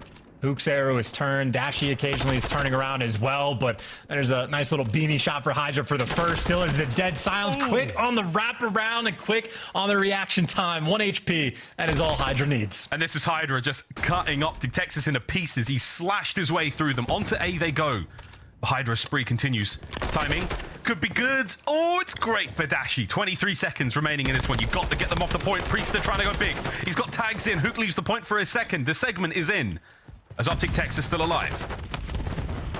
No trophies on the hill, though, so Shotzzy at least gets stunned up. There's Ghosty for the reinforcements and the watcher from above. A zone nearly complete. Skyz doesn't even want to jump on it. Knows you just get funneled into death. And you see Subliners have 2 players on the top side of the map. They are happy to try to defend B. Obviously for OpTic, a decent bit of time to work with. 1:10. Shotzzy already to the zone. All tied up on the segments as well. HyDra with attack. Finding those kills. KiSMET has pushed himself all the way to the top white building, so he'll be safe over there for now. Going to keep that spawn trap going. OpTic have got a lot of work to do to fight their way out of this one. And Huke, he's on call for another set of streaks here. If you can get one more kill here, playing as annoying as he possibly can. Ooh, so close. Yeah, so far away from the zone as well. OpTic, no more pressure on the map. A long way to go with only 35 seconds. Nice little entry kill there from Shotzzy, but he is just, again, diving his way to try to get near this zone. Info on Priestahh, info on KiSMET. OpTic have a much better sense. Now info on HyDra. So Shotzzy's able to call out where every single player is. His teammates need to jump on and help him out. Try to find the skills. He's staying alive. There it is. HyDra pushes him forward. Huke now. Next man up.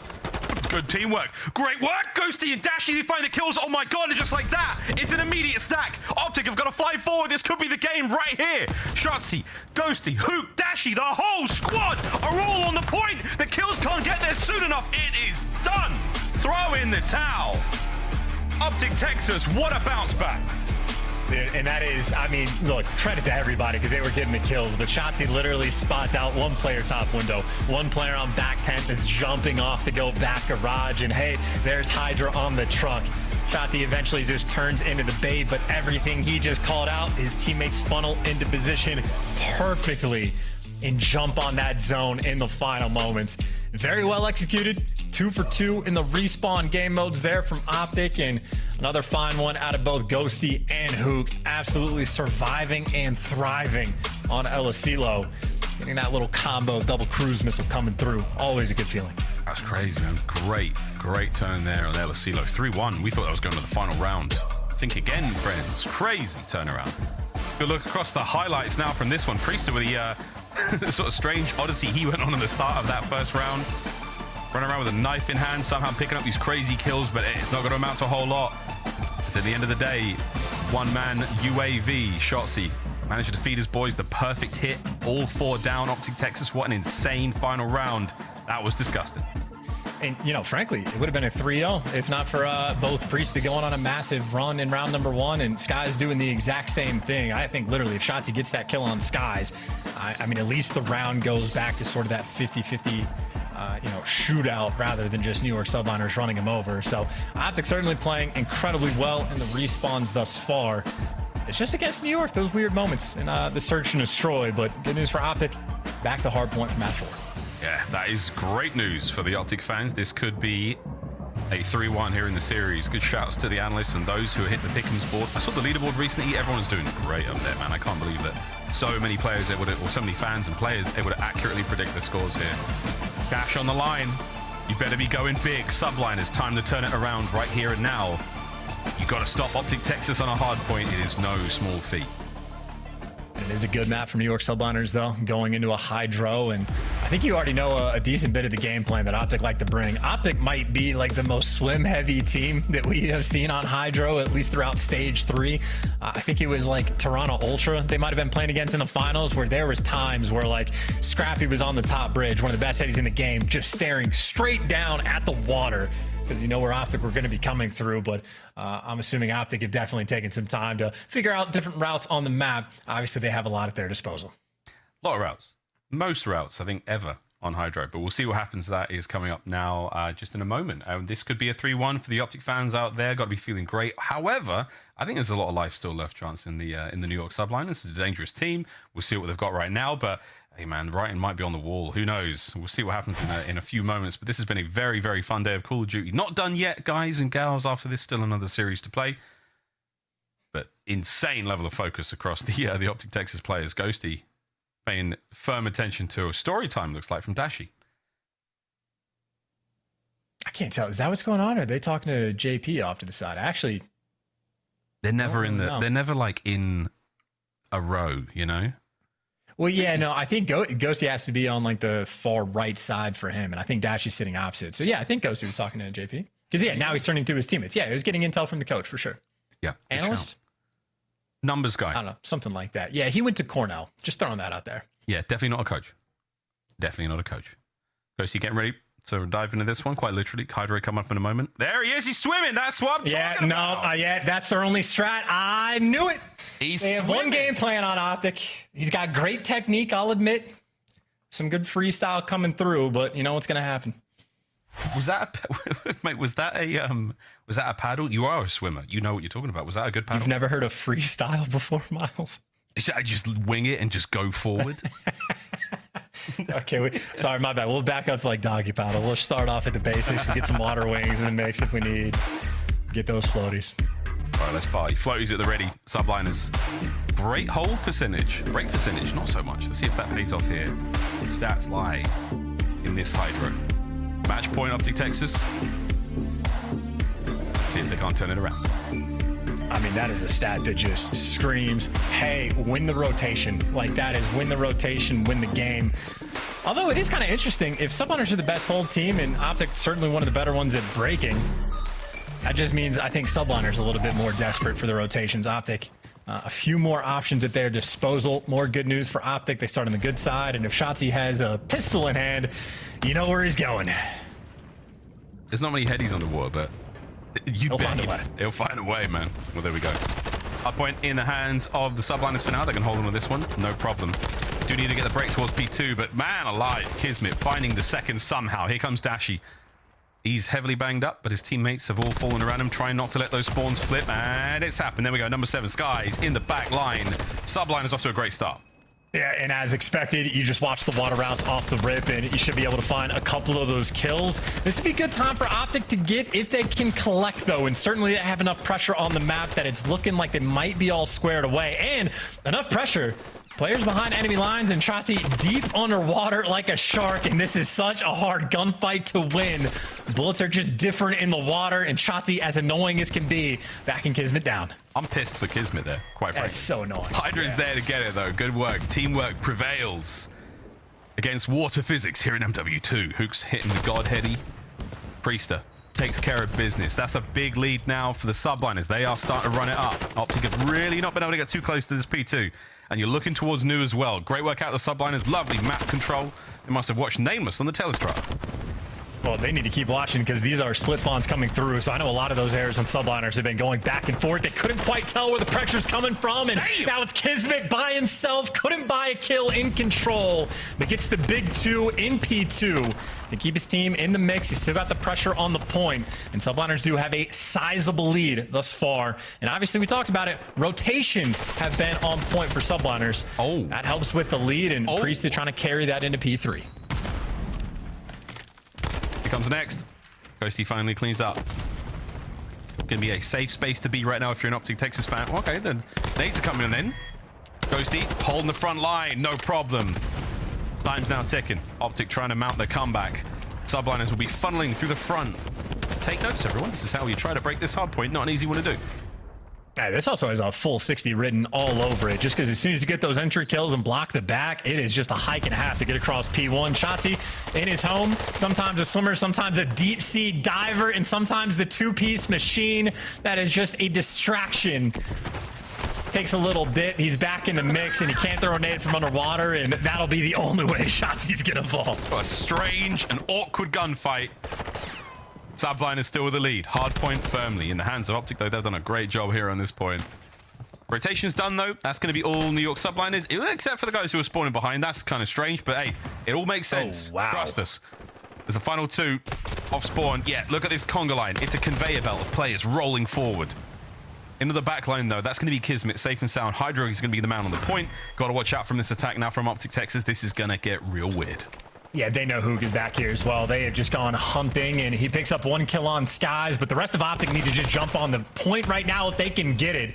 So Huke has done his job, and now Huke's got the reinforcements. Ghosty's moved his way to the point, and York Subliners, they are scattered across the map. KiSMET's doing everything that he can to stay alive, and everything is broken off. It's still Huke that's in the back. He has gotten his team in the spawns. Admittedly, though, for the Subliners, still collecting the time, but it has been a mix fest on this hill. Ah, crazy hill. And it's anyone's hill for a moment. Here comes Priestahh. Into the time. Waiting for the hit through ruins. That's going to be Ghosty on the outside. Skyz trades out again. Back and forth we go. And the Subliners, they're up, but there's someone in the back. Shotzzy spawn close. OpTic is still there. They're still fighting for this one. Priestahh trying to hit the row. There's OpTic members over there. There's OpTic members behind you. If you check your back pocket, Hex might be in there too. And now you're worried about getting flanked, though, as well for Priestahh, right? Because it's players coming from old, it's players above you at new. He's in there for the contest, and he's in there for the first as well. So Priestahh has had himself quite a life, but now towards the back, it's OpTic. I don't even know how Shotzzy got there. I don't remember seeing a green arrow on the left side of the map. I don't know if it was a spawn or a water route or what just happened. But now it's Priestahh gunning Huke again. In the same life, Priestahh has 2 kills, both on Huke, as the map has just looked insane with players everywhere for the past 2 hills. Subliners still holding it. Yeah, the spawns are split. Some from the front, some all from the back now for OpTic. There's KiSMET. Ian Skyz finding these kills. Priestahh still soaking. And we're not because of the water routes, ladies and gents. He is in that hard point. KiSMET again now on a force spree. Subliner starting to really get things going. This is getting dicey indeed. Perfect time to go for a listen in with the New York Subliners.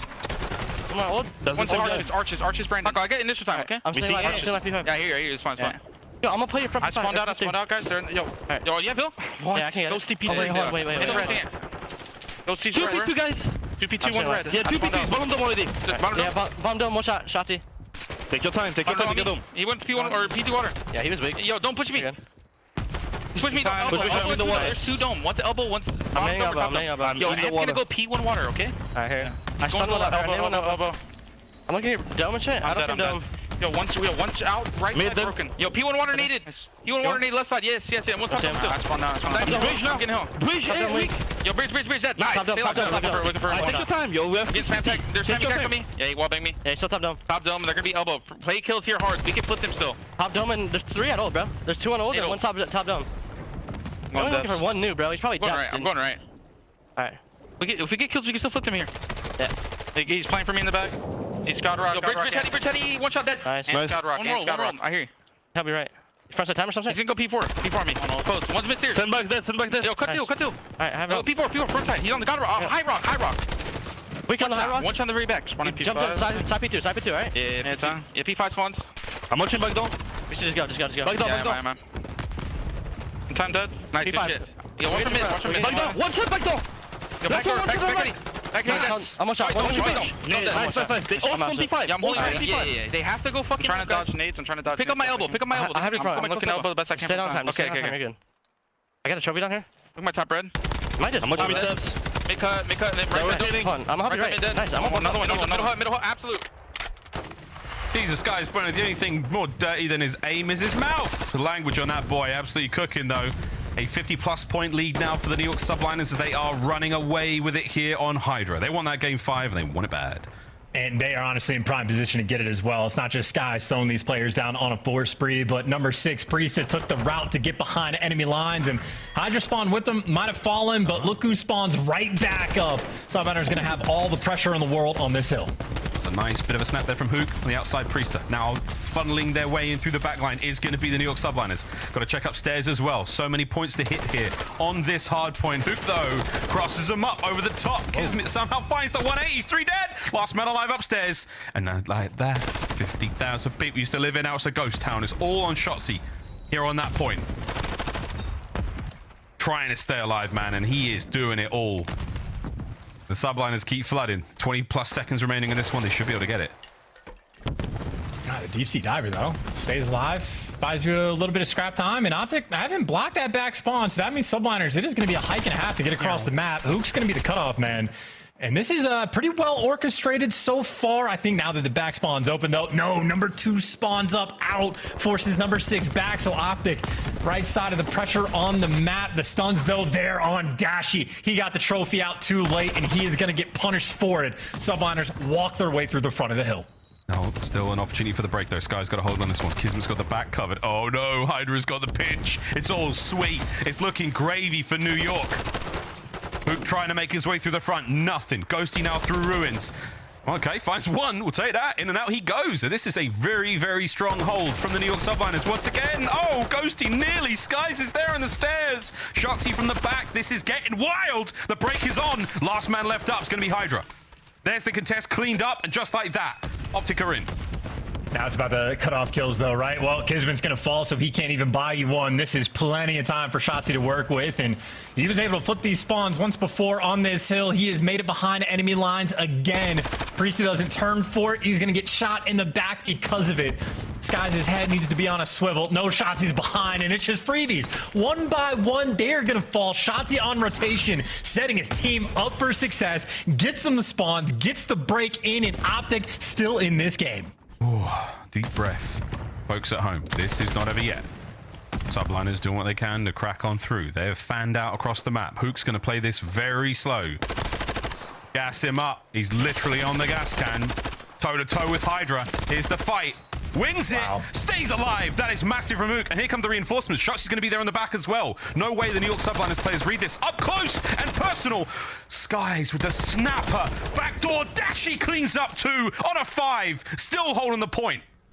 You finally kill Huke. Shotzzy, the next one in line. That man's a Terminator. You finally get past him, and then Dashy beams you down before you can blink. For the first time in a long time since P1, OpTic, well, they can't quite get it, but so close to the lead. And you still got a player like Shotzzy, again, the facilitator, behind enemy lines, trying to flip those spawns, trying to play long-term. You got a couple arrows right now turning, ready for that direction. And you got a nice little intro kill as well, so they might know Shotzzy's here, but they haven't dealt with him yet. And the good news is, wow, those dude, 7 and 3 literally just spawned next to each other on the left side of the map, and then one player from OpTic spawns in. So it is HyDra. Good luck predicting this, but OpTic officially have the edge. Classic fraternization, baby. Here we go. Shotzzy spearfishing. Awkward, gets it, no problem. Into the hard point, Skyz taken care of. 3 spree, looking for a few more. The guns are up, the guns are hot as Priestahh trying to get into this one. Lead change is on the way, but the New York Subliners have cleaned house. Looking towards P2 as well now. A delicate balance for both teams right now. This is about as close as it's gonna get. I took my off in the minimap after Shotzzy got all the kills. I don't know when or why Subliners ended up spawning on the right side, but OpTic might have gotten the lead. But now I don't know if they have the advantage, but Dashy is certainly trying to take it. Trophy's out of bound, wins the first gunfight, gets the 2-piece, secures the rotation. And with kills like that, might have just secured you the game. Yeah, Subliners don't properly block the back or secure the spawn, and now OpTic are in. This could be it. Lead change, ladies and gentlemen. Shotzzy cuts off mid-map. Ghosty's there as well. Will we see a game 5? Or will it end right here, right now on HyDra? Soldier up for this one. It's 25 for the win.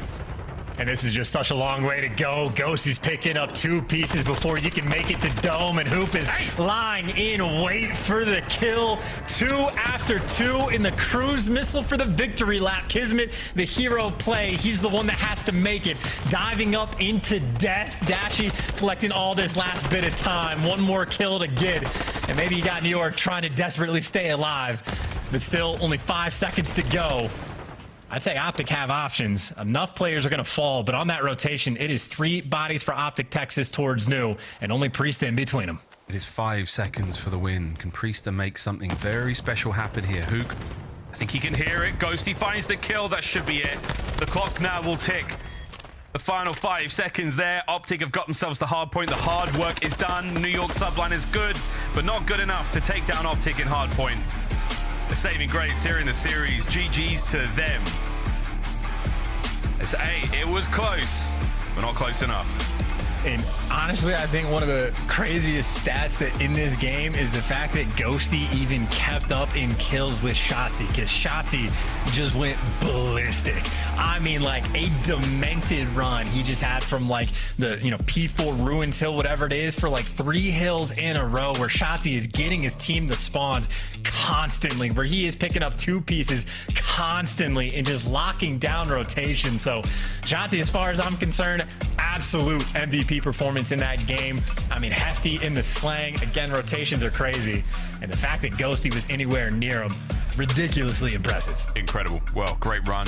Hardpoint continues to be an exciting and disgusting game mode there for OpTic. 212 though, HyDra. See if that one comes back to bite them later. A difficult map to be very consistent on, I think, is a safe way of putting it. But that Mikado, damn, man, it was disgusting. 92 points there. This is the best the Subliners could muster there. If not for that search and destroy, this series would have been an absolute blowout. But I will say, Chance, my pick'ems are looking good. I hope you're doing good. And I hope the desk is doing even better. How are we doing, guys? Fellas? Well, I didn't pick London Royal Ravens to win like you did this morning, Miles. Well done there. OpTic, though, walking away with another W, and the crowd in my chat is very happy. The majority went with the green wall on this one, and Nameless, you called this exact score. You saw this coming. Did you know it based on maps, or you just have a gut feeling today? Yeah, so I knew it was going to be a hardpoint battle, but when I saw that the maps were Mercado and HyDra, I was like, in the losers bracket run, they had a lot of these maps, and they were frying mostly everybody when it got to these two.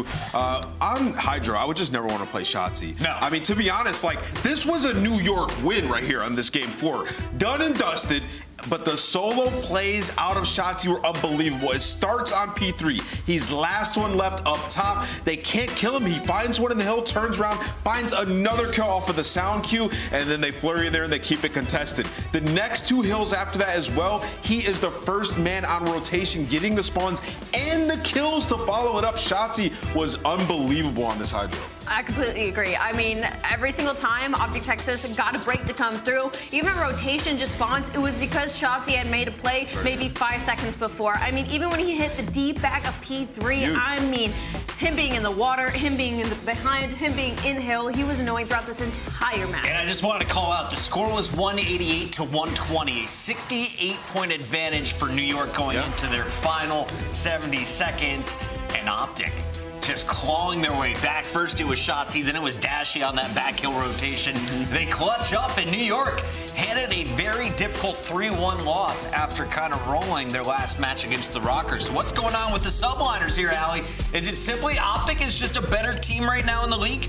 I just think this was a really good matchup, to be honest. I just think OpTic definitely has the edge when it comes to those hard points right now. They have continued that off from Major 3. They've seemingly figured it out. It was a big question mark. It was like, is this a honeymoon period? Do they still need time to gel as a roster? I mean, Ghosty alone also dropped 33 and 21 in that HyDra, so certainly starting to fill his shoes as one of the roles inside of OpTic Texas. They opened it up with a spanking 250 to 92 as they 100-point club the Subliners. But our scuff play of the game comes from Control, a 3-1 victory.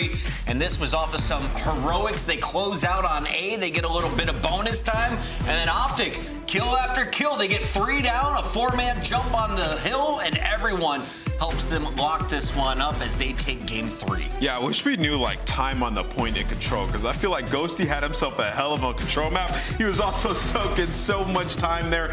They did a really good job playing their lives. There were a couple sticky situations throughout this. They had to invest both their glide bombs at the exact same time. New York was still in a pretty good spot. Bottom lockers just taking their time. Like OpTic, really, really fast team, but when they need to slow down, we're noticing these top teams, they do it very well. I've wanted to hate against this Ghosty pickup. I feel like OpTic right now is just smiling and be like, we told you so. Yeah. You guys were doubting this. The man dropping numbers alongside Shotzzy in that final game. OpTic picks up another W, and Shotzzy joins us live right now to talk about the victory. How much do you love playing HyDra? Literally my favorite map. I think that's probably definitely one of my best my favorite maps playing in COD than any map so far in the CDL. So I love HyDra. Can you talk to me about that game 4 though? Because you guys were down as much as 68 points. 180 is where New York was at before you started your comeback. What switched in the game? Who made the play, or what opened up for you guys? I would say my 3-piece on P3. As soon as we got like that 3-piece, we were able to make that scrappy, and then I'm pretty sure we ended up losing the rotation on P4, but we were able to get the last 30, and then we ended up breaking P5, and then from there we chained that, and then on top of that we got the P1 spawns as well. So I feel like that 3-piece on P3 definitely changed the momentum, but dude, that was a crazy series for sure. It was a crazy series. It was a really nice one to watch as well. I'm sure it was more stressful being in game than out. But I want to ask you guys about your control specifically, because your hardpoint now looks fantastic. Control is where you guys kind of had a couple of missteps, and seemingly in this series, I mean, you stole an offense on LCL not once, but twice, and it looked pretty dominant on the defensive side as well. What have you guys been working on specifically to lock up that game number 3? I feel like our practice before was like, we gotta play controls, like, you know, boring game mode. But now I feel like we have really like a lot of fun playing control, just because like obviously that's the one game mode that we need to work on. So we're coming with a different mindset the past couple weeks. So I feel like that definitely really helped us a lot. And then on top of that, we're picking up on like, you know, the best control teams, like their little tendencies. So we're kind of like, you know, copy pasting that in our squad. So yeah, I feel like our control is looking good though recently for sure. Yeah. Shotzzy, we've talked to you a lot about your guys' gameplay. You're always on the different talk shows talking about your guys' practice. I feel like we know everything we need to know there. I want to ask you about sort of like, you're the king of content now in the Call of Duty scene of the active pros. How has that been balancing, because you've been pumping out videos, balancing that while also being such a top-tier competitor? Dude, honestly, it's fun. I mean, obviously it's a grind, but I enjoy it so much just because everyone around me makes it so fun. So, you know, I guess you could say it's like, you know, tiring at times, but at the end of the day, I'm having fun and I enjoy it. So yeah. Shotzzy, final question for you guys. Open up with a 3-0 over London. Now you get a 3-1 over the Subliners. Who in the league is better than OpTic Texas right now? Come on, promo for us. Who's in the league is better than OpTic Texas? Honestly, a good answer. Everyone. Everyone's better than us. We got to keep working on getting better. So yeah, definitely everyone for sure. All right, a humble Shotzzy right there. I disagree with that answer, young man. Thank you for joining us. We'll let you go celebrate the dub. Thank you. Later, boys. That is Shotzzy. We've got another battle to go, and the next one has $10,000 on the line. Atlanta takes on Toronto after this, but first, quick reminder, start your collection today. The Upper Deck 2021 season cards are available right now. Collect your favorite teams and players on UpperDeckEpack.com or scan the QR code on your screen right now. And of course, if you're playing Call of Duty, make sure you're jumping back into Warzone. The World Series of Warzone has been announced. Teams in North America and EU all battling for some serious money. The World Series of Warzone is back, this time bigger, badder, and madder, all concluding with a live in-person final for the first time ever. World Series of Warzone is going to be pretty seriously awesome, but is it going to be better than this next match? No. It could be. Stay tuned to find out, everybody. I like these answers. We're confident here. Toronto, 0-2. Is it 0-3? We find out after this series.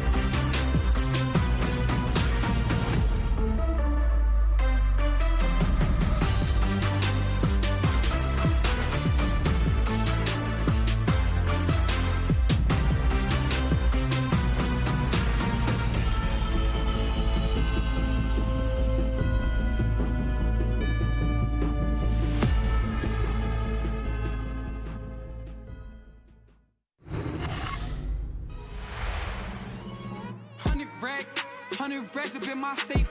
I've been dreaming of pulling up in that Wraith. Check the stats, I ain't got too much to say. I got Gucci on my belt, but my pants sag. Wouldn't be surprised if my biggest hater made a fan page. You taking orders from your boss, you man-made. Grown at getting touched up by the handshake. Don't think you hear me right, let me clear my throat. 100 racks up in my safe. I've been dreaming of pulling up in that Wraith. Check the stats, I ain't got too much to say.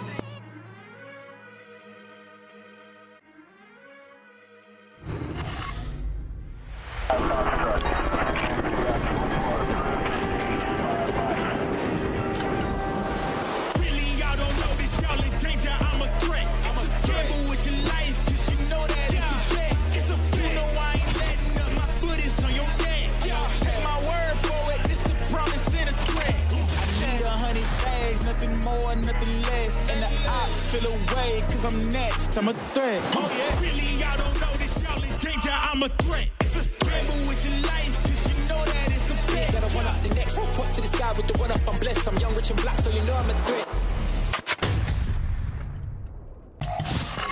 It's the moment you all been waiting for, another bounty match with $10,000 on the line, and it doesn't get better than this one statistically. Our #1 versus #2 in our season standings about to face off as Atlanta FaZe takes on the Toronto Ultra. Chris Bucket alongside Alley Cat and Nameless for our final battle here on Super Saturday. Allie's got the money ready. You ready for this matchup?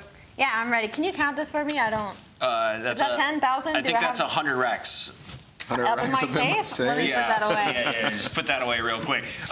Nameless, we got to talk about this battle, though, because we saw it just a few weeks ago. If you were at Major #3 down in Texas, it happened in the winner's bracket final, and it was Toronto getting the best of Atlanta. Now, both teams here in Major IV Qualifiers, they've had 2 series, both go to a Game 5. Atlanta, they win one against Florida. Toronto, they've lost both of their series. What's been going on with these two teams? Yeah, well, I'll kick things off with Toronto, I guess. Well, I've been talking about them and their search and destroy, typically game mode. They're pretty solid in. Yeah. Well, it's been these adjustments the other teams have been making, right? First of all, Beans was sniping the hell out of them, so that absolutely cannot happen this time. And then the First Bloods, like, they've been going up in these search and destroys. Switch it up later on. Let's make some different plays and close them out today. Versus Atlanta FaZe, that's going to be very tough to do, although Atlanta FaZe have been losing some of their bread and butter search and destroys. Thinking back to this match that they had, they lost El Asilo to Toronto. Let's take a look at our maps and modes this time around. Allie, who's got the edge as we see Hotel, El Asilo for Game 3. Mercado is back in action for Game 4 Hardpoint,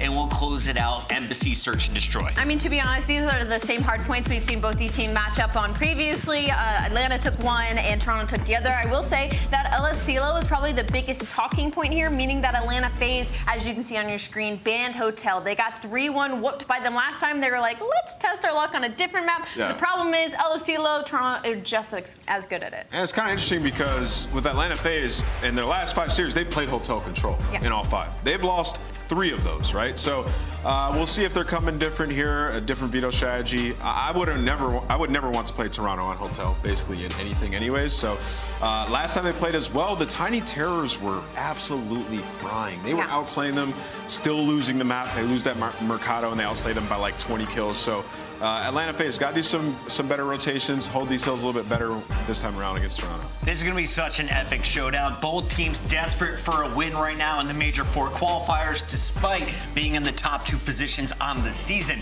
Finish in the top 8, you're playing in the winner's bracket. You finish with the top seed, you have an easy first round matchup. For Toronto, though, you're hoping to finish at the bottom of the pack, and you have to pull off a dub here. So is it in 5 games, 4 games, 3 games? How does this play out, Allie? Well, they've lost both the series in Game 5, so for them, it's definitely trying to get it done in 3 or 4. Their biggest struggle that we've seen, obviously, has to be that search and destroy, that game number 5. And to be honest, when it comes to Toronto, it's just been the fact that they can't really clutch up. Once they go down, once they get that first pick, then they're in a 3v4 situation. They're one of the worst teams in the league. Not to mention, when they're on offense, they aren't trying to get the bomb down. They're also one of the worst in the league at getting the bomb down for that plant, which just allows time to slow down the game. It will allow the Atlanta FaZe to play for that first blood, to allow aBeZy to work a side of the map. So I guess kind of like what Toronto needs to do in the series to win it. Maybe get the bomb down, play for that opening pick, and hope for the best. Are they playing hot potato with some hand warmers over there? Toronto's having fun before the matchup, and that's what I like to see. You have no pressure coming into this series. So, Nameless, let's get into our predictions, though, because some people in the chat, they've got a lot riding on it. 10 million channel points just clocked in. 60% are going with Atlanta FaZe. Are they going to be happy or sad here? They're going to be happy. I'm going to Atlanta FaZe. I'm never picking against Atlanta again. After the last time I did, there's no way. Are you going to Game 5, Game 4? I think it does go to Game 5 in this series. Absolutely. We're going to have a banger. Atlanta 3-2. I think we go Toronto 3-1. We've had 3-1s all weekend. 6 3-1s. That ends right here. A Game 5 officially. I don't care who wins, as we have Atlanta and Toronto 1 versus 2. And we have our casters ready for this one. Lando, Study, take it away. Yes, indeedy, Chris. Let's close out CDL Super Saturday with the best result possible, as Ali touched on it, Jay. All 3-1 so far. Do you think this one has the ability to change it, either 3-2 or 3-0? Well, it's us casting, man. So we're the Game 5 duo. We're most likely going to get a Game 5 in such a banger series between these two titans in the CDL, man. Every single map is going to be close. I just love the fact that Toronto, we're going to be Team B, so they got the ability to choose their more preferred control. They were happy with either one of them, but that LSCLO is a big one for me. Yeah, it absolutely is. The LSCLO control, definitely one to circle, but we got to focus on our upcoming hardpoint. Hotel HP, there you see the records, the holds, the breaks, all the percentages. But Jay, what's the most important number that you think we need to focus on as we load in for Game 1? I think the biggest thing you need to focus on is that whole percentage for Atlanta FaZe, because the last time these teams matched up, Atlanta were able to take down Ultra on this hotel hardpoint, and that's by simply winning your rotations, and your setups were great to at least win the game by 60 points. So they have to try to do it here. They haven't really had a lot of success in hardpoint in their last 10, they're 3-7, but more specifically versus the Ultra, they're 6-1 in this game mode. So they're a lot more confident when they're playing against the guys in purple. Yeah, it's so weird, right? Like we're breaking down the numbers, talking over the stats, just trying to get a good idea of the way that this one could potentially go, which of course it's Atlanta versus Toronto. Who really knows? But it really does feel like it's FaZe's hardpoint versus Toronto's S&D. Who's going to win it, more or less? Who can maybe take the preferred game mode versus the other? This is our winners final that we saw back at Major 3. It was Toronto who took the dub. And how about this start, by the way, Jay, for Scrappy? 6-0 in his first life. He's already got a streak. And that's good stuff from Toronto. Finding 26 seconds off of that P1. You're controlling the spawns as well. And now you're able to chain it to some great time over towards P2. That's already 3 dead in the feed. You know that your teammates are spawning over towards Shandy's side, so all the pressure from Atlanta has to be coming from bed. They're fully set up with the crossfire. They're just running this score up right now. Oh, make it 7-0. Scrappy does eventually fall. We'll see what Atlanta can finally do. Now that Scrappy's out of the picture, Insight manages to win a big 1v1 alongside of the help in from Hixie. In the meantime, FaZe with a few of those back spawns, so they will have the bodies. What can they do with it? And not a whole lot. FaZe may have bodies, but Toronto have bullets. And at the same time, Toronto may also have the rotation. Take in mind, player number 8, currently in Kleenex. He's already at that diner and over at that kitchen. And Kleenex is here nice and early. There's no way Atlanta FaZe are going to be able to read this play, as Scrapz is able to find one. So now he's only 2 players off the rotation. Scrapz is able to find 2. Now it turns into a 1v1 between Kleenex and aBeZy, but aBeZy pushed out a couple of shots. He's able to turn on towards Insight, pick up that kill. Now he's setting up that pinch. Oh, it's really just about who's extra players can get here first. It's currently trades across the map. This is huge time right now from Toronto, but FaZe currently able to lock it down and finally get a few seconds on the board. Some massive 1v1s going either direction, but as the dust settles for a moment here inside of the kitchen, it is FaZe who are locking up that time. Simp on a flank, trying to make things a little bit easier there for Cellium inside of the point. He does that, and just like that, FaZe finally racking up some seconds, 45. Potentially, once this one comes to a close, but here come Ultra again. Ultra still putting on pressure. They don't want to give up this time for free. They're going to try to contest it, but aBeZy is there to win the trades. Slasher, unfortunately, has yet to find a kill, but his teammates are able to get a great hold onto Kitchen to keep his squad in the game.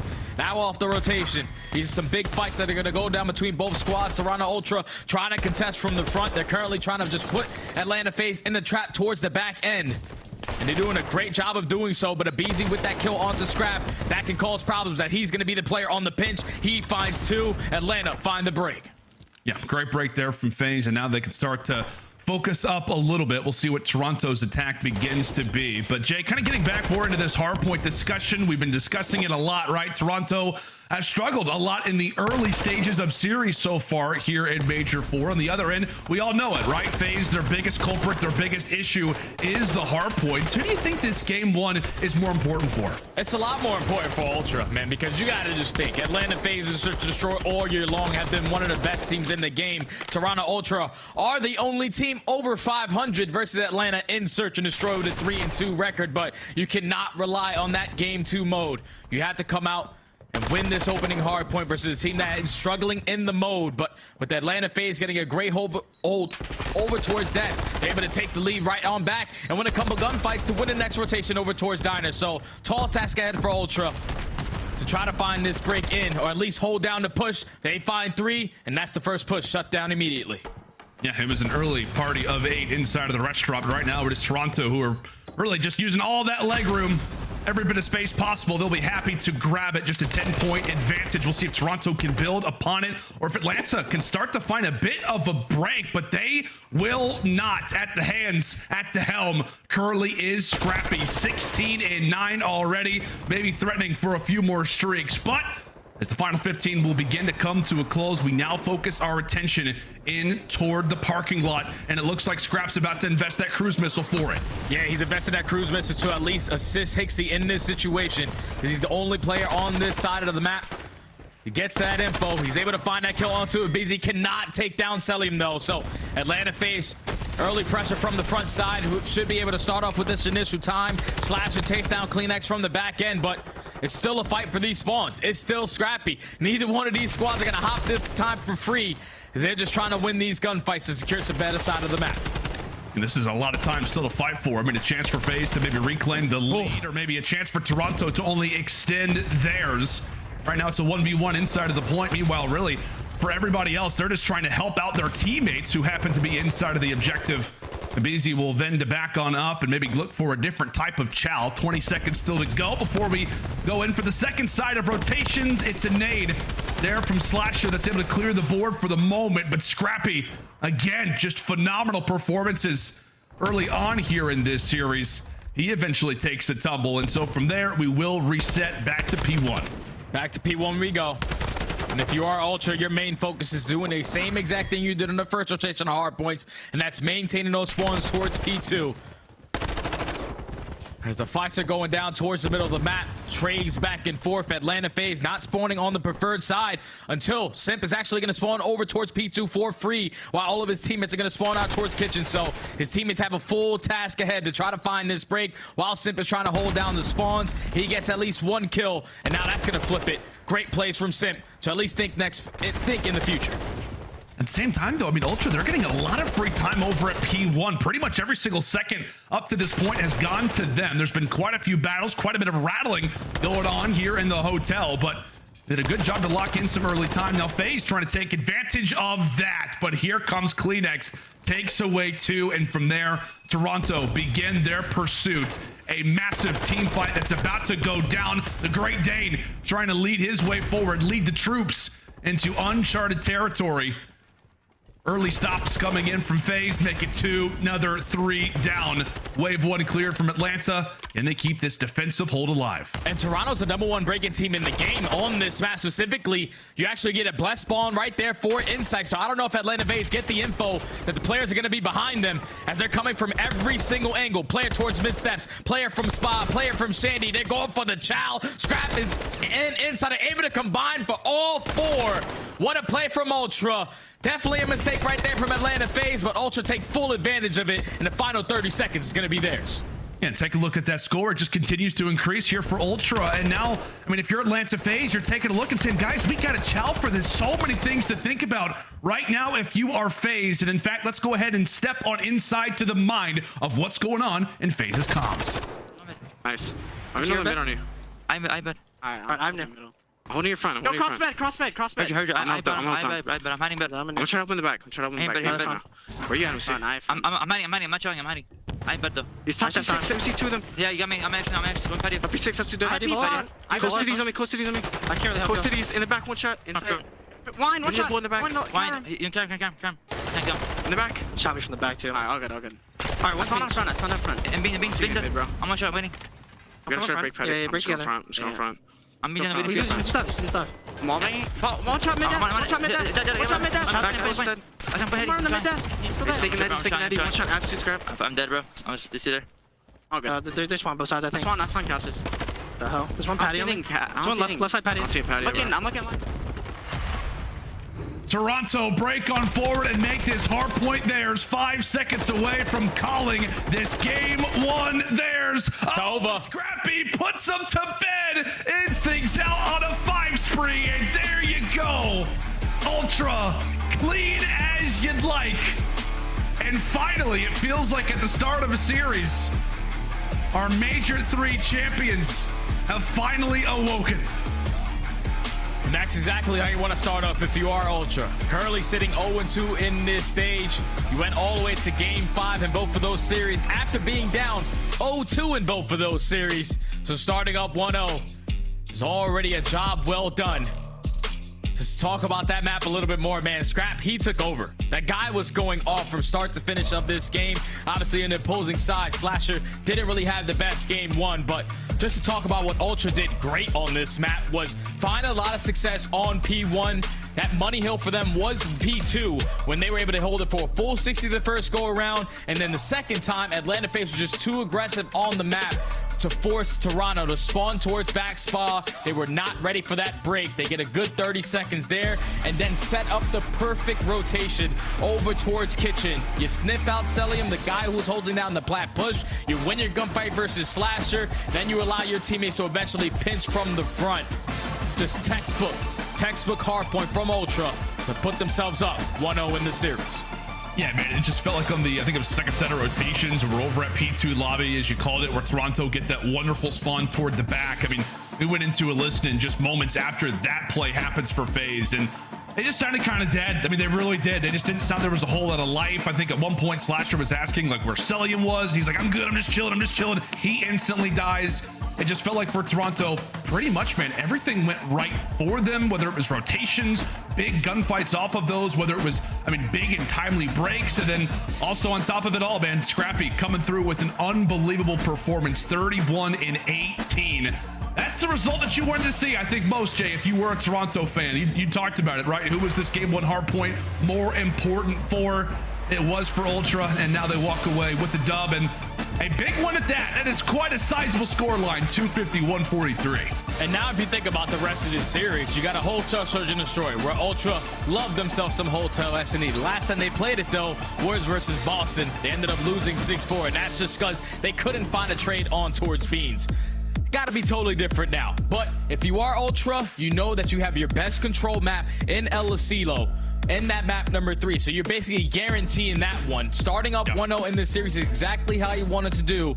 Can they try again to be one of the teams to take down Atlanta FaZe in Search and Destroy? It's a completely different map, but with the confidence they build off of that map number 1, they can definitely chain it into this map number 2. Yeah, and the interesting thing, I mean, so often, right, we're talking about the CDL standings, we're talking about how everything is going to line up when it comes down to champs time.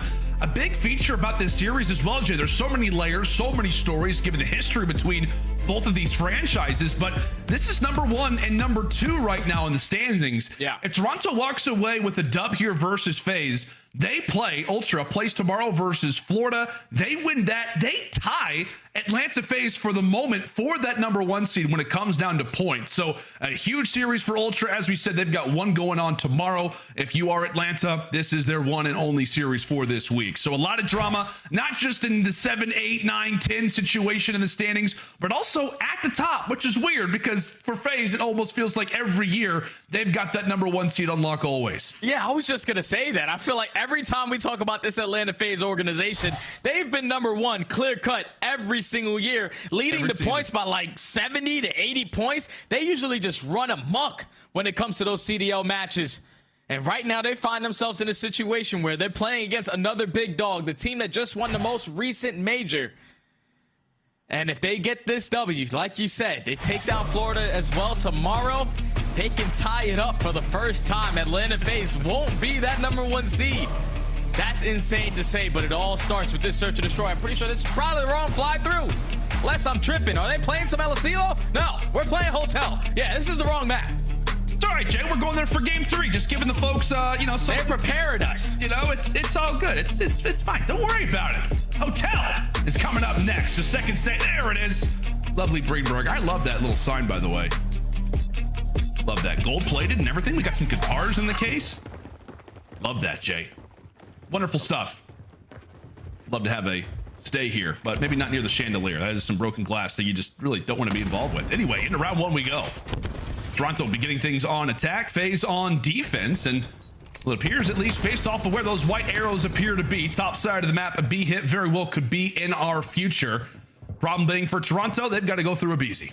Yeah, they got to go through aBeZy. This is the king of first bloods, and he has the ability to find one early into this S&D. Takes down Scrapz, already in the man advantage, but accidentally stuns himself. But he's at least able to get out with his life, maintain that map control, maintain the man count. He's now going to force Toronto Ultra to hit that rotation all the way back over towards A, where Cellium is ready and waiting. It feels like for Ultra, they're like, okay, aBeZy's over there. Yeah, I'd prefer to just not go that way. Can we just actually go over toward A? Yeah, let's make the rotation. Let's make the pivot. Simp has actually already sniffed it out. Same thing can be said for Cellium. So great positions right now if you're FaZe. Toronto actually do have Kleenex, who's made his way toward top bedroom. Don't think FaZe are going to expect this. However, it may not matter because Cellium has just picked them all apart. Kleenex at least able to drop one. In the meantime, time continues to tick. Oh, off the top rope. Tobias ends up getting dropped. FaZe walk away with round 1. Yeah, it all starts with that first blood from aBeZy. You saw the game plan for Ultra. Let's head out B nice and early. Let's set the tone to at least change their defensive setup, have them play 2 players on this side of the map, and eventually find mid-round adjustments later on into this game. But he gets that first blood. He gets out with his life. He forces Ultra to rotate. Cellium was playing towards bottom lights, towards bottom luggage, and he's able to find 2. Put Kleenex in a 1v4, and then aBeZy eventually finds the final 2 kills for both of those guys as they take round 1. See if aBeZy can actually make it back-to-back first bloods. By the way, that first blood he got in round #1, that makes it 101 on the year. Simple still this one, but unbelievable numbers from aBeZy so far throughout this season, Jay. And it's wild, too, because he's first blood king by a large margin and also happens to have the #1 S&D KD in the game. The guy's walking away with early kills and staying alive. That's the name of the game. Positive for FaZe is that you've got really more than 1 terror. You've got 2. Simp answers early, and for Ultra, they are put pretty much in a bit of a stalemate. aBeZy tags up Hixie, and thankfully the rookie does not falter all that much. Inside eventually drops, and now you quickly got yourself a 4v2, and aBeZy ready to go. Actually drops, and now it's on the Slasher. Now brings it into a 3v1, all up to Scrapz. All up to Scrapz. He does have that Dead Silence invested. He should be able to get a freebie onto Slasher. Picks up the AR as well. Gets some information on at least 1 player. He still has Dead Silence to work with. Simp's throwing a couple shoulders. He's able to throw the right shoulder at the right time. Stays alive, sets up Cellium to find that final kill onto Scrapz. Another first blood goes in favor of Atlanta FaZe. On this map specifically, whenever Toronto find themselves in a 3v4 situation, they only win the round 19% of the time. So we can't give up that early kill because it hasn't led to success all season long. Has it been that for you, Jay, or what has really been the biggest issue you feel like for Toronto so far throughout Major 4? Like we said, 0-4 right now in this qualifier. The search and destroy just looks like they're trying to make multiple plays at totally different times. Like, you have the man advantage in certain situations. It just comes down to players making individual plays at certain times that eventually come back to bite you. And a team like Atlanta FaZe, if you do that, they will pick you apart 1 by 1. This time around, Toronto Ultra, they're not slowing down. They get the first blood, all out aggression in towards B. Kleenex takes down aBeZy, big kill. But here come a few extra reinforcements. Slasher and Simp both winning their fight. So it goes from a 4v3, now actually goes to a 3v2 on the opposite direction. Kleenex not actually able to run through that door. It is chaos that now leads us in to a 1v2. Scrapz not able to do it last round, now has a bit of an easier chance, but Simp another shoulder and another kill. Round 3 goes to FaZe. They have yet to drop one. Even with getting first blooded, The two players who were playing towards the island who had to win their one-on-one gunfights do just that. Simp with one, Slasher with another on the deep flank. And then at that point, you know that you have every single angle covered. Back kitchen, side door, even if they try to wrap back towards Diner, because that's where Slasher was. They just set up the trap. They win the trade gunfights, and then Simp with the chow. In those final moments to take down Scrap. This is why you needed to win that map, number one, because Atlanta FaZe, they just got a different mode in S&D. And so far throughout the season, I mean, the key to success for Ultra when they have beaten Atlanta has actually come through Search and Destroys. Scrap able to walk away with the early 2. Does eventually have to sacrifice his life, but it is a worthy transaction in the end. One you can be happy about, and one that hopefully elevates Ultra into grabbing their first round here of game number 2. FaZe a little bruised, a little battered, as they'll look to try and grab that bomb and make something happen with it. Kleenex tagging him up. Has got to be careful. Does not want to throw away a situation like this. You do not want to throw away this 3v2. You need to at least find one round wherever you can, as he's able to take down Slasher. Now it's all up to Cellium in the 1v3. Dead Silent just ran out. With only 35 seconds left, Toronto have a great crossfire setup just in case he decides to go for a chow onto anyone. The team shots come in, and Toronto, with a great start from Scrap early into that round to find 2, are finally able to get 1 on the board. And you can just see, right, the impact that Scrappy obviously has on this team. I know so often we talk about the respawn numbers, the fact that he's got like the #1 control KD in the game, but just his presence makes a play, jumps out, says, you know what, I'm just going to be the guy that ends up getting us a round on the board. I'm going to try to take over here in this round number 4. A great early 2-piece gets his team hopefully right back in the search destroy. They still have a decent little hill to climb. It's yet to be a mountain, but expedition begins now. Scrappy trying to put the team a bit on the back, but we'll see if Insight and Hixie can start to get on the board. 1-6 through our first 4. As utility exchange, some information found, and we'll see what Toronto elects to do. There's been a few looks over at that B site early. One time it was aBeZy scaring them, and the last time it was really just the forces of Simp and Slasher doing great work. This time it's Kleenex with some shifty movement, finds the first blood, and it actually could be a bomb site rotation as well, Jay. It's a big first blood to take down aBeZy. But I think aBeZy in the DEFCON is able to give the information to his teammates that the pressure's still going to be over towards A. Kleenex flies. He's able to take down Slasher. Scrapz there immediately there for the trade. So now in the 1v3 again for Cellium. He gives up his positioning. A couple shots come through the door. He knows he has no chance at winning that round. Ultra back to back. Now down 3-2. Is it weird though, like when Cellium just runs through those doors, Jay, that I'm still a little terrified? Like I'm a little bit scared. The MC just is like, you know what? There's 3 guys in front of me. I don't care. I'm going to sacrifice my body. I'm going to throw myself into the play. Nothing gets granted from it though. But wonderful, wonderful back-to-back rounds here coming in from Ultra. It's Scrap and the one prior. This time it's Kleenex with that first blood. It gets aBeZy out of the picture. And there's some just typical Toronto stuff, right? I mean, this just feels like historical-wise when it comes down to this franchise, always so pesky in the mid-round adjustments, whether it's been an S&D or control. So far, those mid-round adjustments have led to a couple round wins. Simp with the nice little stun is able to get the info onto Hixie, but Scrapz is able to find that first blood. Look at Simp on the flank. He can potentially make a play, but he can only find one. Now puts his teammates in a 3v2 situation, but aBeZy's turn to strike. He gets picked off by Insight, and it's Cellium again in another 1v3. Again, I'm still nervous. You know, can he make it? Is he going to go 0 for 3 or does he have a chance? Oh, he definitely has a chance. You see both players rocking dead silence there for Toronto, but it is 3 early from Atlanta, and it's 3 answered back from Ultra. That's another first blood on their side. That's 3 in a row so far for the Ultra to now tie the game up at 3 apiece. Like you said, my friend, the mid-round adjustments are starting to come in. That time they send 3 players over towards that B site. They get the info of at least 2 attacking towards Diner. Hixie backs up. Scrapz hit the first. They get the trade onto Simp. And an Insight with a huge one-on-one versus aBeZy to even up the game at 3. I mean, 3 rounds ago, you were saying it just feels like lately for Ultra, it's been a lot of players trying to make plays kind of all at the same time. These last 3 have been very well focused. It feels like there was one direct player who was called upon to make the play, and they've been able to answer in our last 3 straight. We'll see if they can make it 4. HyDra making his way all the way toward the parking lot. Meanwhile, at the same time, Slasher ends up finding Scrappy. So for the first time, FaZe finally able to have a first blood. And with that, we'll see what they can do with it. Again, you've got HyDra in a good spot. We'll see what he can do with it. Meanwhile, it's Insight and Cellium who could be entering in toward each other's line of sight very soon. Yeah, Insight knows that Cellium likes to place in towards bottom luggage.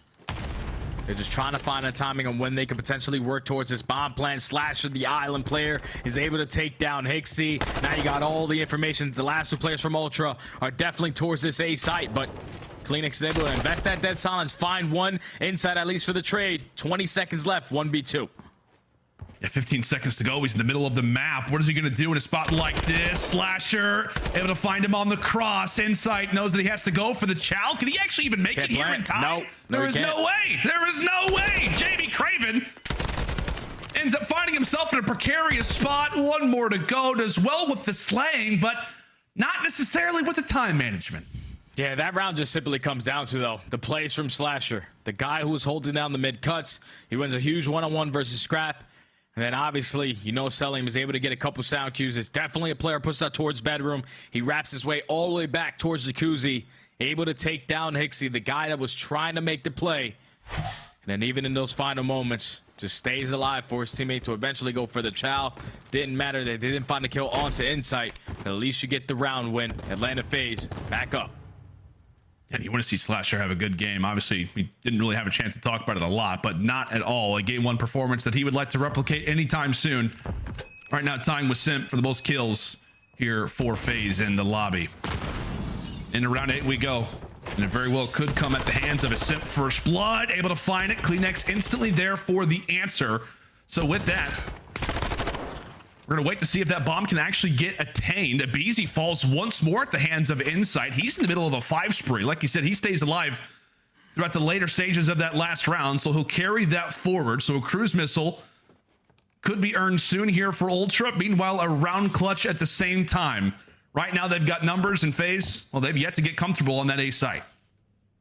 Okay, they're just trying to find some information because not a single player from Toronto Ultra are giving them anything.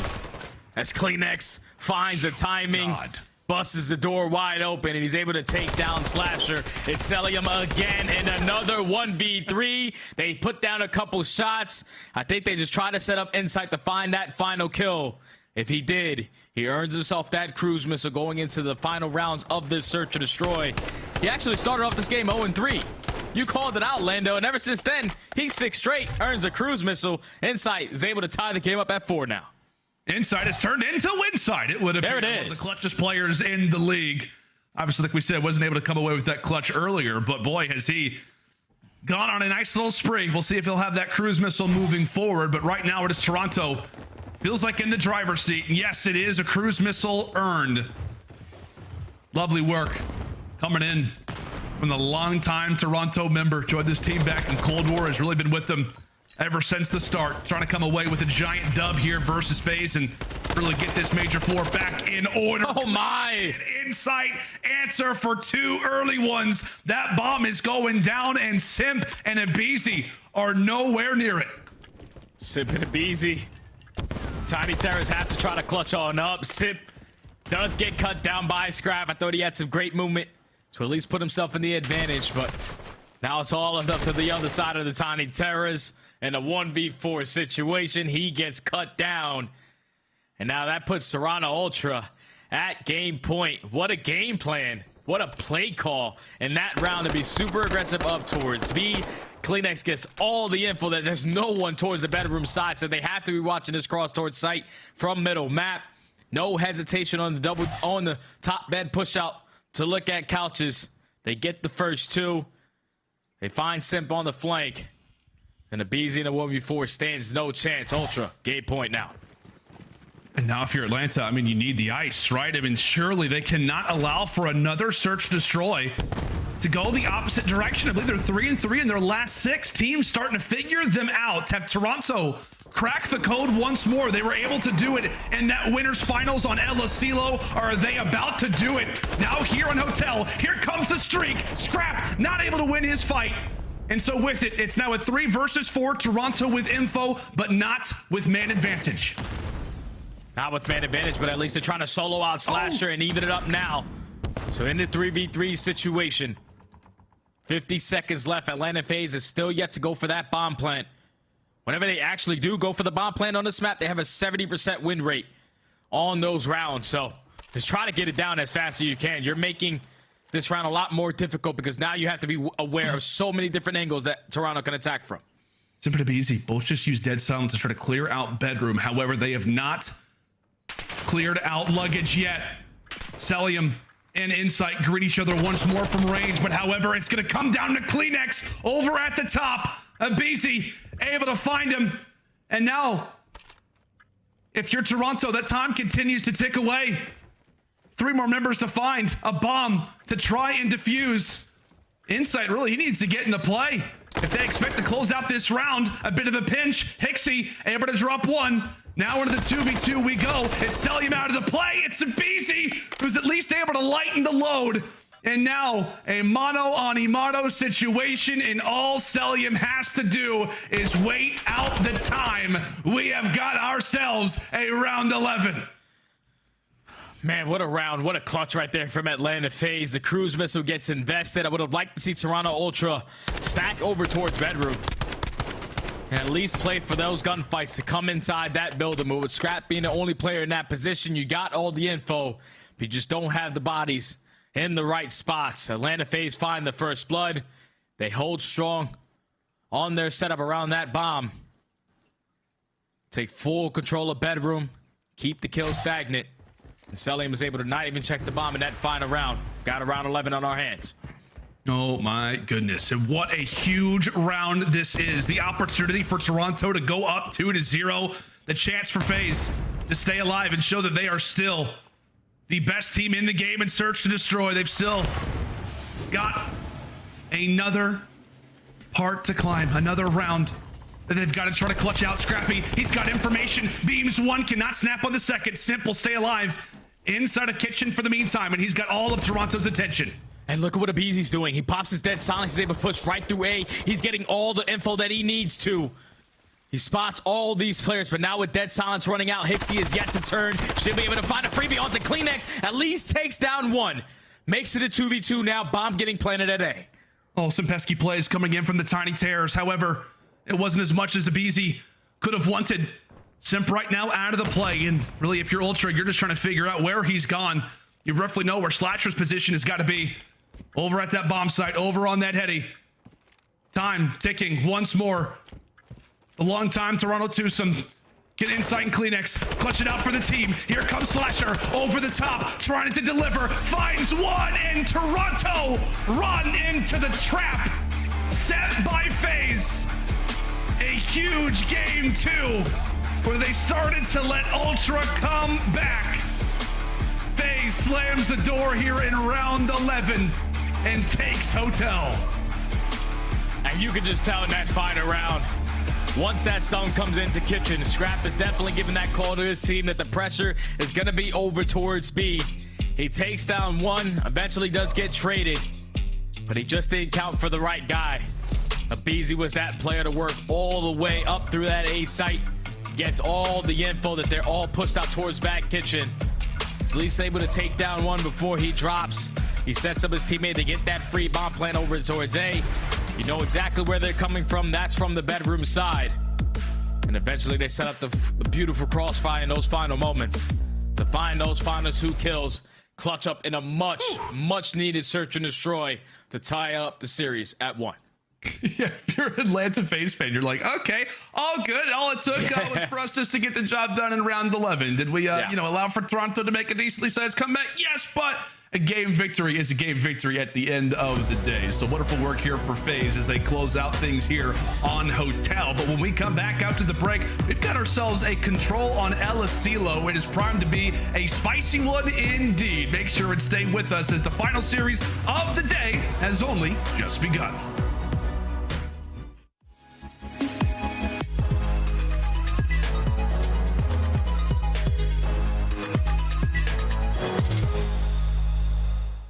All right, hello and welcome to Player Profiles. My name is Bryce. I'm a CDL caster and general enthusiast of competitive COD. Joining me here for this one, though, a rookie for Toronto Ultra and now a champion himself, Hixie. First of all, how are you? I'm doing good, bud. How are you? I'm very, very good, and I'm glad to get to talk to you. We've spoken before, but it kind of feels like you're at a different level now. So, super enthused to see your win. I couldn't believe it, to be honest. I was... yeah, it all happened very quickly within like a month's time, but yeah, I'm infused as well. So let's kind of go down the path before we get to talking about your win very recently. First of all, starting in competitive COD, how did you get started? How did you even begin your journey? It was a long time ago. I feel like it's the same way everyone else did with Black Ops 2. You know, the growth of Black Ops 2, like me and my brother started watching, and we'd sort of like try play together. Obviously, back then with the little brother, you're sharing stuff, so that was hard. Yeah. And then all the way up until I'd say World War II was when I properly started playing the game. But at that point, I was already 18, which is quite late. You know, most people were grinding from 14, 15. Yeah. So I'd say World War II, I started grinding, and then went to uni at the same time. So I was trying to play through uni, and then luckily, eventually, I've worked it out. So yeah. How did your family feel about you taking this path, this competitive path? There's a lot of sacrifices involved. Both my parents are teachers, so they were big on education. Yep. My mum was fine with it. She was just fine with me and my brother playing all the time. My dad was a little bit harsh on it at the start. And I'd say all the way up until sort of the end of my uni was when I started making, you know, good enough money where I could say to him, I actually want to try this. But overall, they were both pretty supportive with it. It was quite difficult because we had to go back and forth between each house every single day. It was like one night my mum's, one night my dad's, obviously carrying an Xbox around, whatever it was back in the day. So it was difficult, but I mean, they were supportive. Let's talk then about your first game as a CDL player, and I'm not referring to the recent one. I'm talking about going into Vanguard. Your first debut onto the scene. You kind of had to step in and play for them. How did you feel kind of stepping into those shoes for the first time? I was so nervous the first game, especially because I think I was playing for Cam, right? Yeah. And obviously at that point, there's me, Toby, Ben, 3 subs on a game that you needed 2 autos on. So we didn't really know what to expect. I think Ben ended up flexing, stuck me on a sub, and we played maps, honestly, that my team in challenges I hated. Like Bulky, Child Point, I never played. Tuscan S&D, you never played. So I was just thrown into maps that I didn't have a clue about with a team that I hadn't scrimmed with. And I mean, luckily we won 3-0. It was the closest 3-0 ever. But I mean, that definitely gave me a bit of confidence that I could play. You've joined the team. You're in Toronto Ultra. We are on the run up to Major number 3. Ultra are looking good. Like I said, there's been positive, negative press about your introduction into the team. And then it's your first time. You are at the event as a rookie in a CDL franchise, stepping into the Texas Major.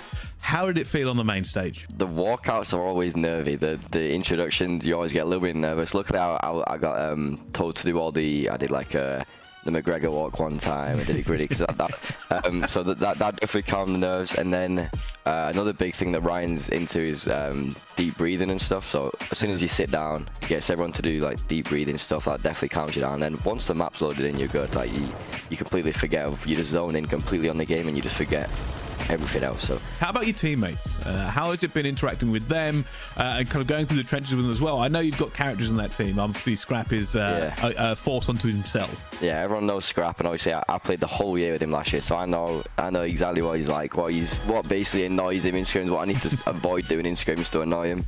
And then Jamie and Toby I've known from EU challenges from way back in like MW, Black Ops 4, played against them a lot, and then they're just all good friends, which makes it way easier. I feel like we're definitely the team in the league that probably has like the closest friendship as a 4, and that clearly helps, and you can be honest with each other and all that stuff in practice. So those 3 would definitely made it very, very easy joining. We spoke about your family and the support for this. Yeah. What was the conversation like after the win? So I had a big group of friends as well actually at home watching it, so they were all giving me, you know, props in the group chat. They were sending in the screenshot of me shushing the OpTic crowd and stuff. They were loving that. Obviously just my mum and dad were really supportive. I still don't think they fully understand like how like big it is to win a major as like an EU player as well. I think that's one of I think I'm one of 8 players now who's won over here from EU. So it is not many. No, it's not many. So I mean, it's a good list to be in. I don't think they fully understand. My brother's obviously big into watching it, so he was loving it. He's definitely going to be coming out to a few events now. So all right, well, thank you very much for joining me here, Hixie, and I'm looking forward to seeing the rest of your career and may it be as fruitful as what it's already started out as. Hopefully, yeah. Awesome, thank you.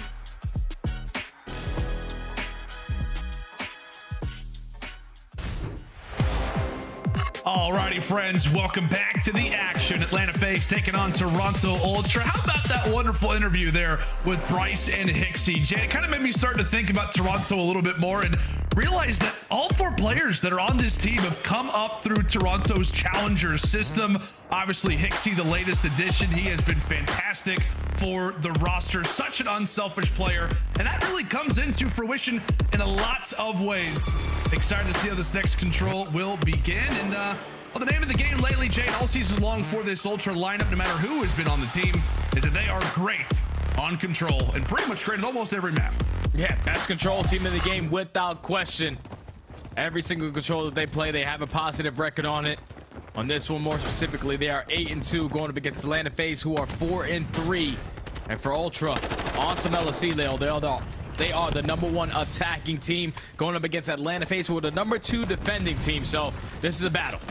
And right on cue, Hicksy, as we said, the guy who's obviously just recently added to the team, goes into his first event, wins the entire thing. First player to do that in over a decade. We're going back to like Scump days in Black Ops 1. He's able to wipe away the early 2, so that will actually allow for the siphon of Toronto players off the spawn to make their way now into that B zone. And right now they are live and fire, and eventually do end up all falling. So a great start for Toronto, but at the end of the day, it all only equals out to 1 segment. Toronto now caught actually in the backside of those white spawns. So FaZe are here, and they know exactly where to look. And this is why Atlanta FaZe is one of the best teams that we have on defense, because when they find their kills, they are taking the map control and they're controlling the spawns. aBeZy already 7-0. He has a cruise missile to work with. He's doing it with the BazDev, doing it with the Tax 56. He's just constantly in your face. He's now going to send all of the players from Toronto Ultra off spawn, and with only 30 seconds left, they only have 1 segment to show for it. You got to get over towards A. We got to get more done. You do indeed. Cellium actually does get found out, so KiSMET actually able to drop 2. Oh my god, basically has a headbutt there versus aBeZy, so you can make it now 9-1 for him. Can Ultra get anything done now over at this A zone? I mean, if we depart this round the way that it is, if you're Ultra, you've only got 1 segment to speak of. KiSMET again able to make a sizable dent, and from there the rest of Ultra will start to collapse, start to form a bit of something now over at A. All 4 players alive, they'll begin to stack the point. All FaZe can do is watch from afar. One player that could make something happen is aBeZy. Toronto formed together. One last player here is Simp. Dealt with, another minute added on to the clock, but Jay, for Ultra, only 8 lives remain. And now Atlanta FaZe finding that final kill. They get the information that that's a clean 4 dead. Everyone is coming off spawn. We could be a little bit more aggressive on the map. Has Simp and aBeZy just combined for another 2 kills, but Ultra might have found an opening. They find 2 of their own, but do they know where aBeZy is? He's still the guy causing them problems in towards white. He's got that silence over the top. He has just been a menace. Man, oh man. Long in a spot like this. Long range shot. Scrappy eventually makes him pay. Potentially the final push inbound for Toronto. Are they ever going to be in a spot like this again? Respawns no longer left. Simp puts KiSMET to bed. And from there, these final 20 seconds are surely going to be rough. If you're a Toronto fan, 2 players remain. Now it is all left up to Hicksy. A 1v9, 10 seconds to go. This is going to be a round for FaZe. Wonderful work all the way around, but Jay, what a start it was for aBeZy. Yeah, aBeZy just did whatever the hell he wanted, man. Didn't matter what gun he had in hand. BazDev, Tac 56. I'm still gonna put the same pressure on. It doesn't matter. The guy was just hitting wall. Look at that. Like, we missed that entire sequence where aBeZy was just taking over the game. Ultra had a couple of openings, but they just couldn't take care of the tiny terrors. And that's what makes Atlanta FaZe so strong on defense on this map. Is all they need is 1 4 dead, and then you have to check every single corner and win some really intense gunfights versus some of the best players in the game. It's not going to happen. Atlanta FaZe take the first round. We were watching aBeZy shoot through walls. I mean, he is taking a page out of 2 Reel's book. That is for sure. 11-5 to start. And we'll see a FaZe. I mean, they are just right into this A zone. We are less than really 10 seconds into this round, and they've already got 1 capture. 1 tick already acquired, and now you can make it a second one, and there's a third. Basically, in record time, FaZe waltz right into that A zone, make it theirs. Plenty of time now to work with, and nobody's yet to die, Jay. Nobody's yet to die, and they're just trying to transition quickly over towards B.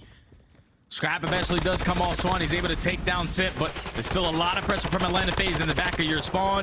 aBeZy finds one. They're controlling this side of the map. Now the flip is going to be on in. You just have to take down these last two players. One towards top AC, one in your base. And Hicksy winning that huge one-on-one versus Simp is now going to relieve some of that pressure. The farthest two player puts up. aBeZy has to just play his life in this situation. And you like him to be able to do that. Actually does drop, so you'll be happy about this push. If you are Toronto, you managed to hold it off, and now what can you do with it? Trying to dictate the spawns. Trying to get really Atlanta in a position where they know exactly where they are running to, where they're hiding. And from there, 2 minutes on the clock. Now we're already down to 1:20, so 40 seconds has elapsed. And now what does the push appear to be for FaZe? Bottom side of the map is where it appears that they are trying to get to. Meanwhile, aBeZy just trying to make sure that warehouse is cleared. All 4 players of FaZe off a spawn. We'll see if they can find a pick. That is really the name of the game right now. Yeah, Atlanta FaZe, they're just trying to work on that flank. They're trying to push all the way up through the courtyard. They don't want to wrap back and fight those close gunfights versus Hicksy, who is currently holding down that white position. CleanX is even doing it with the TAC 56. What's going on with our most aggressive SMGs in the game? They're just picking up the TAC, and they're picking up right where they left off. In the slaying department, they are just mowing them down. CleanX finds a third. That's another 3 dead in the feed. Only 40 seconds left. The Toronto Ultra are just maintaining map control every chance they get. We talk so often about how when AR players are picking up SMGs, they're saying, okay, we got to nerf this thing. I think the SMGs are now having their moment in the sun. FaZe, maybe with the glimmer. Now have found themselves over a B. Insight from the top, weapon in hand, makes it 2. He's got eyes on the third. Oh, a little bit of assistance, a little bit of help. All 4 get wiped away, and Hicksy's actually fighting players. Playing does eventually drop, but from there, FaZe, 15 seconds to go. Could they make anything happen? 15 seconds. They just need 1 set of kills, and unfortunately, they run into the pre-fire and the pre-aim of Scrap, who finds 3, make it all 4 in his final round. Earns himself that cruise missile. Would look to be a dominant defense from Atlanta FaZe. Toronto do the same exact thing. Only give it 4 segments to both squads. They're all tied up in that aspect. And now they both have some cruise missiles to work with after an insane set of kills out of Scrap. Yeah, my God. 13 and 11 does not do his scoreline justice. And I think actually in the CDL right now, Jay, Scrap actually holding the #1 control KD in the game and showing us why right there. Impressive stuff toward the field side here on El Asilo. Without a doubt, one of the most defining factors of why Toronto now finds themselves at a 1-1 scoreline. Into round 3 we go, when Toronto will now be back on the attack. And understandably so, the A zone is the one that they're going to target. Biggest part that they got to be careful of is Slasher, who sits very firmly in that red tower. Yeah, Slasher's the guy that you have to put a lot of focus on, and you set up the team shots perfectly to take him down. So now you can take that side of the map, but now you have to get past the pre-aims of Cellium, who's able to cut down that player crossing. aBeZy finds the second. You do stop the clock, though, for the time being, but with only being 1 player here, you take care of him. Everybody now off spawn for Ultra. This is tough, man. aBeZy can make it rain again. Make it rain. Make it rain. Okay, aBeZy. Oh! Thought he had it. Thought he had it. Goes for the trade. Abe trying to keep him honest. And I love that coming in from aBeZy. 40 seconds to go. And time quickly becomes a factor. Toronto, you got to get a move on. Got to make something happen. As long as Cellium sits in a spot like this, your life is going to get that much more difficult. We say Scrappy #1 control KD. Cellium is #2. Trying to put the hammer down here versus Ultra. Stunned there. Can he take down CleanX as well? You bet he does. Does he oh my. Yes. Cellium, the definition of a turret in Toronto. Beginning to scramble. Not a segment to speak of. They have nothing to show for it. Only 15 seconds left. You have to at least win a couple gunfights and get on a point. But that's a clean 4 dead in the feed. Atlanta FaZe with too much pressure on the map. They're making all their kills count. Wait a second. They could make it in. They got in. They've got some numbers. They've got numbers right here. But it's 21 versus 12. Cellium is beaming people through what? Oh! What is that? What is that from MC? 0.2 on the clock, Toronto. Do you have a chance? No, You don't. Especially if MC is firing like that. Tack or Vaz, it does not matter. The man is straight up insane. Wonderful work toward the later stages of this round as FaZe come away with a dominant defense. Yeah, I don't know what we're seeing so far in this control. We see SMG players dominating with the ARs and AR players dominating with the subs. So they're able to do it with multiple weapons. Cellium ends that round on an 8 streak. He's able to earn himself that cruise missile. Now you have 2 to work with because I'm pretty sure aBeZy still has his. But they did not allow a single segment in that round. Ultra have a tall task ahead. They have to try to shut them out. They want defense. Oh, God. What is that? 1 HP. And a dream. Oh, my God. Wonderful work there from Cellium. It's just breathtaking sometimes, man, just to watch him play COD. Incredible hair, incredible gun skill. Guys got it all, truly. See what FaZe gonna elect to do. As we said, attack currently is the side that they sit on, and they are just 1 round away from closing out our swing mode. A big one indeed, trying to take down the Titans of Control here in this game number 3. The best team at this mode right now is having to fight for pretty much everything. FaZe have got a clear board right now at B. Yeah, FaZe is just ready. They're ready for the push. All they need is 1 segment to at least secure themselves defense, and they get it done. Cellium is able to at least find 2 as well of a couple players coming off a spawn. Now Ultra, they're just trying to find their way in. They're trying to keep these trades efficient, trying to get these players off the point. Big gunfight right there from Scrapz with a huge nade over the top from Slasher. And he's also watching that cross, so they can just get right back on this speed point. Yeah, they can. They can indeed. aBeZy ends up finding that kill. That opens things up, makes things that much easier. Now for the rest of Atlanta. Watch that zone begin to fly. Toronto are going to have to provide a little bit of something, a bit of defense, but they continue to get dropped. And Scrappy is going to have to back away from that window and allow for that segment to go on through. Another minute added on to the clock. FaZe right now up in lives. We'll see what they can do with it. 3 segments down, 3 more to go. And they have 2 cruisers to work with, so this might be the opportunity where you want to invest it, get the information of how they are playing this setup. Cellium is able to take down Insight from that top radio tower, and this is where it can get out of hand if you are Ultra. You have to win these gunfights, or the round is going to go to Atlanta. Oh, and Simp able to win 1? Does he have the second? No, not going to happen. aBeZy now having to hold his irons. Trying to grab this segment and make Toronto have to work again. Able to drop him with the nade. Wonderful work again coming in from aBeZy. Right 3 dead. Cellium back to back. MC gets taken down, but the rest of Atlanta are here. Toronto beginning to struggle. Scrappy is gonna bring in his cruise missile. He's been holding on to it for a while, but no kills will come from it. Atlanta continues to take away his teammates, and there you go. FaZe clean as you'd like.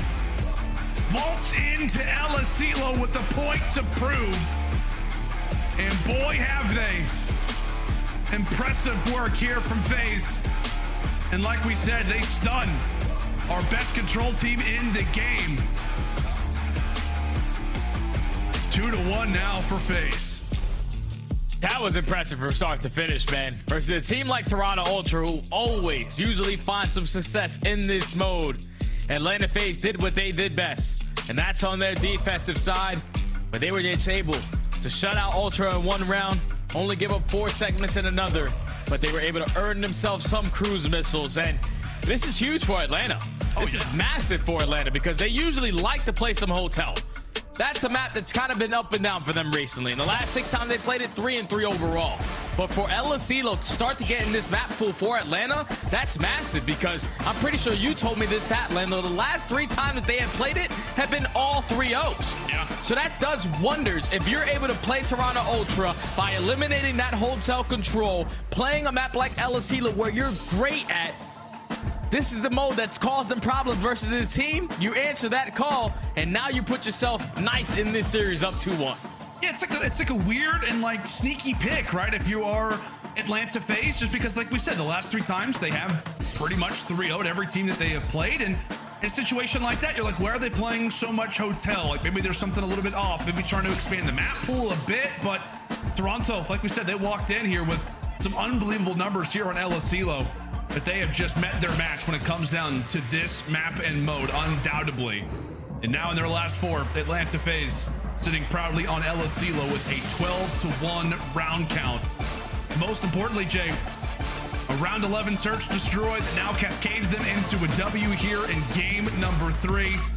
And now we head into a Mercado hardpoint where we are all looking at Toronto, right? 1 map away from our Major 3 champions, starting off 0-3. Yeah, that's not good, man. That is not good. If you are the Ultra, you have had some tough matchups. But a series like this versus Atlanta, Titan versus Titan, you got to be on your A game. You fall short in the round 11 search and destroy where you had a cruise missile up 5-4 in that situation. You let it go. Then in the control where you're the best team in the game on this map, Atlanta FaZe taking Team A, they ban Hotel for you. So at that point, you have a mixture. You can either pick El Asilo where you have a phenomenal record on, or you can play Expo where they have yet to play it on the season. I would have liked to see them play Expo because if you're the best control team in the game, you surely have figured it out already on a brand new map. But that's not their game plan here. Now they find themselves down 2-1 in this series. The last time these two squads matched up on a Mercado hardpoint, it was a 10-point game. We're Ultra able to win that one to close out the series in 4. But this time around with Atlanta FaZe up 2-1, even if they fall short in this hardpoint, they got that Embassy Search and Destroy in the back pocket for that game 5. But the weird thing, though, is too, Jay, is that whenever Atlanta FaZe last played Embassy, they did lose it to Florida. But what? They're like, I know. On it. So you still feel good. But it's fair to say, man, for FaZe, it almost feels like they really do need to clean things up here. As odd as that sounds, like I don't know if you feel that way, but I almost feel like whoever wins this game 4, obviously if it's FaZe, they win the series. But it might be a necessity for Atlanta to win it, just given the fact that it feels like every time Atlanta are waltzing into a search and destroy, right? Unbelievable record. One of the greatest teams that we've seen in S&D pretty much in COD history. But lately they've had to work for every W, even on maps where they have looked unbelievable on. Hey, when you're one of the best teams, well, not one of the best team in Search and Destroy throughout every single roster that we have in the CDL, you best believe they're not watching their own VODs. They're watching your VODs to figure out what you guys do best so we can try to mimic it to the best of their abilities. And that's what you've been seeing. As of recent, they've been kind of bleeding in Search and Destroy. You called it perfectly, my friend. The Florida one on Embassy, handing them their first loss. It all came down to just shutting down the pressure that they usually have on the attack rounds, and Florida did that. And then in the series where they played Toronto Ultra on El Asilo, completely different Search and Destroy, it was shutting down the SMG presence again. So if Toronto Ultra are able to clutch up on this hard point, where they need to avoid being 0-3, to avoid being a team who just won their most recent major and going into the next have to start in losers bracket, that has to be in the rotations. That's the way that they got it done last time around. You won a couple key rotations. They ended all the way at Barbershop with a full 60 hold to close out the game. It just can't be that scrappy here on out. You have to make sure you're able to win those better sides of the map, hold down your money hills, and try to force this game 5. Yeah, and for not a good start. You got to do it the hard way, right? You got to do it the hard way. You're also starting on the non-preferred side, so we'll see how exactly this one will go. Ultra, as you said, buddy, 1 map away from starting their Major IV Qualifier campaign, off to an 0-3 start. Just weeks ago, they were hoisting the trophy over in Texas. But to get into this Mercado, I mean, 25 seconds still to fight for, and pretty much every point has gone the way of Atlanta. And the biggest and the prominent factor about that all is that, well, FaZe have to spawn for next. So this has not been a great beginning for Ultra by any stretch. Not at all. You start off on the bad side. You don't win those initial gunfights, and that leads to Atlanta FaZe finding a nice chunk of time off of that P1 hardpoint and maintaining the spawns over towards P2. Atlanta FaZe, they used to love themselves some Mercado, but the last 6 times that they have played it, they have a 1-5 record, and the biggest difference in their game is just their hold percentage. When they set up at a hill, they usually found a lot of success early on into the game, but as of recent, they jumped from 1st all the way to 7th, so the setups haven't been that strong, but the pinch comes in from aBeZy. He's able to find 2. Cellium gets the final, and that's already the first push settled.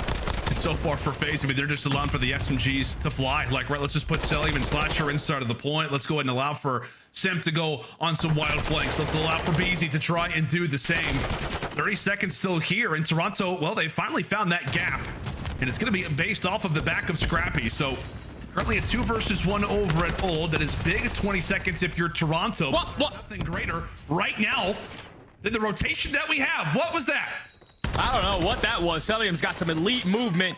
And with that movement, he's able to stay alive, find the kill, and set up aBeZy to find the second. Now there's only 2 players here from Toronto Ultra off the rotation, but there's more bodies on the side of Atlanta FaZe. Would look like to be an Ultra rotation win. Instantly gets broken. Atlanta FaZe fully set up. And at least HyDra wins that one gunfight versus aBeZy. Now the pinch is on. Oh, it's Toronto temporarily with a bit of numbers. Kleenex jumps on forward, able to wipe away 2.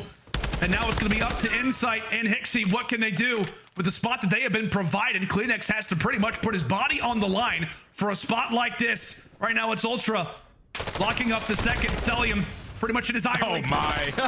Down at players from below. Kleenex. Now he ends up finding 2. It is chaos on the map. Kleenex with a double. Cellium with a triple. And from there, FaZe look good to walk away with the scrap as now we focus our attention toward the barbershop. And Cellium didn't die in that entire engagement. Like, he had 2 trophies up top. He was basically a super soldier. There was no way in hell you're going to be able to take him down from that position. Allows his teammates to get into the fight. They get some good time over towards that P3. But now the rotation goes in favor of Ultra over towards Barber, where they do have a lot of success versus this roster in Atlanta. Can they hold on though? Because that's already 2 dead. Atlanta FaZe, they were able to flip those spawns, make it 3. The break is already there. Atlanta FaZe playing some perfect hardpoint in this map 4. Yeah, that is picture perfect, COD. I mean, what you want to see inside of the barbershop, and it didn't really have to come at the hands of your SMGs, right? It was Cellium picking players apart. It was Slasher finding 2. Excellent work there from Atlanta, as Cellium, by the way, still alive. He's been running around Mercado, wondering how he has still remained to be in a position like this. Cruise missile firmly in that back pocket. And from there, the focus comes in on the rotations. A wonderful start so far to this hard point. You're staring at that score line. Oh my! FaZe, who have doubled the margin of Ultra. We'll see if Toronto can start to put a few things together. And that's the perfect way to start things off. A lovely 3 down. This is the best hardpoint I've seen Atlanta FaZe play all year. Winning their rotations. Whenever they need to find a break, everyone's playing super patient. They're setting up proper pinches. And so far, that has what led to them having a 50-point lead currently. Ultra do win this rotation over towards Courtyard. This is where Cellium's going to invest that cruise missile. You get all the info. You're able to get them off the time for now. Potentially set your teammates up to try to find a couple kills on the back end. Simp starts it off. Simp's able to find 2. And this is where his teammates now strike. Oh, and aBeZy ends up finding Scrappy, who had hidden himself away inside of dark. Wonderful work from FaZe as that streak absolutely works out perfectly for them. Toronto have been off the rotation so many times, but they cannot get a hold. This has been Atlanta of old. Wonderful work, classic stuff. So far coming in from FaZe, breaking hard points like it's nothing, as they once more continue to double the score of Toronto. A hard point where it feels like this is a heat check right now if you're FaZe. A few begin to drop, and now for Toronto, hopefully this can be some time, because boy, Jay, do they need it now. Yeah, this has to be a flawless hold for Toronto. And already starting with 3 players down. Great work from Atlanta FaZe to put the pressure on through hedges, win a couple of those gunfights, and at least put themselves in a situation. But Kleenex is able to stay alive in towards the hill. He now finds himself on a 5 streak, can potentially earn himself that cruise missile. And that has been 30 uncontested seconds from Toronto Ultra to get right back into this game. Kleenex starting to come alive. That's now going to be 6 in a row for him. So cruise missile now here for the Great Dane. Toronto begin their expedition back into this hardpoint, maybe back into this series.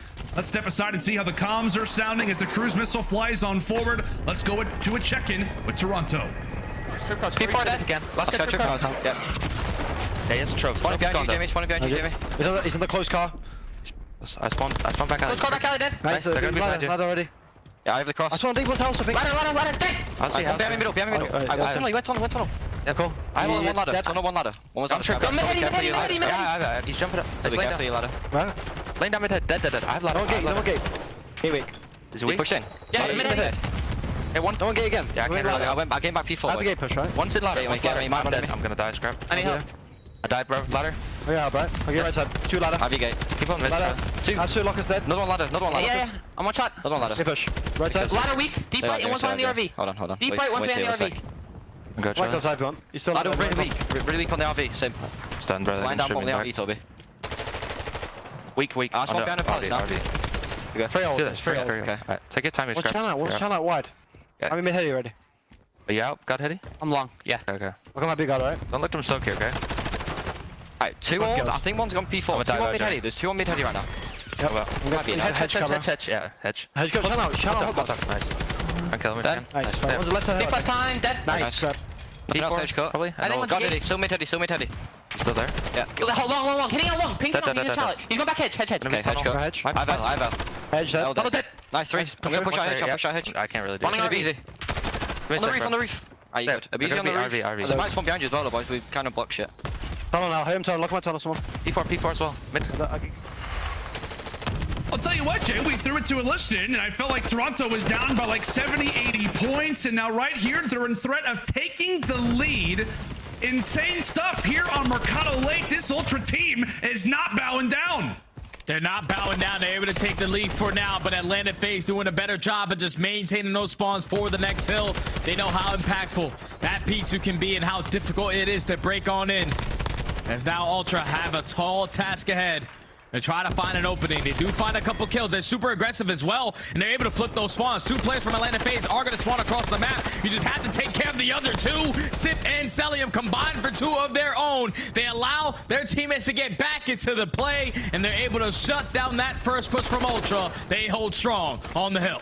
And you can tell Ultra, they're just trying to create chaos. The problem being is that there's just little 1v1s that they need to take that are not going their way. Right now, it's Atlanta winning the crucial gunfights. Toronto sending three through the back alley. They need a break, and they need it now. aBeZy for 1, Slasher for the other. And now this rotation pretty much means everything for Toronto. Insight able to grab it. There is still a hope. There is still a chance. But FaZe have built themselves up a sizable lead once more.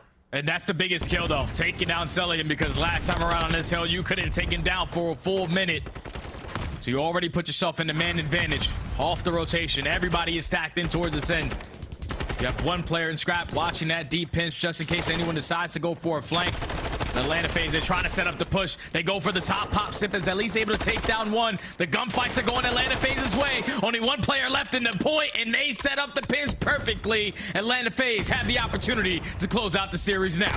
Patience pays off once more for FaZe. They can smell victory. They feel like the dub is about to occur. It's about to happen. 5 more seconds. Slasher running wild. Simp. It's over. Line them up, and there you go. Atlanta FaZe get their revenge versus Toronto Ultra. And that has got to feel good. Everybody up, smiles around. And on the flip side, for Toronto, you can see how much a loss like that has got to hurt, Jay. Our defending Major III champions.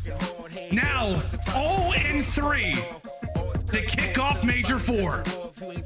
That's insane to say, man. That is insane to say, because if you think about what they were able to do up until stage 4 started, they were the best control team in the game.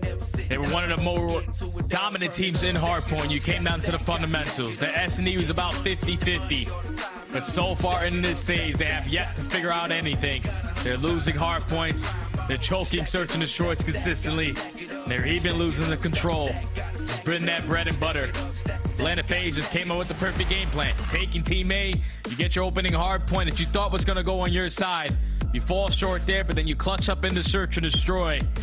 And I think the biggest map that you have to look at is that El Asilo control, man. Yeah. Toronto probably thinking, we're 8-2. These guys are 4-3. They haven't played it for quite some time. This should be easy work, but they just didn't count for the pressure applied by the Tiny Terrors every single map. It was always those guys consistently being pushed out. And even on that final hard point, the ARs were rotating perfectly, holding down power position. Cellium didn't even die for about 2 minutes. No. Every single time they had to get a hold, they got it. And they are able to close it out in 4. All game 4s, all weekend long. Yeah, and that has to feel amazing, right? If you're FaZe, there's been so much talk, so much chatter about whether or not this team deserves to be in the highest of tiers. You know, that can they really even compete with Toronto Ultra? There was a lot of eyes on this series, wondering how these teams are going to match up after last week, or rather a few weeks ago, Toronto taking it on land. But as we said, FaZe get their revenge, and that has got to feel good for Ultra. They got to regain. They got to match up tomorrow versus the Florida Mutineers. They've got to be ready for that. But that's going to do it for myself and Jay. Desk, what a series, what a game it was. FaZe come out on top. Not only do they come out on top, they banked $10,000 for their efforts. A 3-1 victory is going to secure that for them. And we got to talk about this matchup, though, because it was Toronto striking first before Atlanta rattled off 3 straight. That search and destroy, though, I felt like that's where Atlanta showed some weakness. They allowed Toronto back in the game, and then they just slammed the door shut on them. Yeah, I agree. I mean, to be honest, Toronto, I think, kind of gave up a lot of opportunity here in this series, at least pushed it to that game 5. I think in that hotel, I think they let FaZe go up way too early and then decided to make that in-game adjustment just slightly too late. They also got really baited in that round 11 by Atlanta FaZe, which was just a beautiful play call. And then heading into that LSDL Control. Control has always been the netting mode for Toronto Ultra to kind of guarantee in some of these series, but Atlanta FaZe came out and they stole that right from under them. So already, Toronto Ultra now losing the S&D, and the Control just couldn't get it going in the Mercado. Can I just say, after that map 1, I loaded up Reddit, and I would say 70% of the threads were about Slasher and how he should get dropped after the performance, and then about like Atlanta FaZe and how like they're going to be struggling. Well, they rattled back 3 maps and they win this series. You know, to talk about that search and destroy, some of the play, that was some crazy high-level S&D. The play call to have Slasher just hold bomb while the Tiny Terrors instantly hit Kitchen, and then you go back over towards A was just beautiful. They execute that, they get the victory, and then in that hard point, they were rotating, setting up, doing the small things right. Atlanta FaZe, man, looking very strong in these last few maps. They lock up the #1 spot here on our leaderboard for sure. They continue to grow that lead over Toronto, and we have our scuff play of the game. Nameless, you asked for this one. It will be telestrated in the future. But walk us through this round 11. This is where Atlanta FaZe started the comeback. Yeah, so this was a beautiful round. We will telestrate it. It was pretty sick. They send 2 players instantly through Diner into Kitchen, which just sort of pushes all the Toronto Ultra players to wrap back, because if you're on offense, you get control of Kitchen, you have to have players there to bait and switch them out. They're just going to be snaking inside, right? So what you then see is Slasher wrap the bomb back towards Single. He waits until the engagements go down, and then they go and they plant A while simultaneously cutting off mid map. So Slasher has all bedroom, and Sips cutting off all hot tub. It was just beautiful, well executed. We have aBeZy joining us live to talk about the victory. aBeZy, one of the scariest SMGs in the game, and I knew you had this series locked up when I saw Mercado was game number 4. When did you know that Atlanta had this series in the bag? I think it was towards the end of that Mercado when I think MC started popping pieces, and then once Chris got that kill in top 10, I think it really like set us up perfectly for that break, and yeah, felt good. And obviously, you guys have been the best search and destroy team in the game so far as of late. And I wanted to ask about that round 11, of course. It was probably one of the more high-level rounds that we have seen, not only out of you guys, but in the league. Could you tell me kind of whose play call that was and how the round went out in y'all's comms? Well, first, Austin said he wanted us to go B and try B, and I was like, yo, let me like play on a lurk almost and kind of like late play through A. Once you guys make a lot of noise B, that way they wrap all the way, and they ended up wrapping all the way back to B, which I expected. And then I pushed through parking, got behind them, and it ended up working out perfectly because Austin wrapped back and planted A. So. Yeah. aBeZy, talk to me about the hard points a little bit. So, you know, if you look at statistics and some of your guys' hard points, it just seems like the rotations have been a bit sloppy for you guys. In that game 4, it looked like there was way more focus on the rotations. The small things were on point, and namely Cellium actually being at new, making plays. Talk to me about how you guys fixed that. Yeah, I mean, first map, it was kind of like we made like a small mistake on the P2, which ended up losing all of P2 time, which we had like a full like perfect setup and had them like pushed out deep, but we ended up not blocking the back. So, but other than that, I mean, first map was just kind of tough. I mean, it happens, and I mean, I'm glad that we could turn it around in that map 4 hardpoint and to close out the series. So yeah. aBeZy, what's it like playing against Scrapz in Toronto Ultra? It seems that you guys match up pretty well against them. I mean, it's always nice matching up against the Toronto boys. They're all like really good players, and obviously we know that because we played them literally all through Cold War and finals all the time. So they're all very good players, and Scrapz is obviously an up and coming rookie, and he's been gross this year so far. Well, they're 0-3 right now after you handed them their 3rd straight loss. Do you think they make it into the winners bracket come Columbus? I think they can still pull it off. I mean, you can still pull off a winner's bracket with 2 wins, so I guess we'll see. All right, thank you, aBeZy, for joining us. Congratulations on the win tonight. All right, thank you.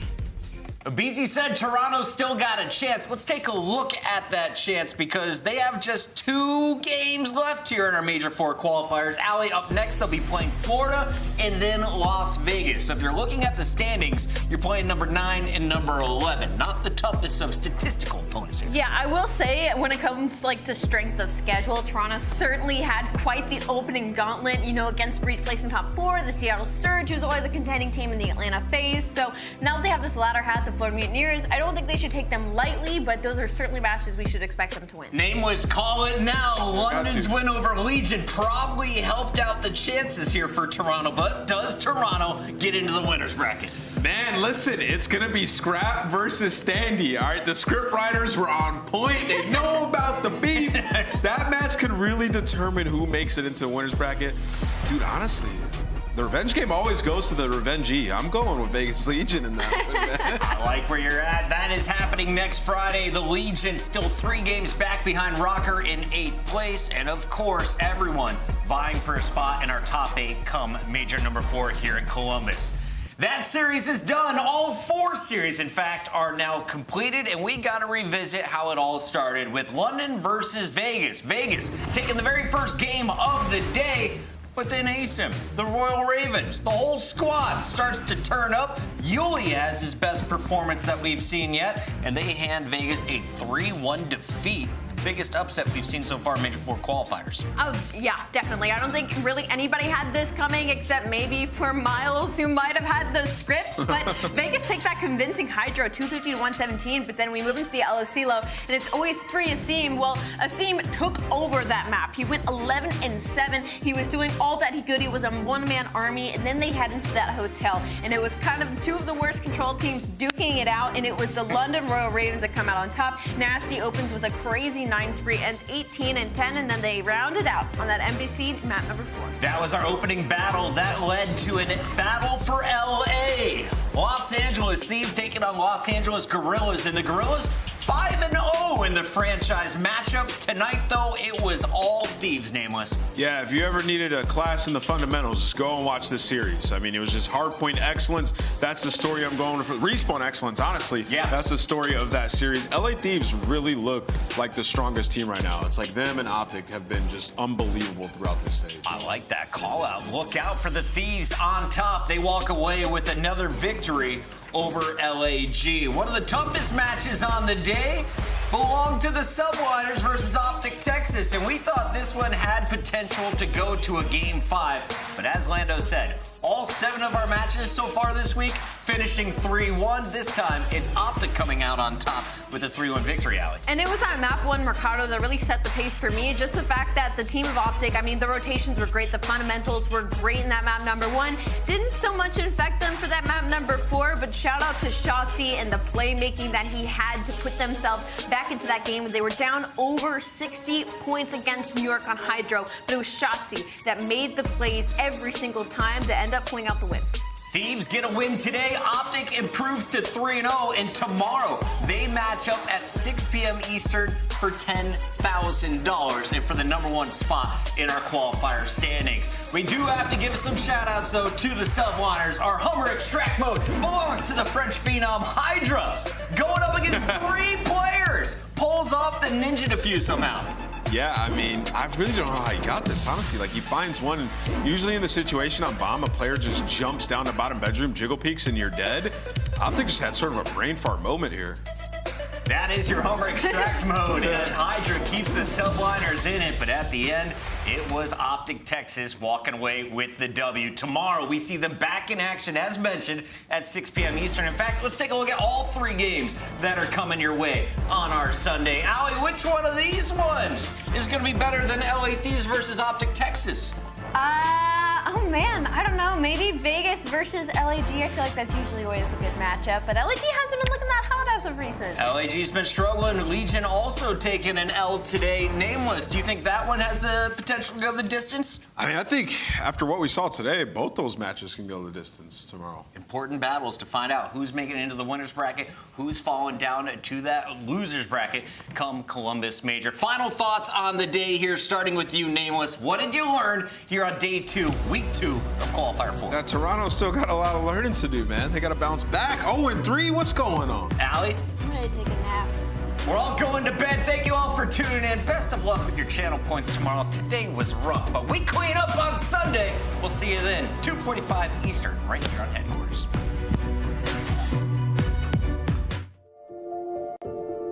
Closer than it appears, trying to take it to another tier. Prime time, yeah, my moment is here, yeah. I ride the nation for my title, do what I must for survival. By any means, yeah, I know, I can't stop, I won't fold. Might bend the rules just to break the mold. Hella high water, calm and compose. Life will get messy, but I reach the goal. Climb the totem pole, be the protocol. Guess I had it in me after all. After penny falls and a lot of false things I can't control. My intentions come from years of rejections. Learn many a lesson, I'm progressing. Turning burdens to blessings, turning burdens to blessings. I'm in it for the long run. I'm a problem to my problems. Fighting through the tears, fighting in my fears. See my past in the mirror, closer than it appears. Trying to take it to another tier. Prime time, yeah, my moment is here. Yeah, get a spotlight and it feels right. Never been scared to take it to new heights. I always dare to dream and dare to see the chance to be a better me. And never dream the possibilities are endless. Odds against this tremendous. Check this, I just check fear off my checklist. You must have forgot, boy, I'm relentless.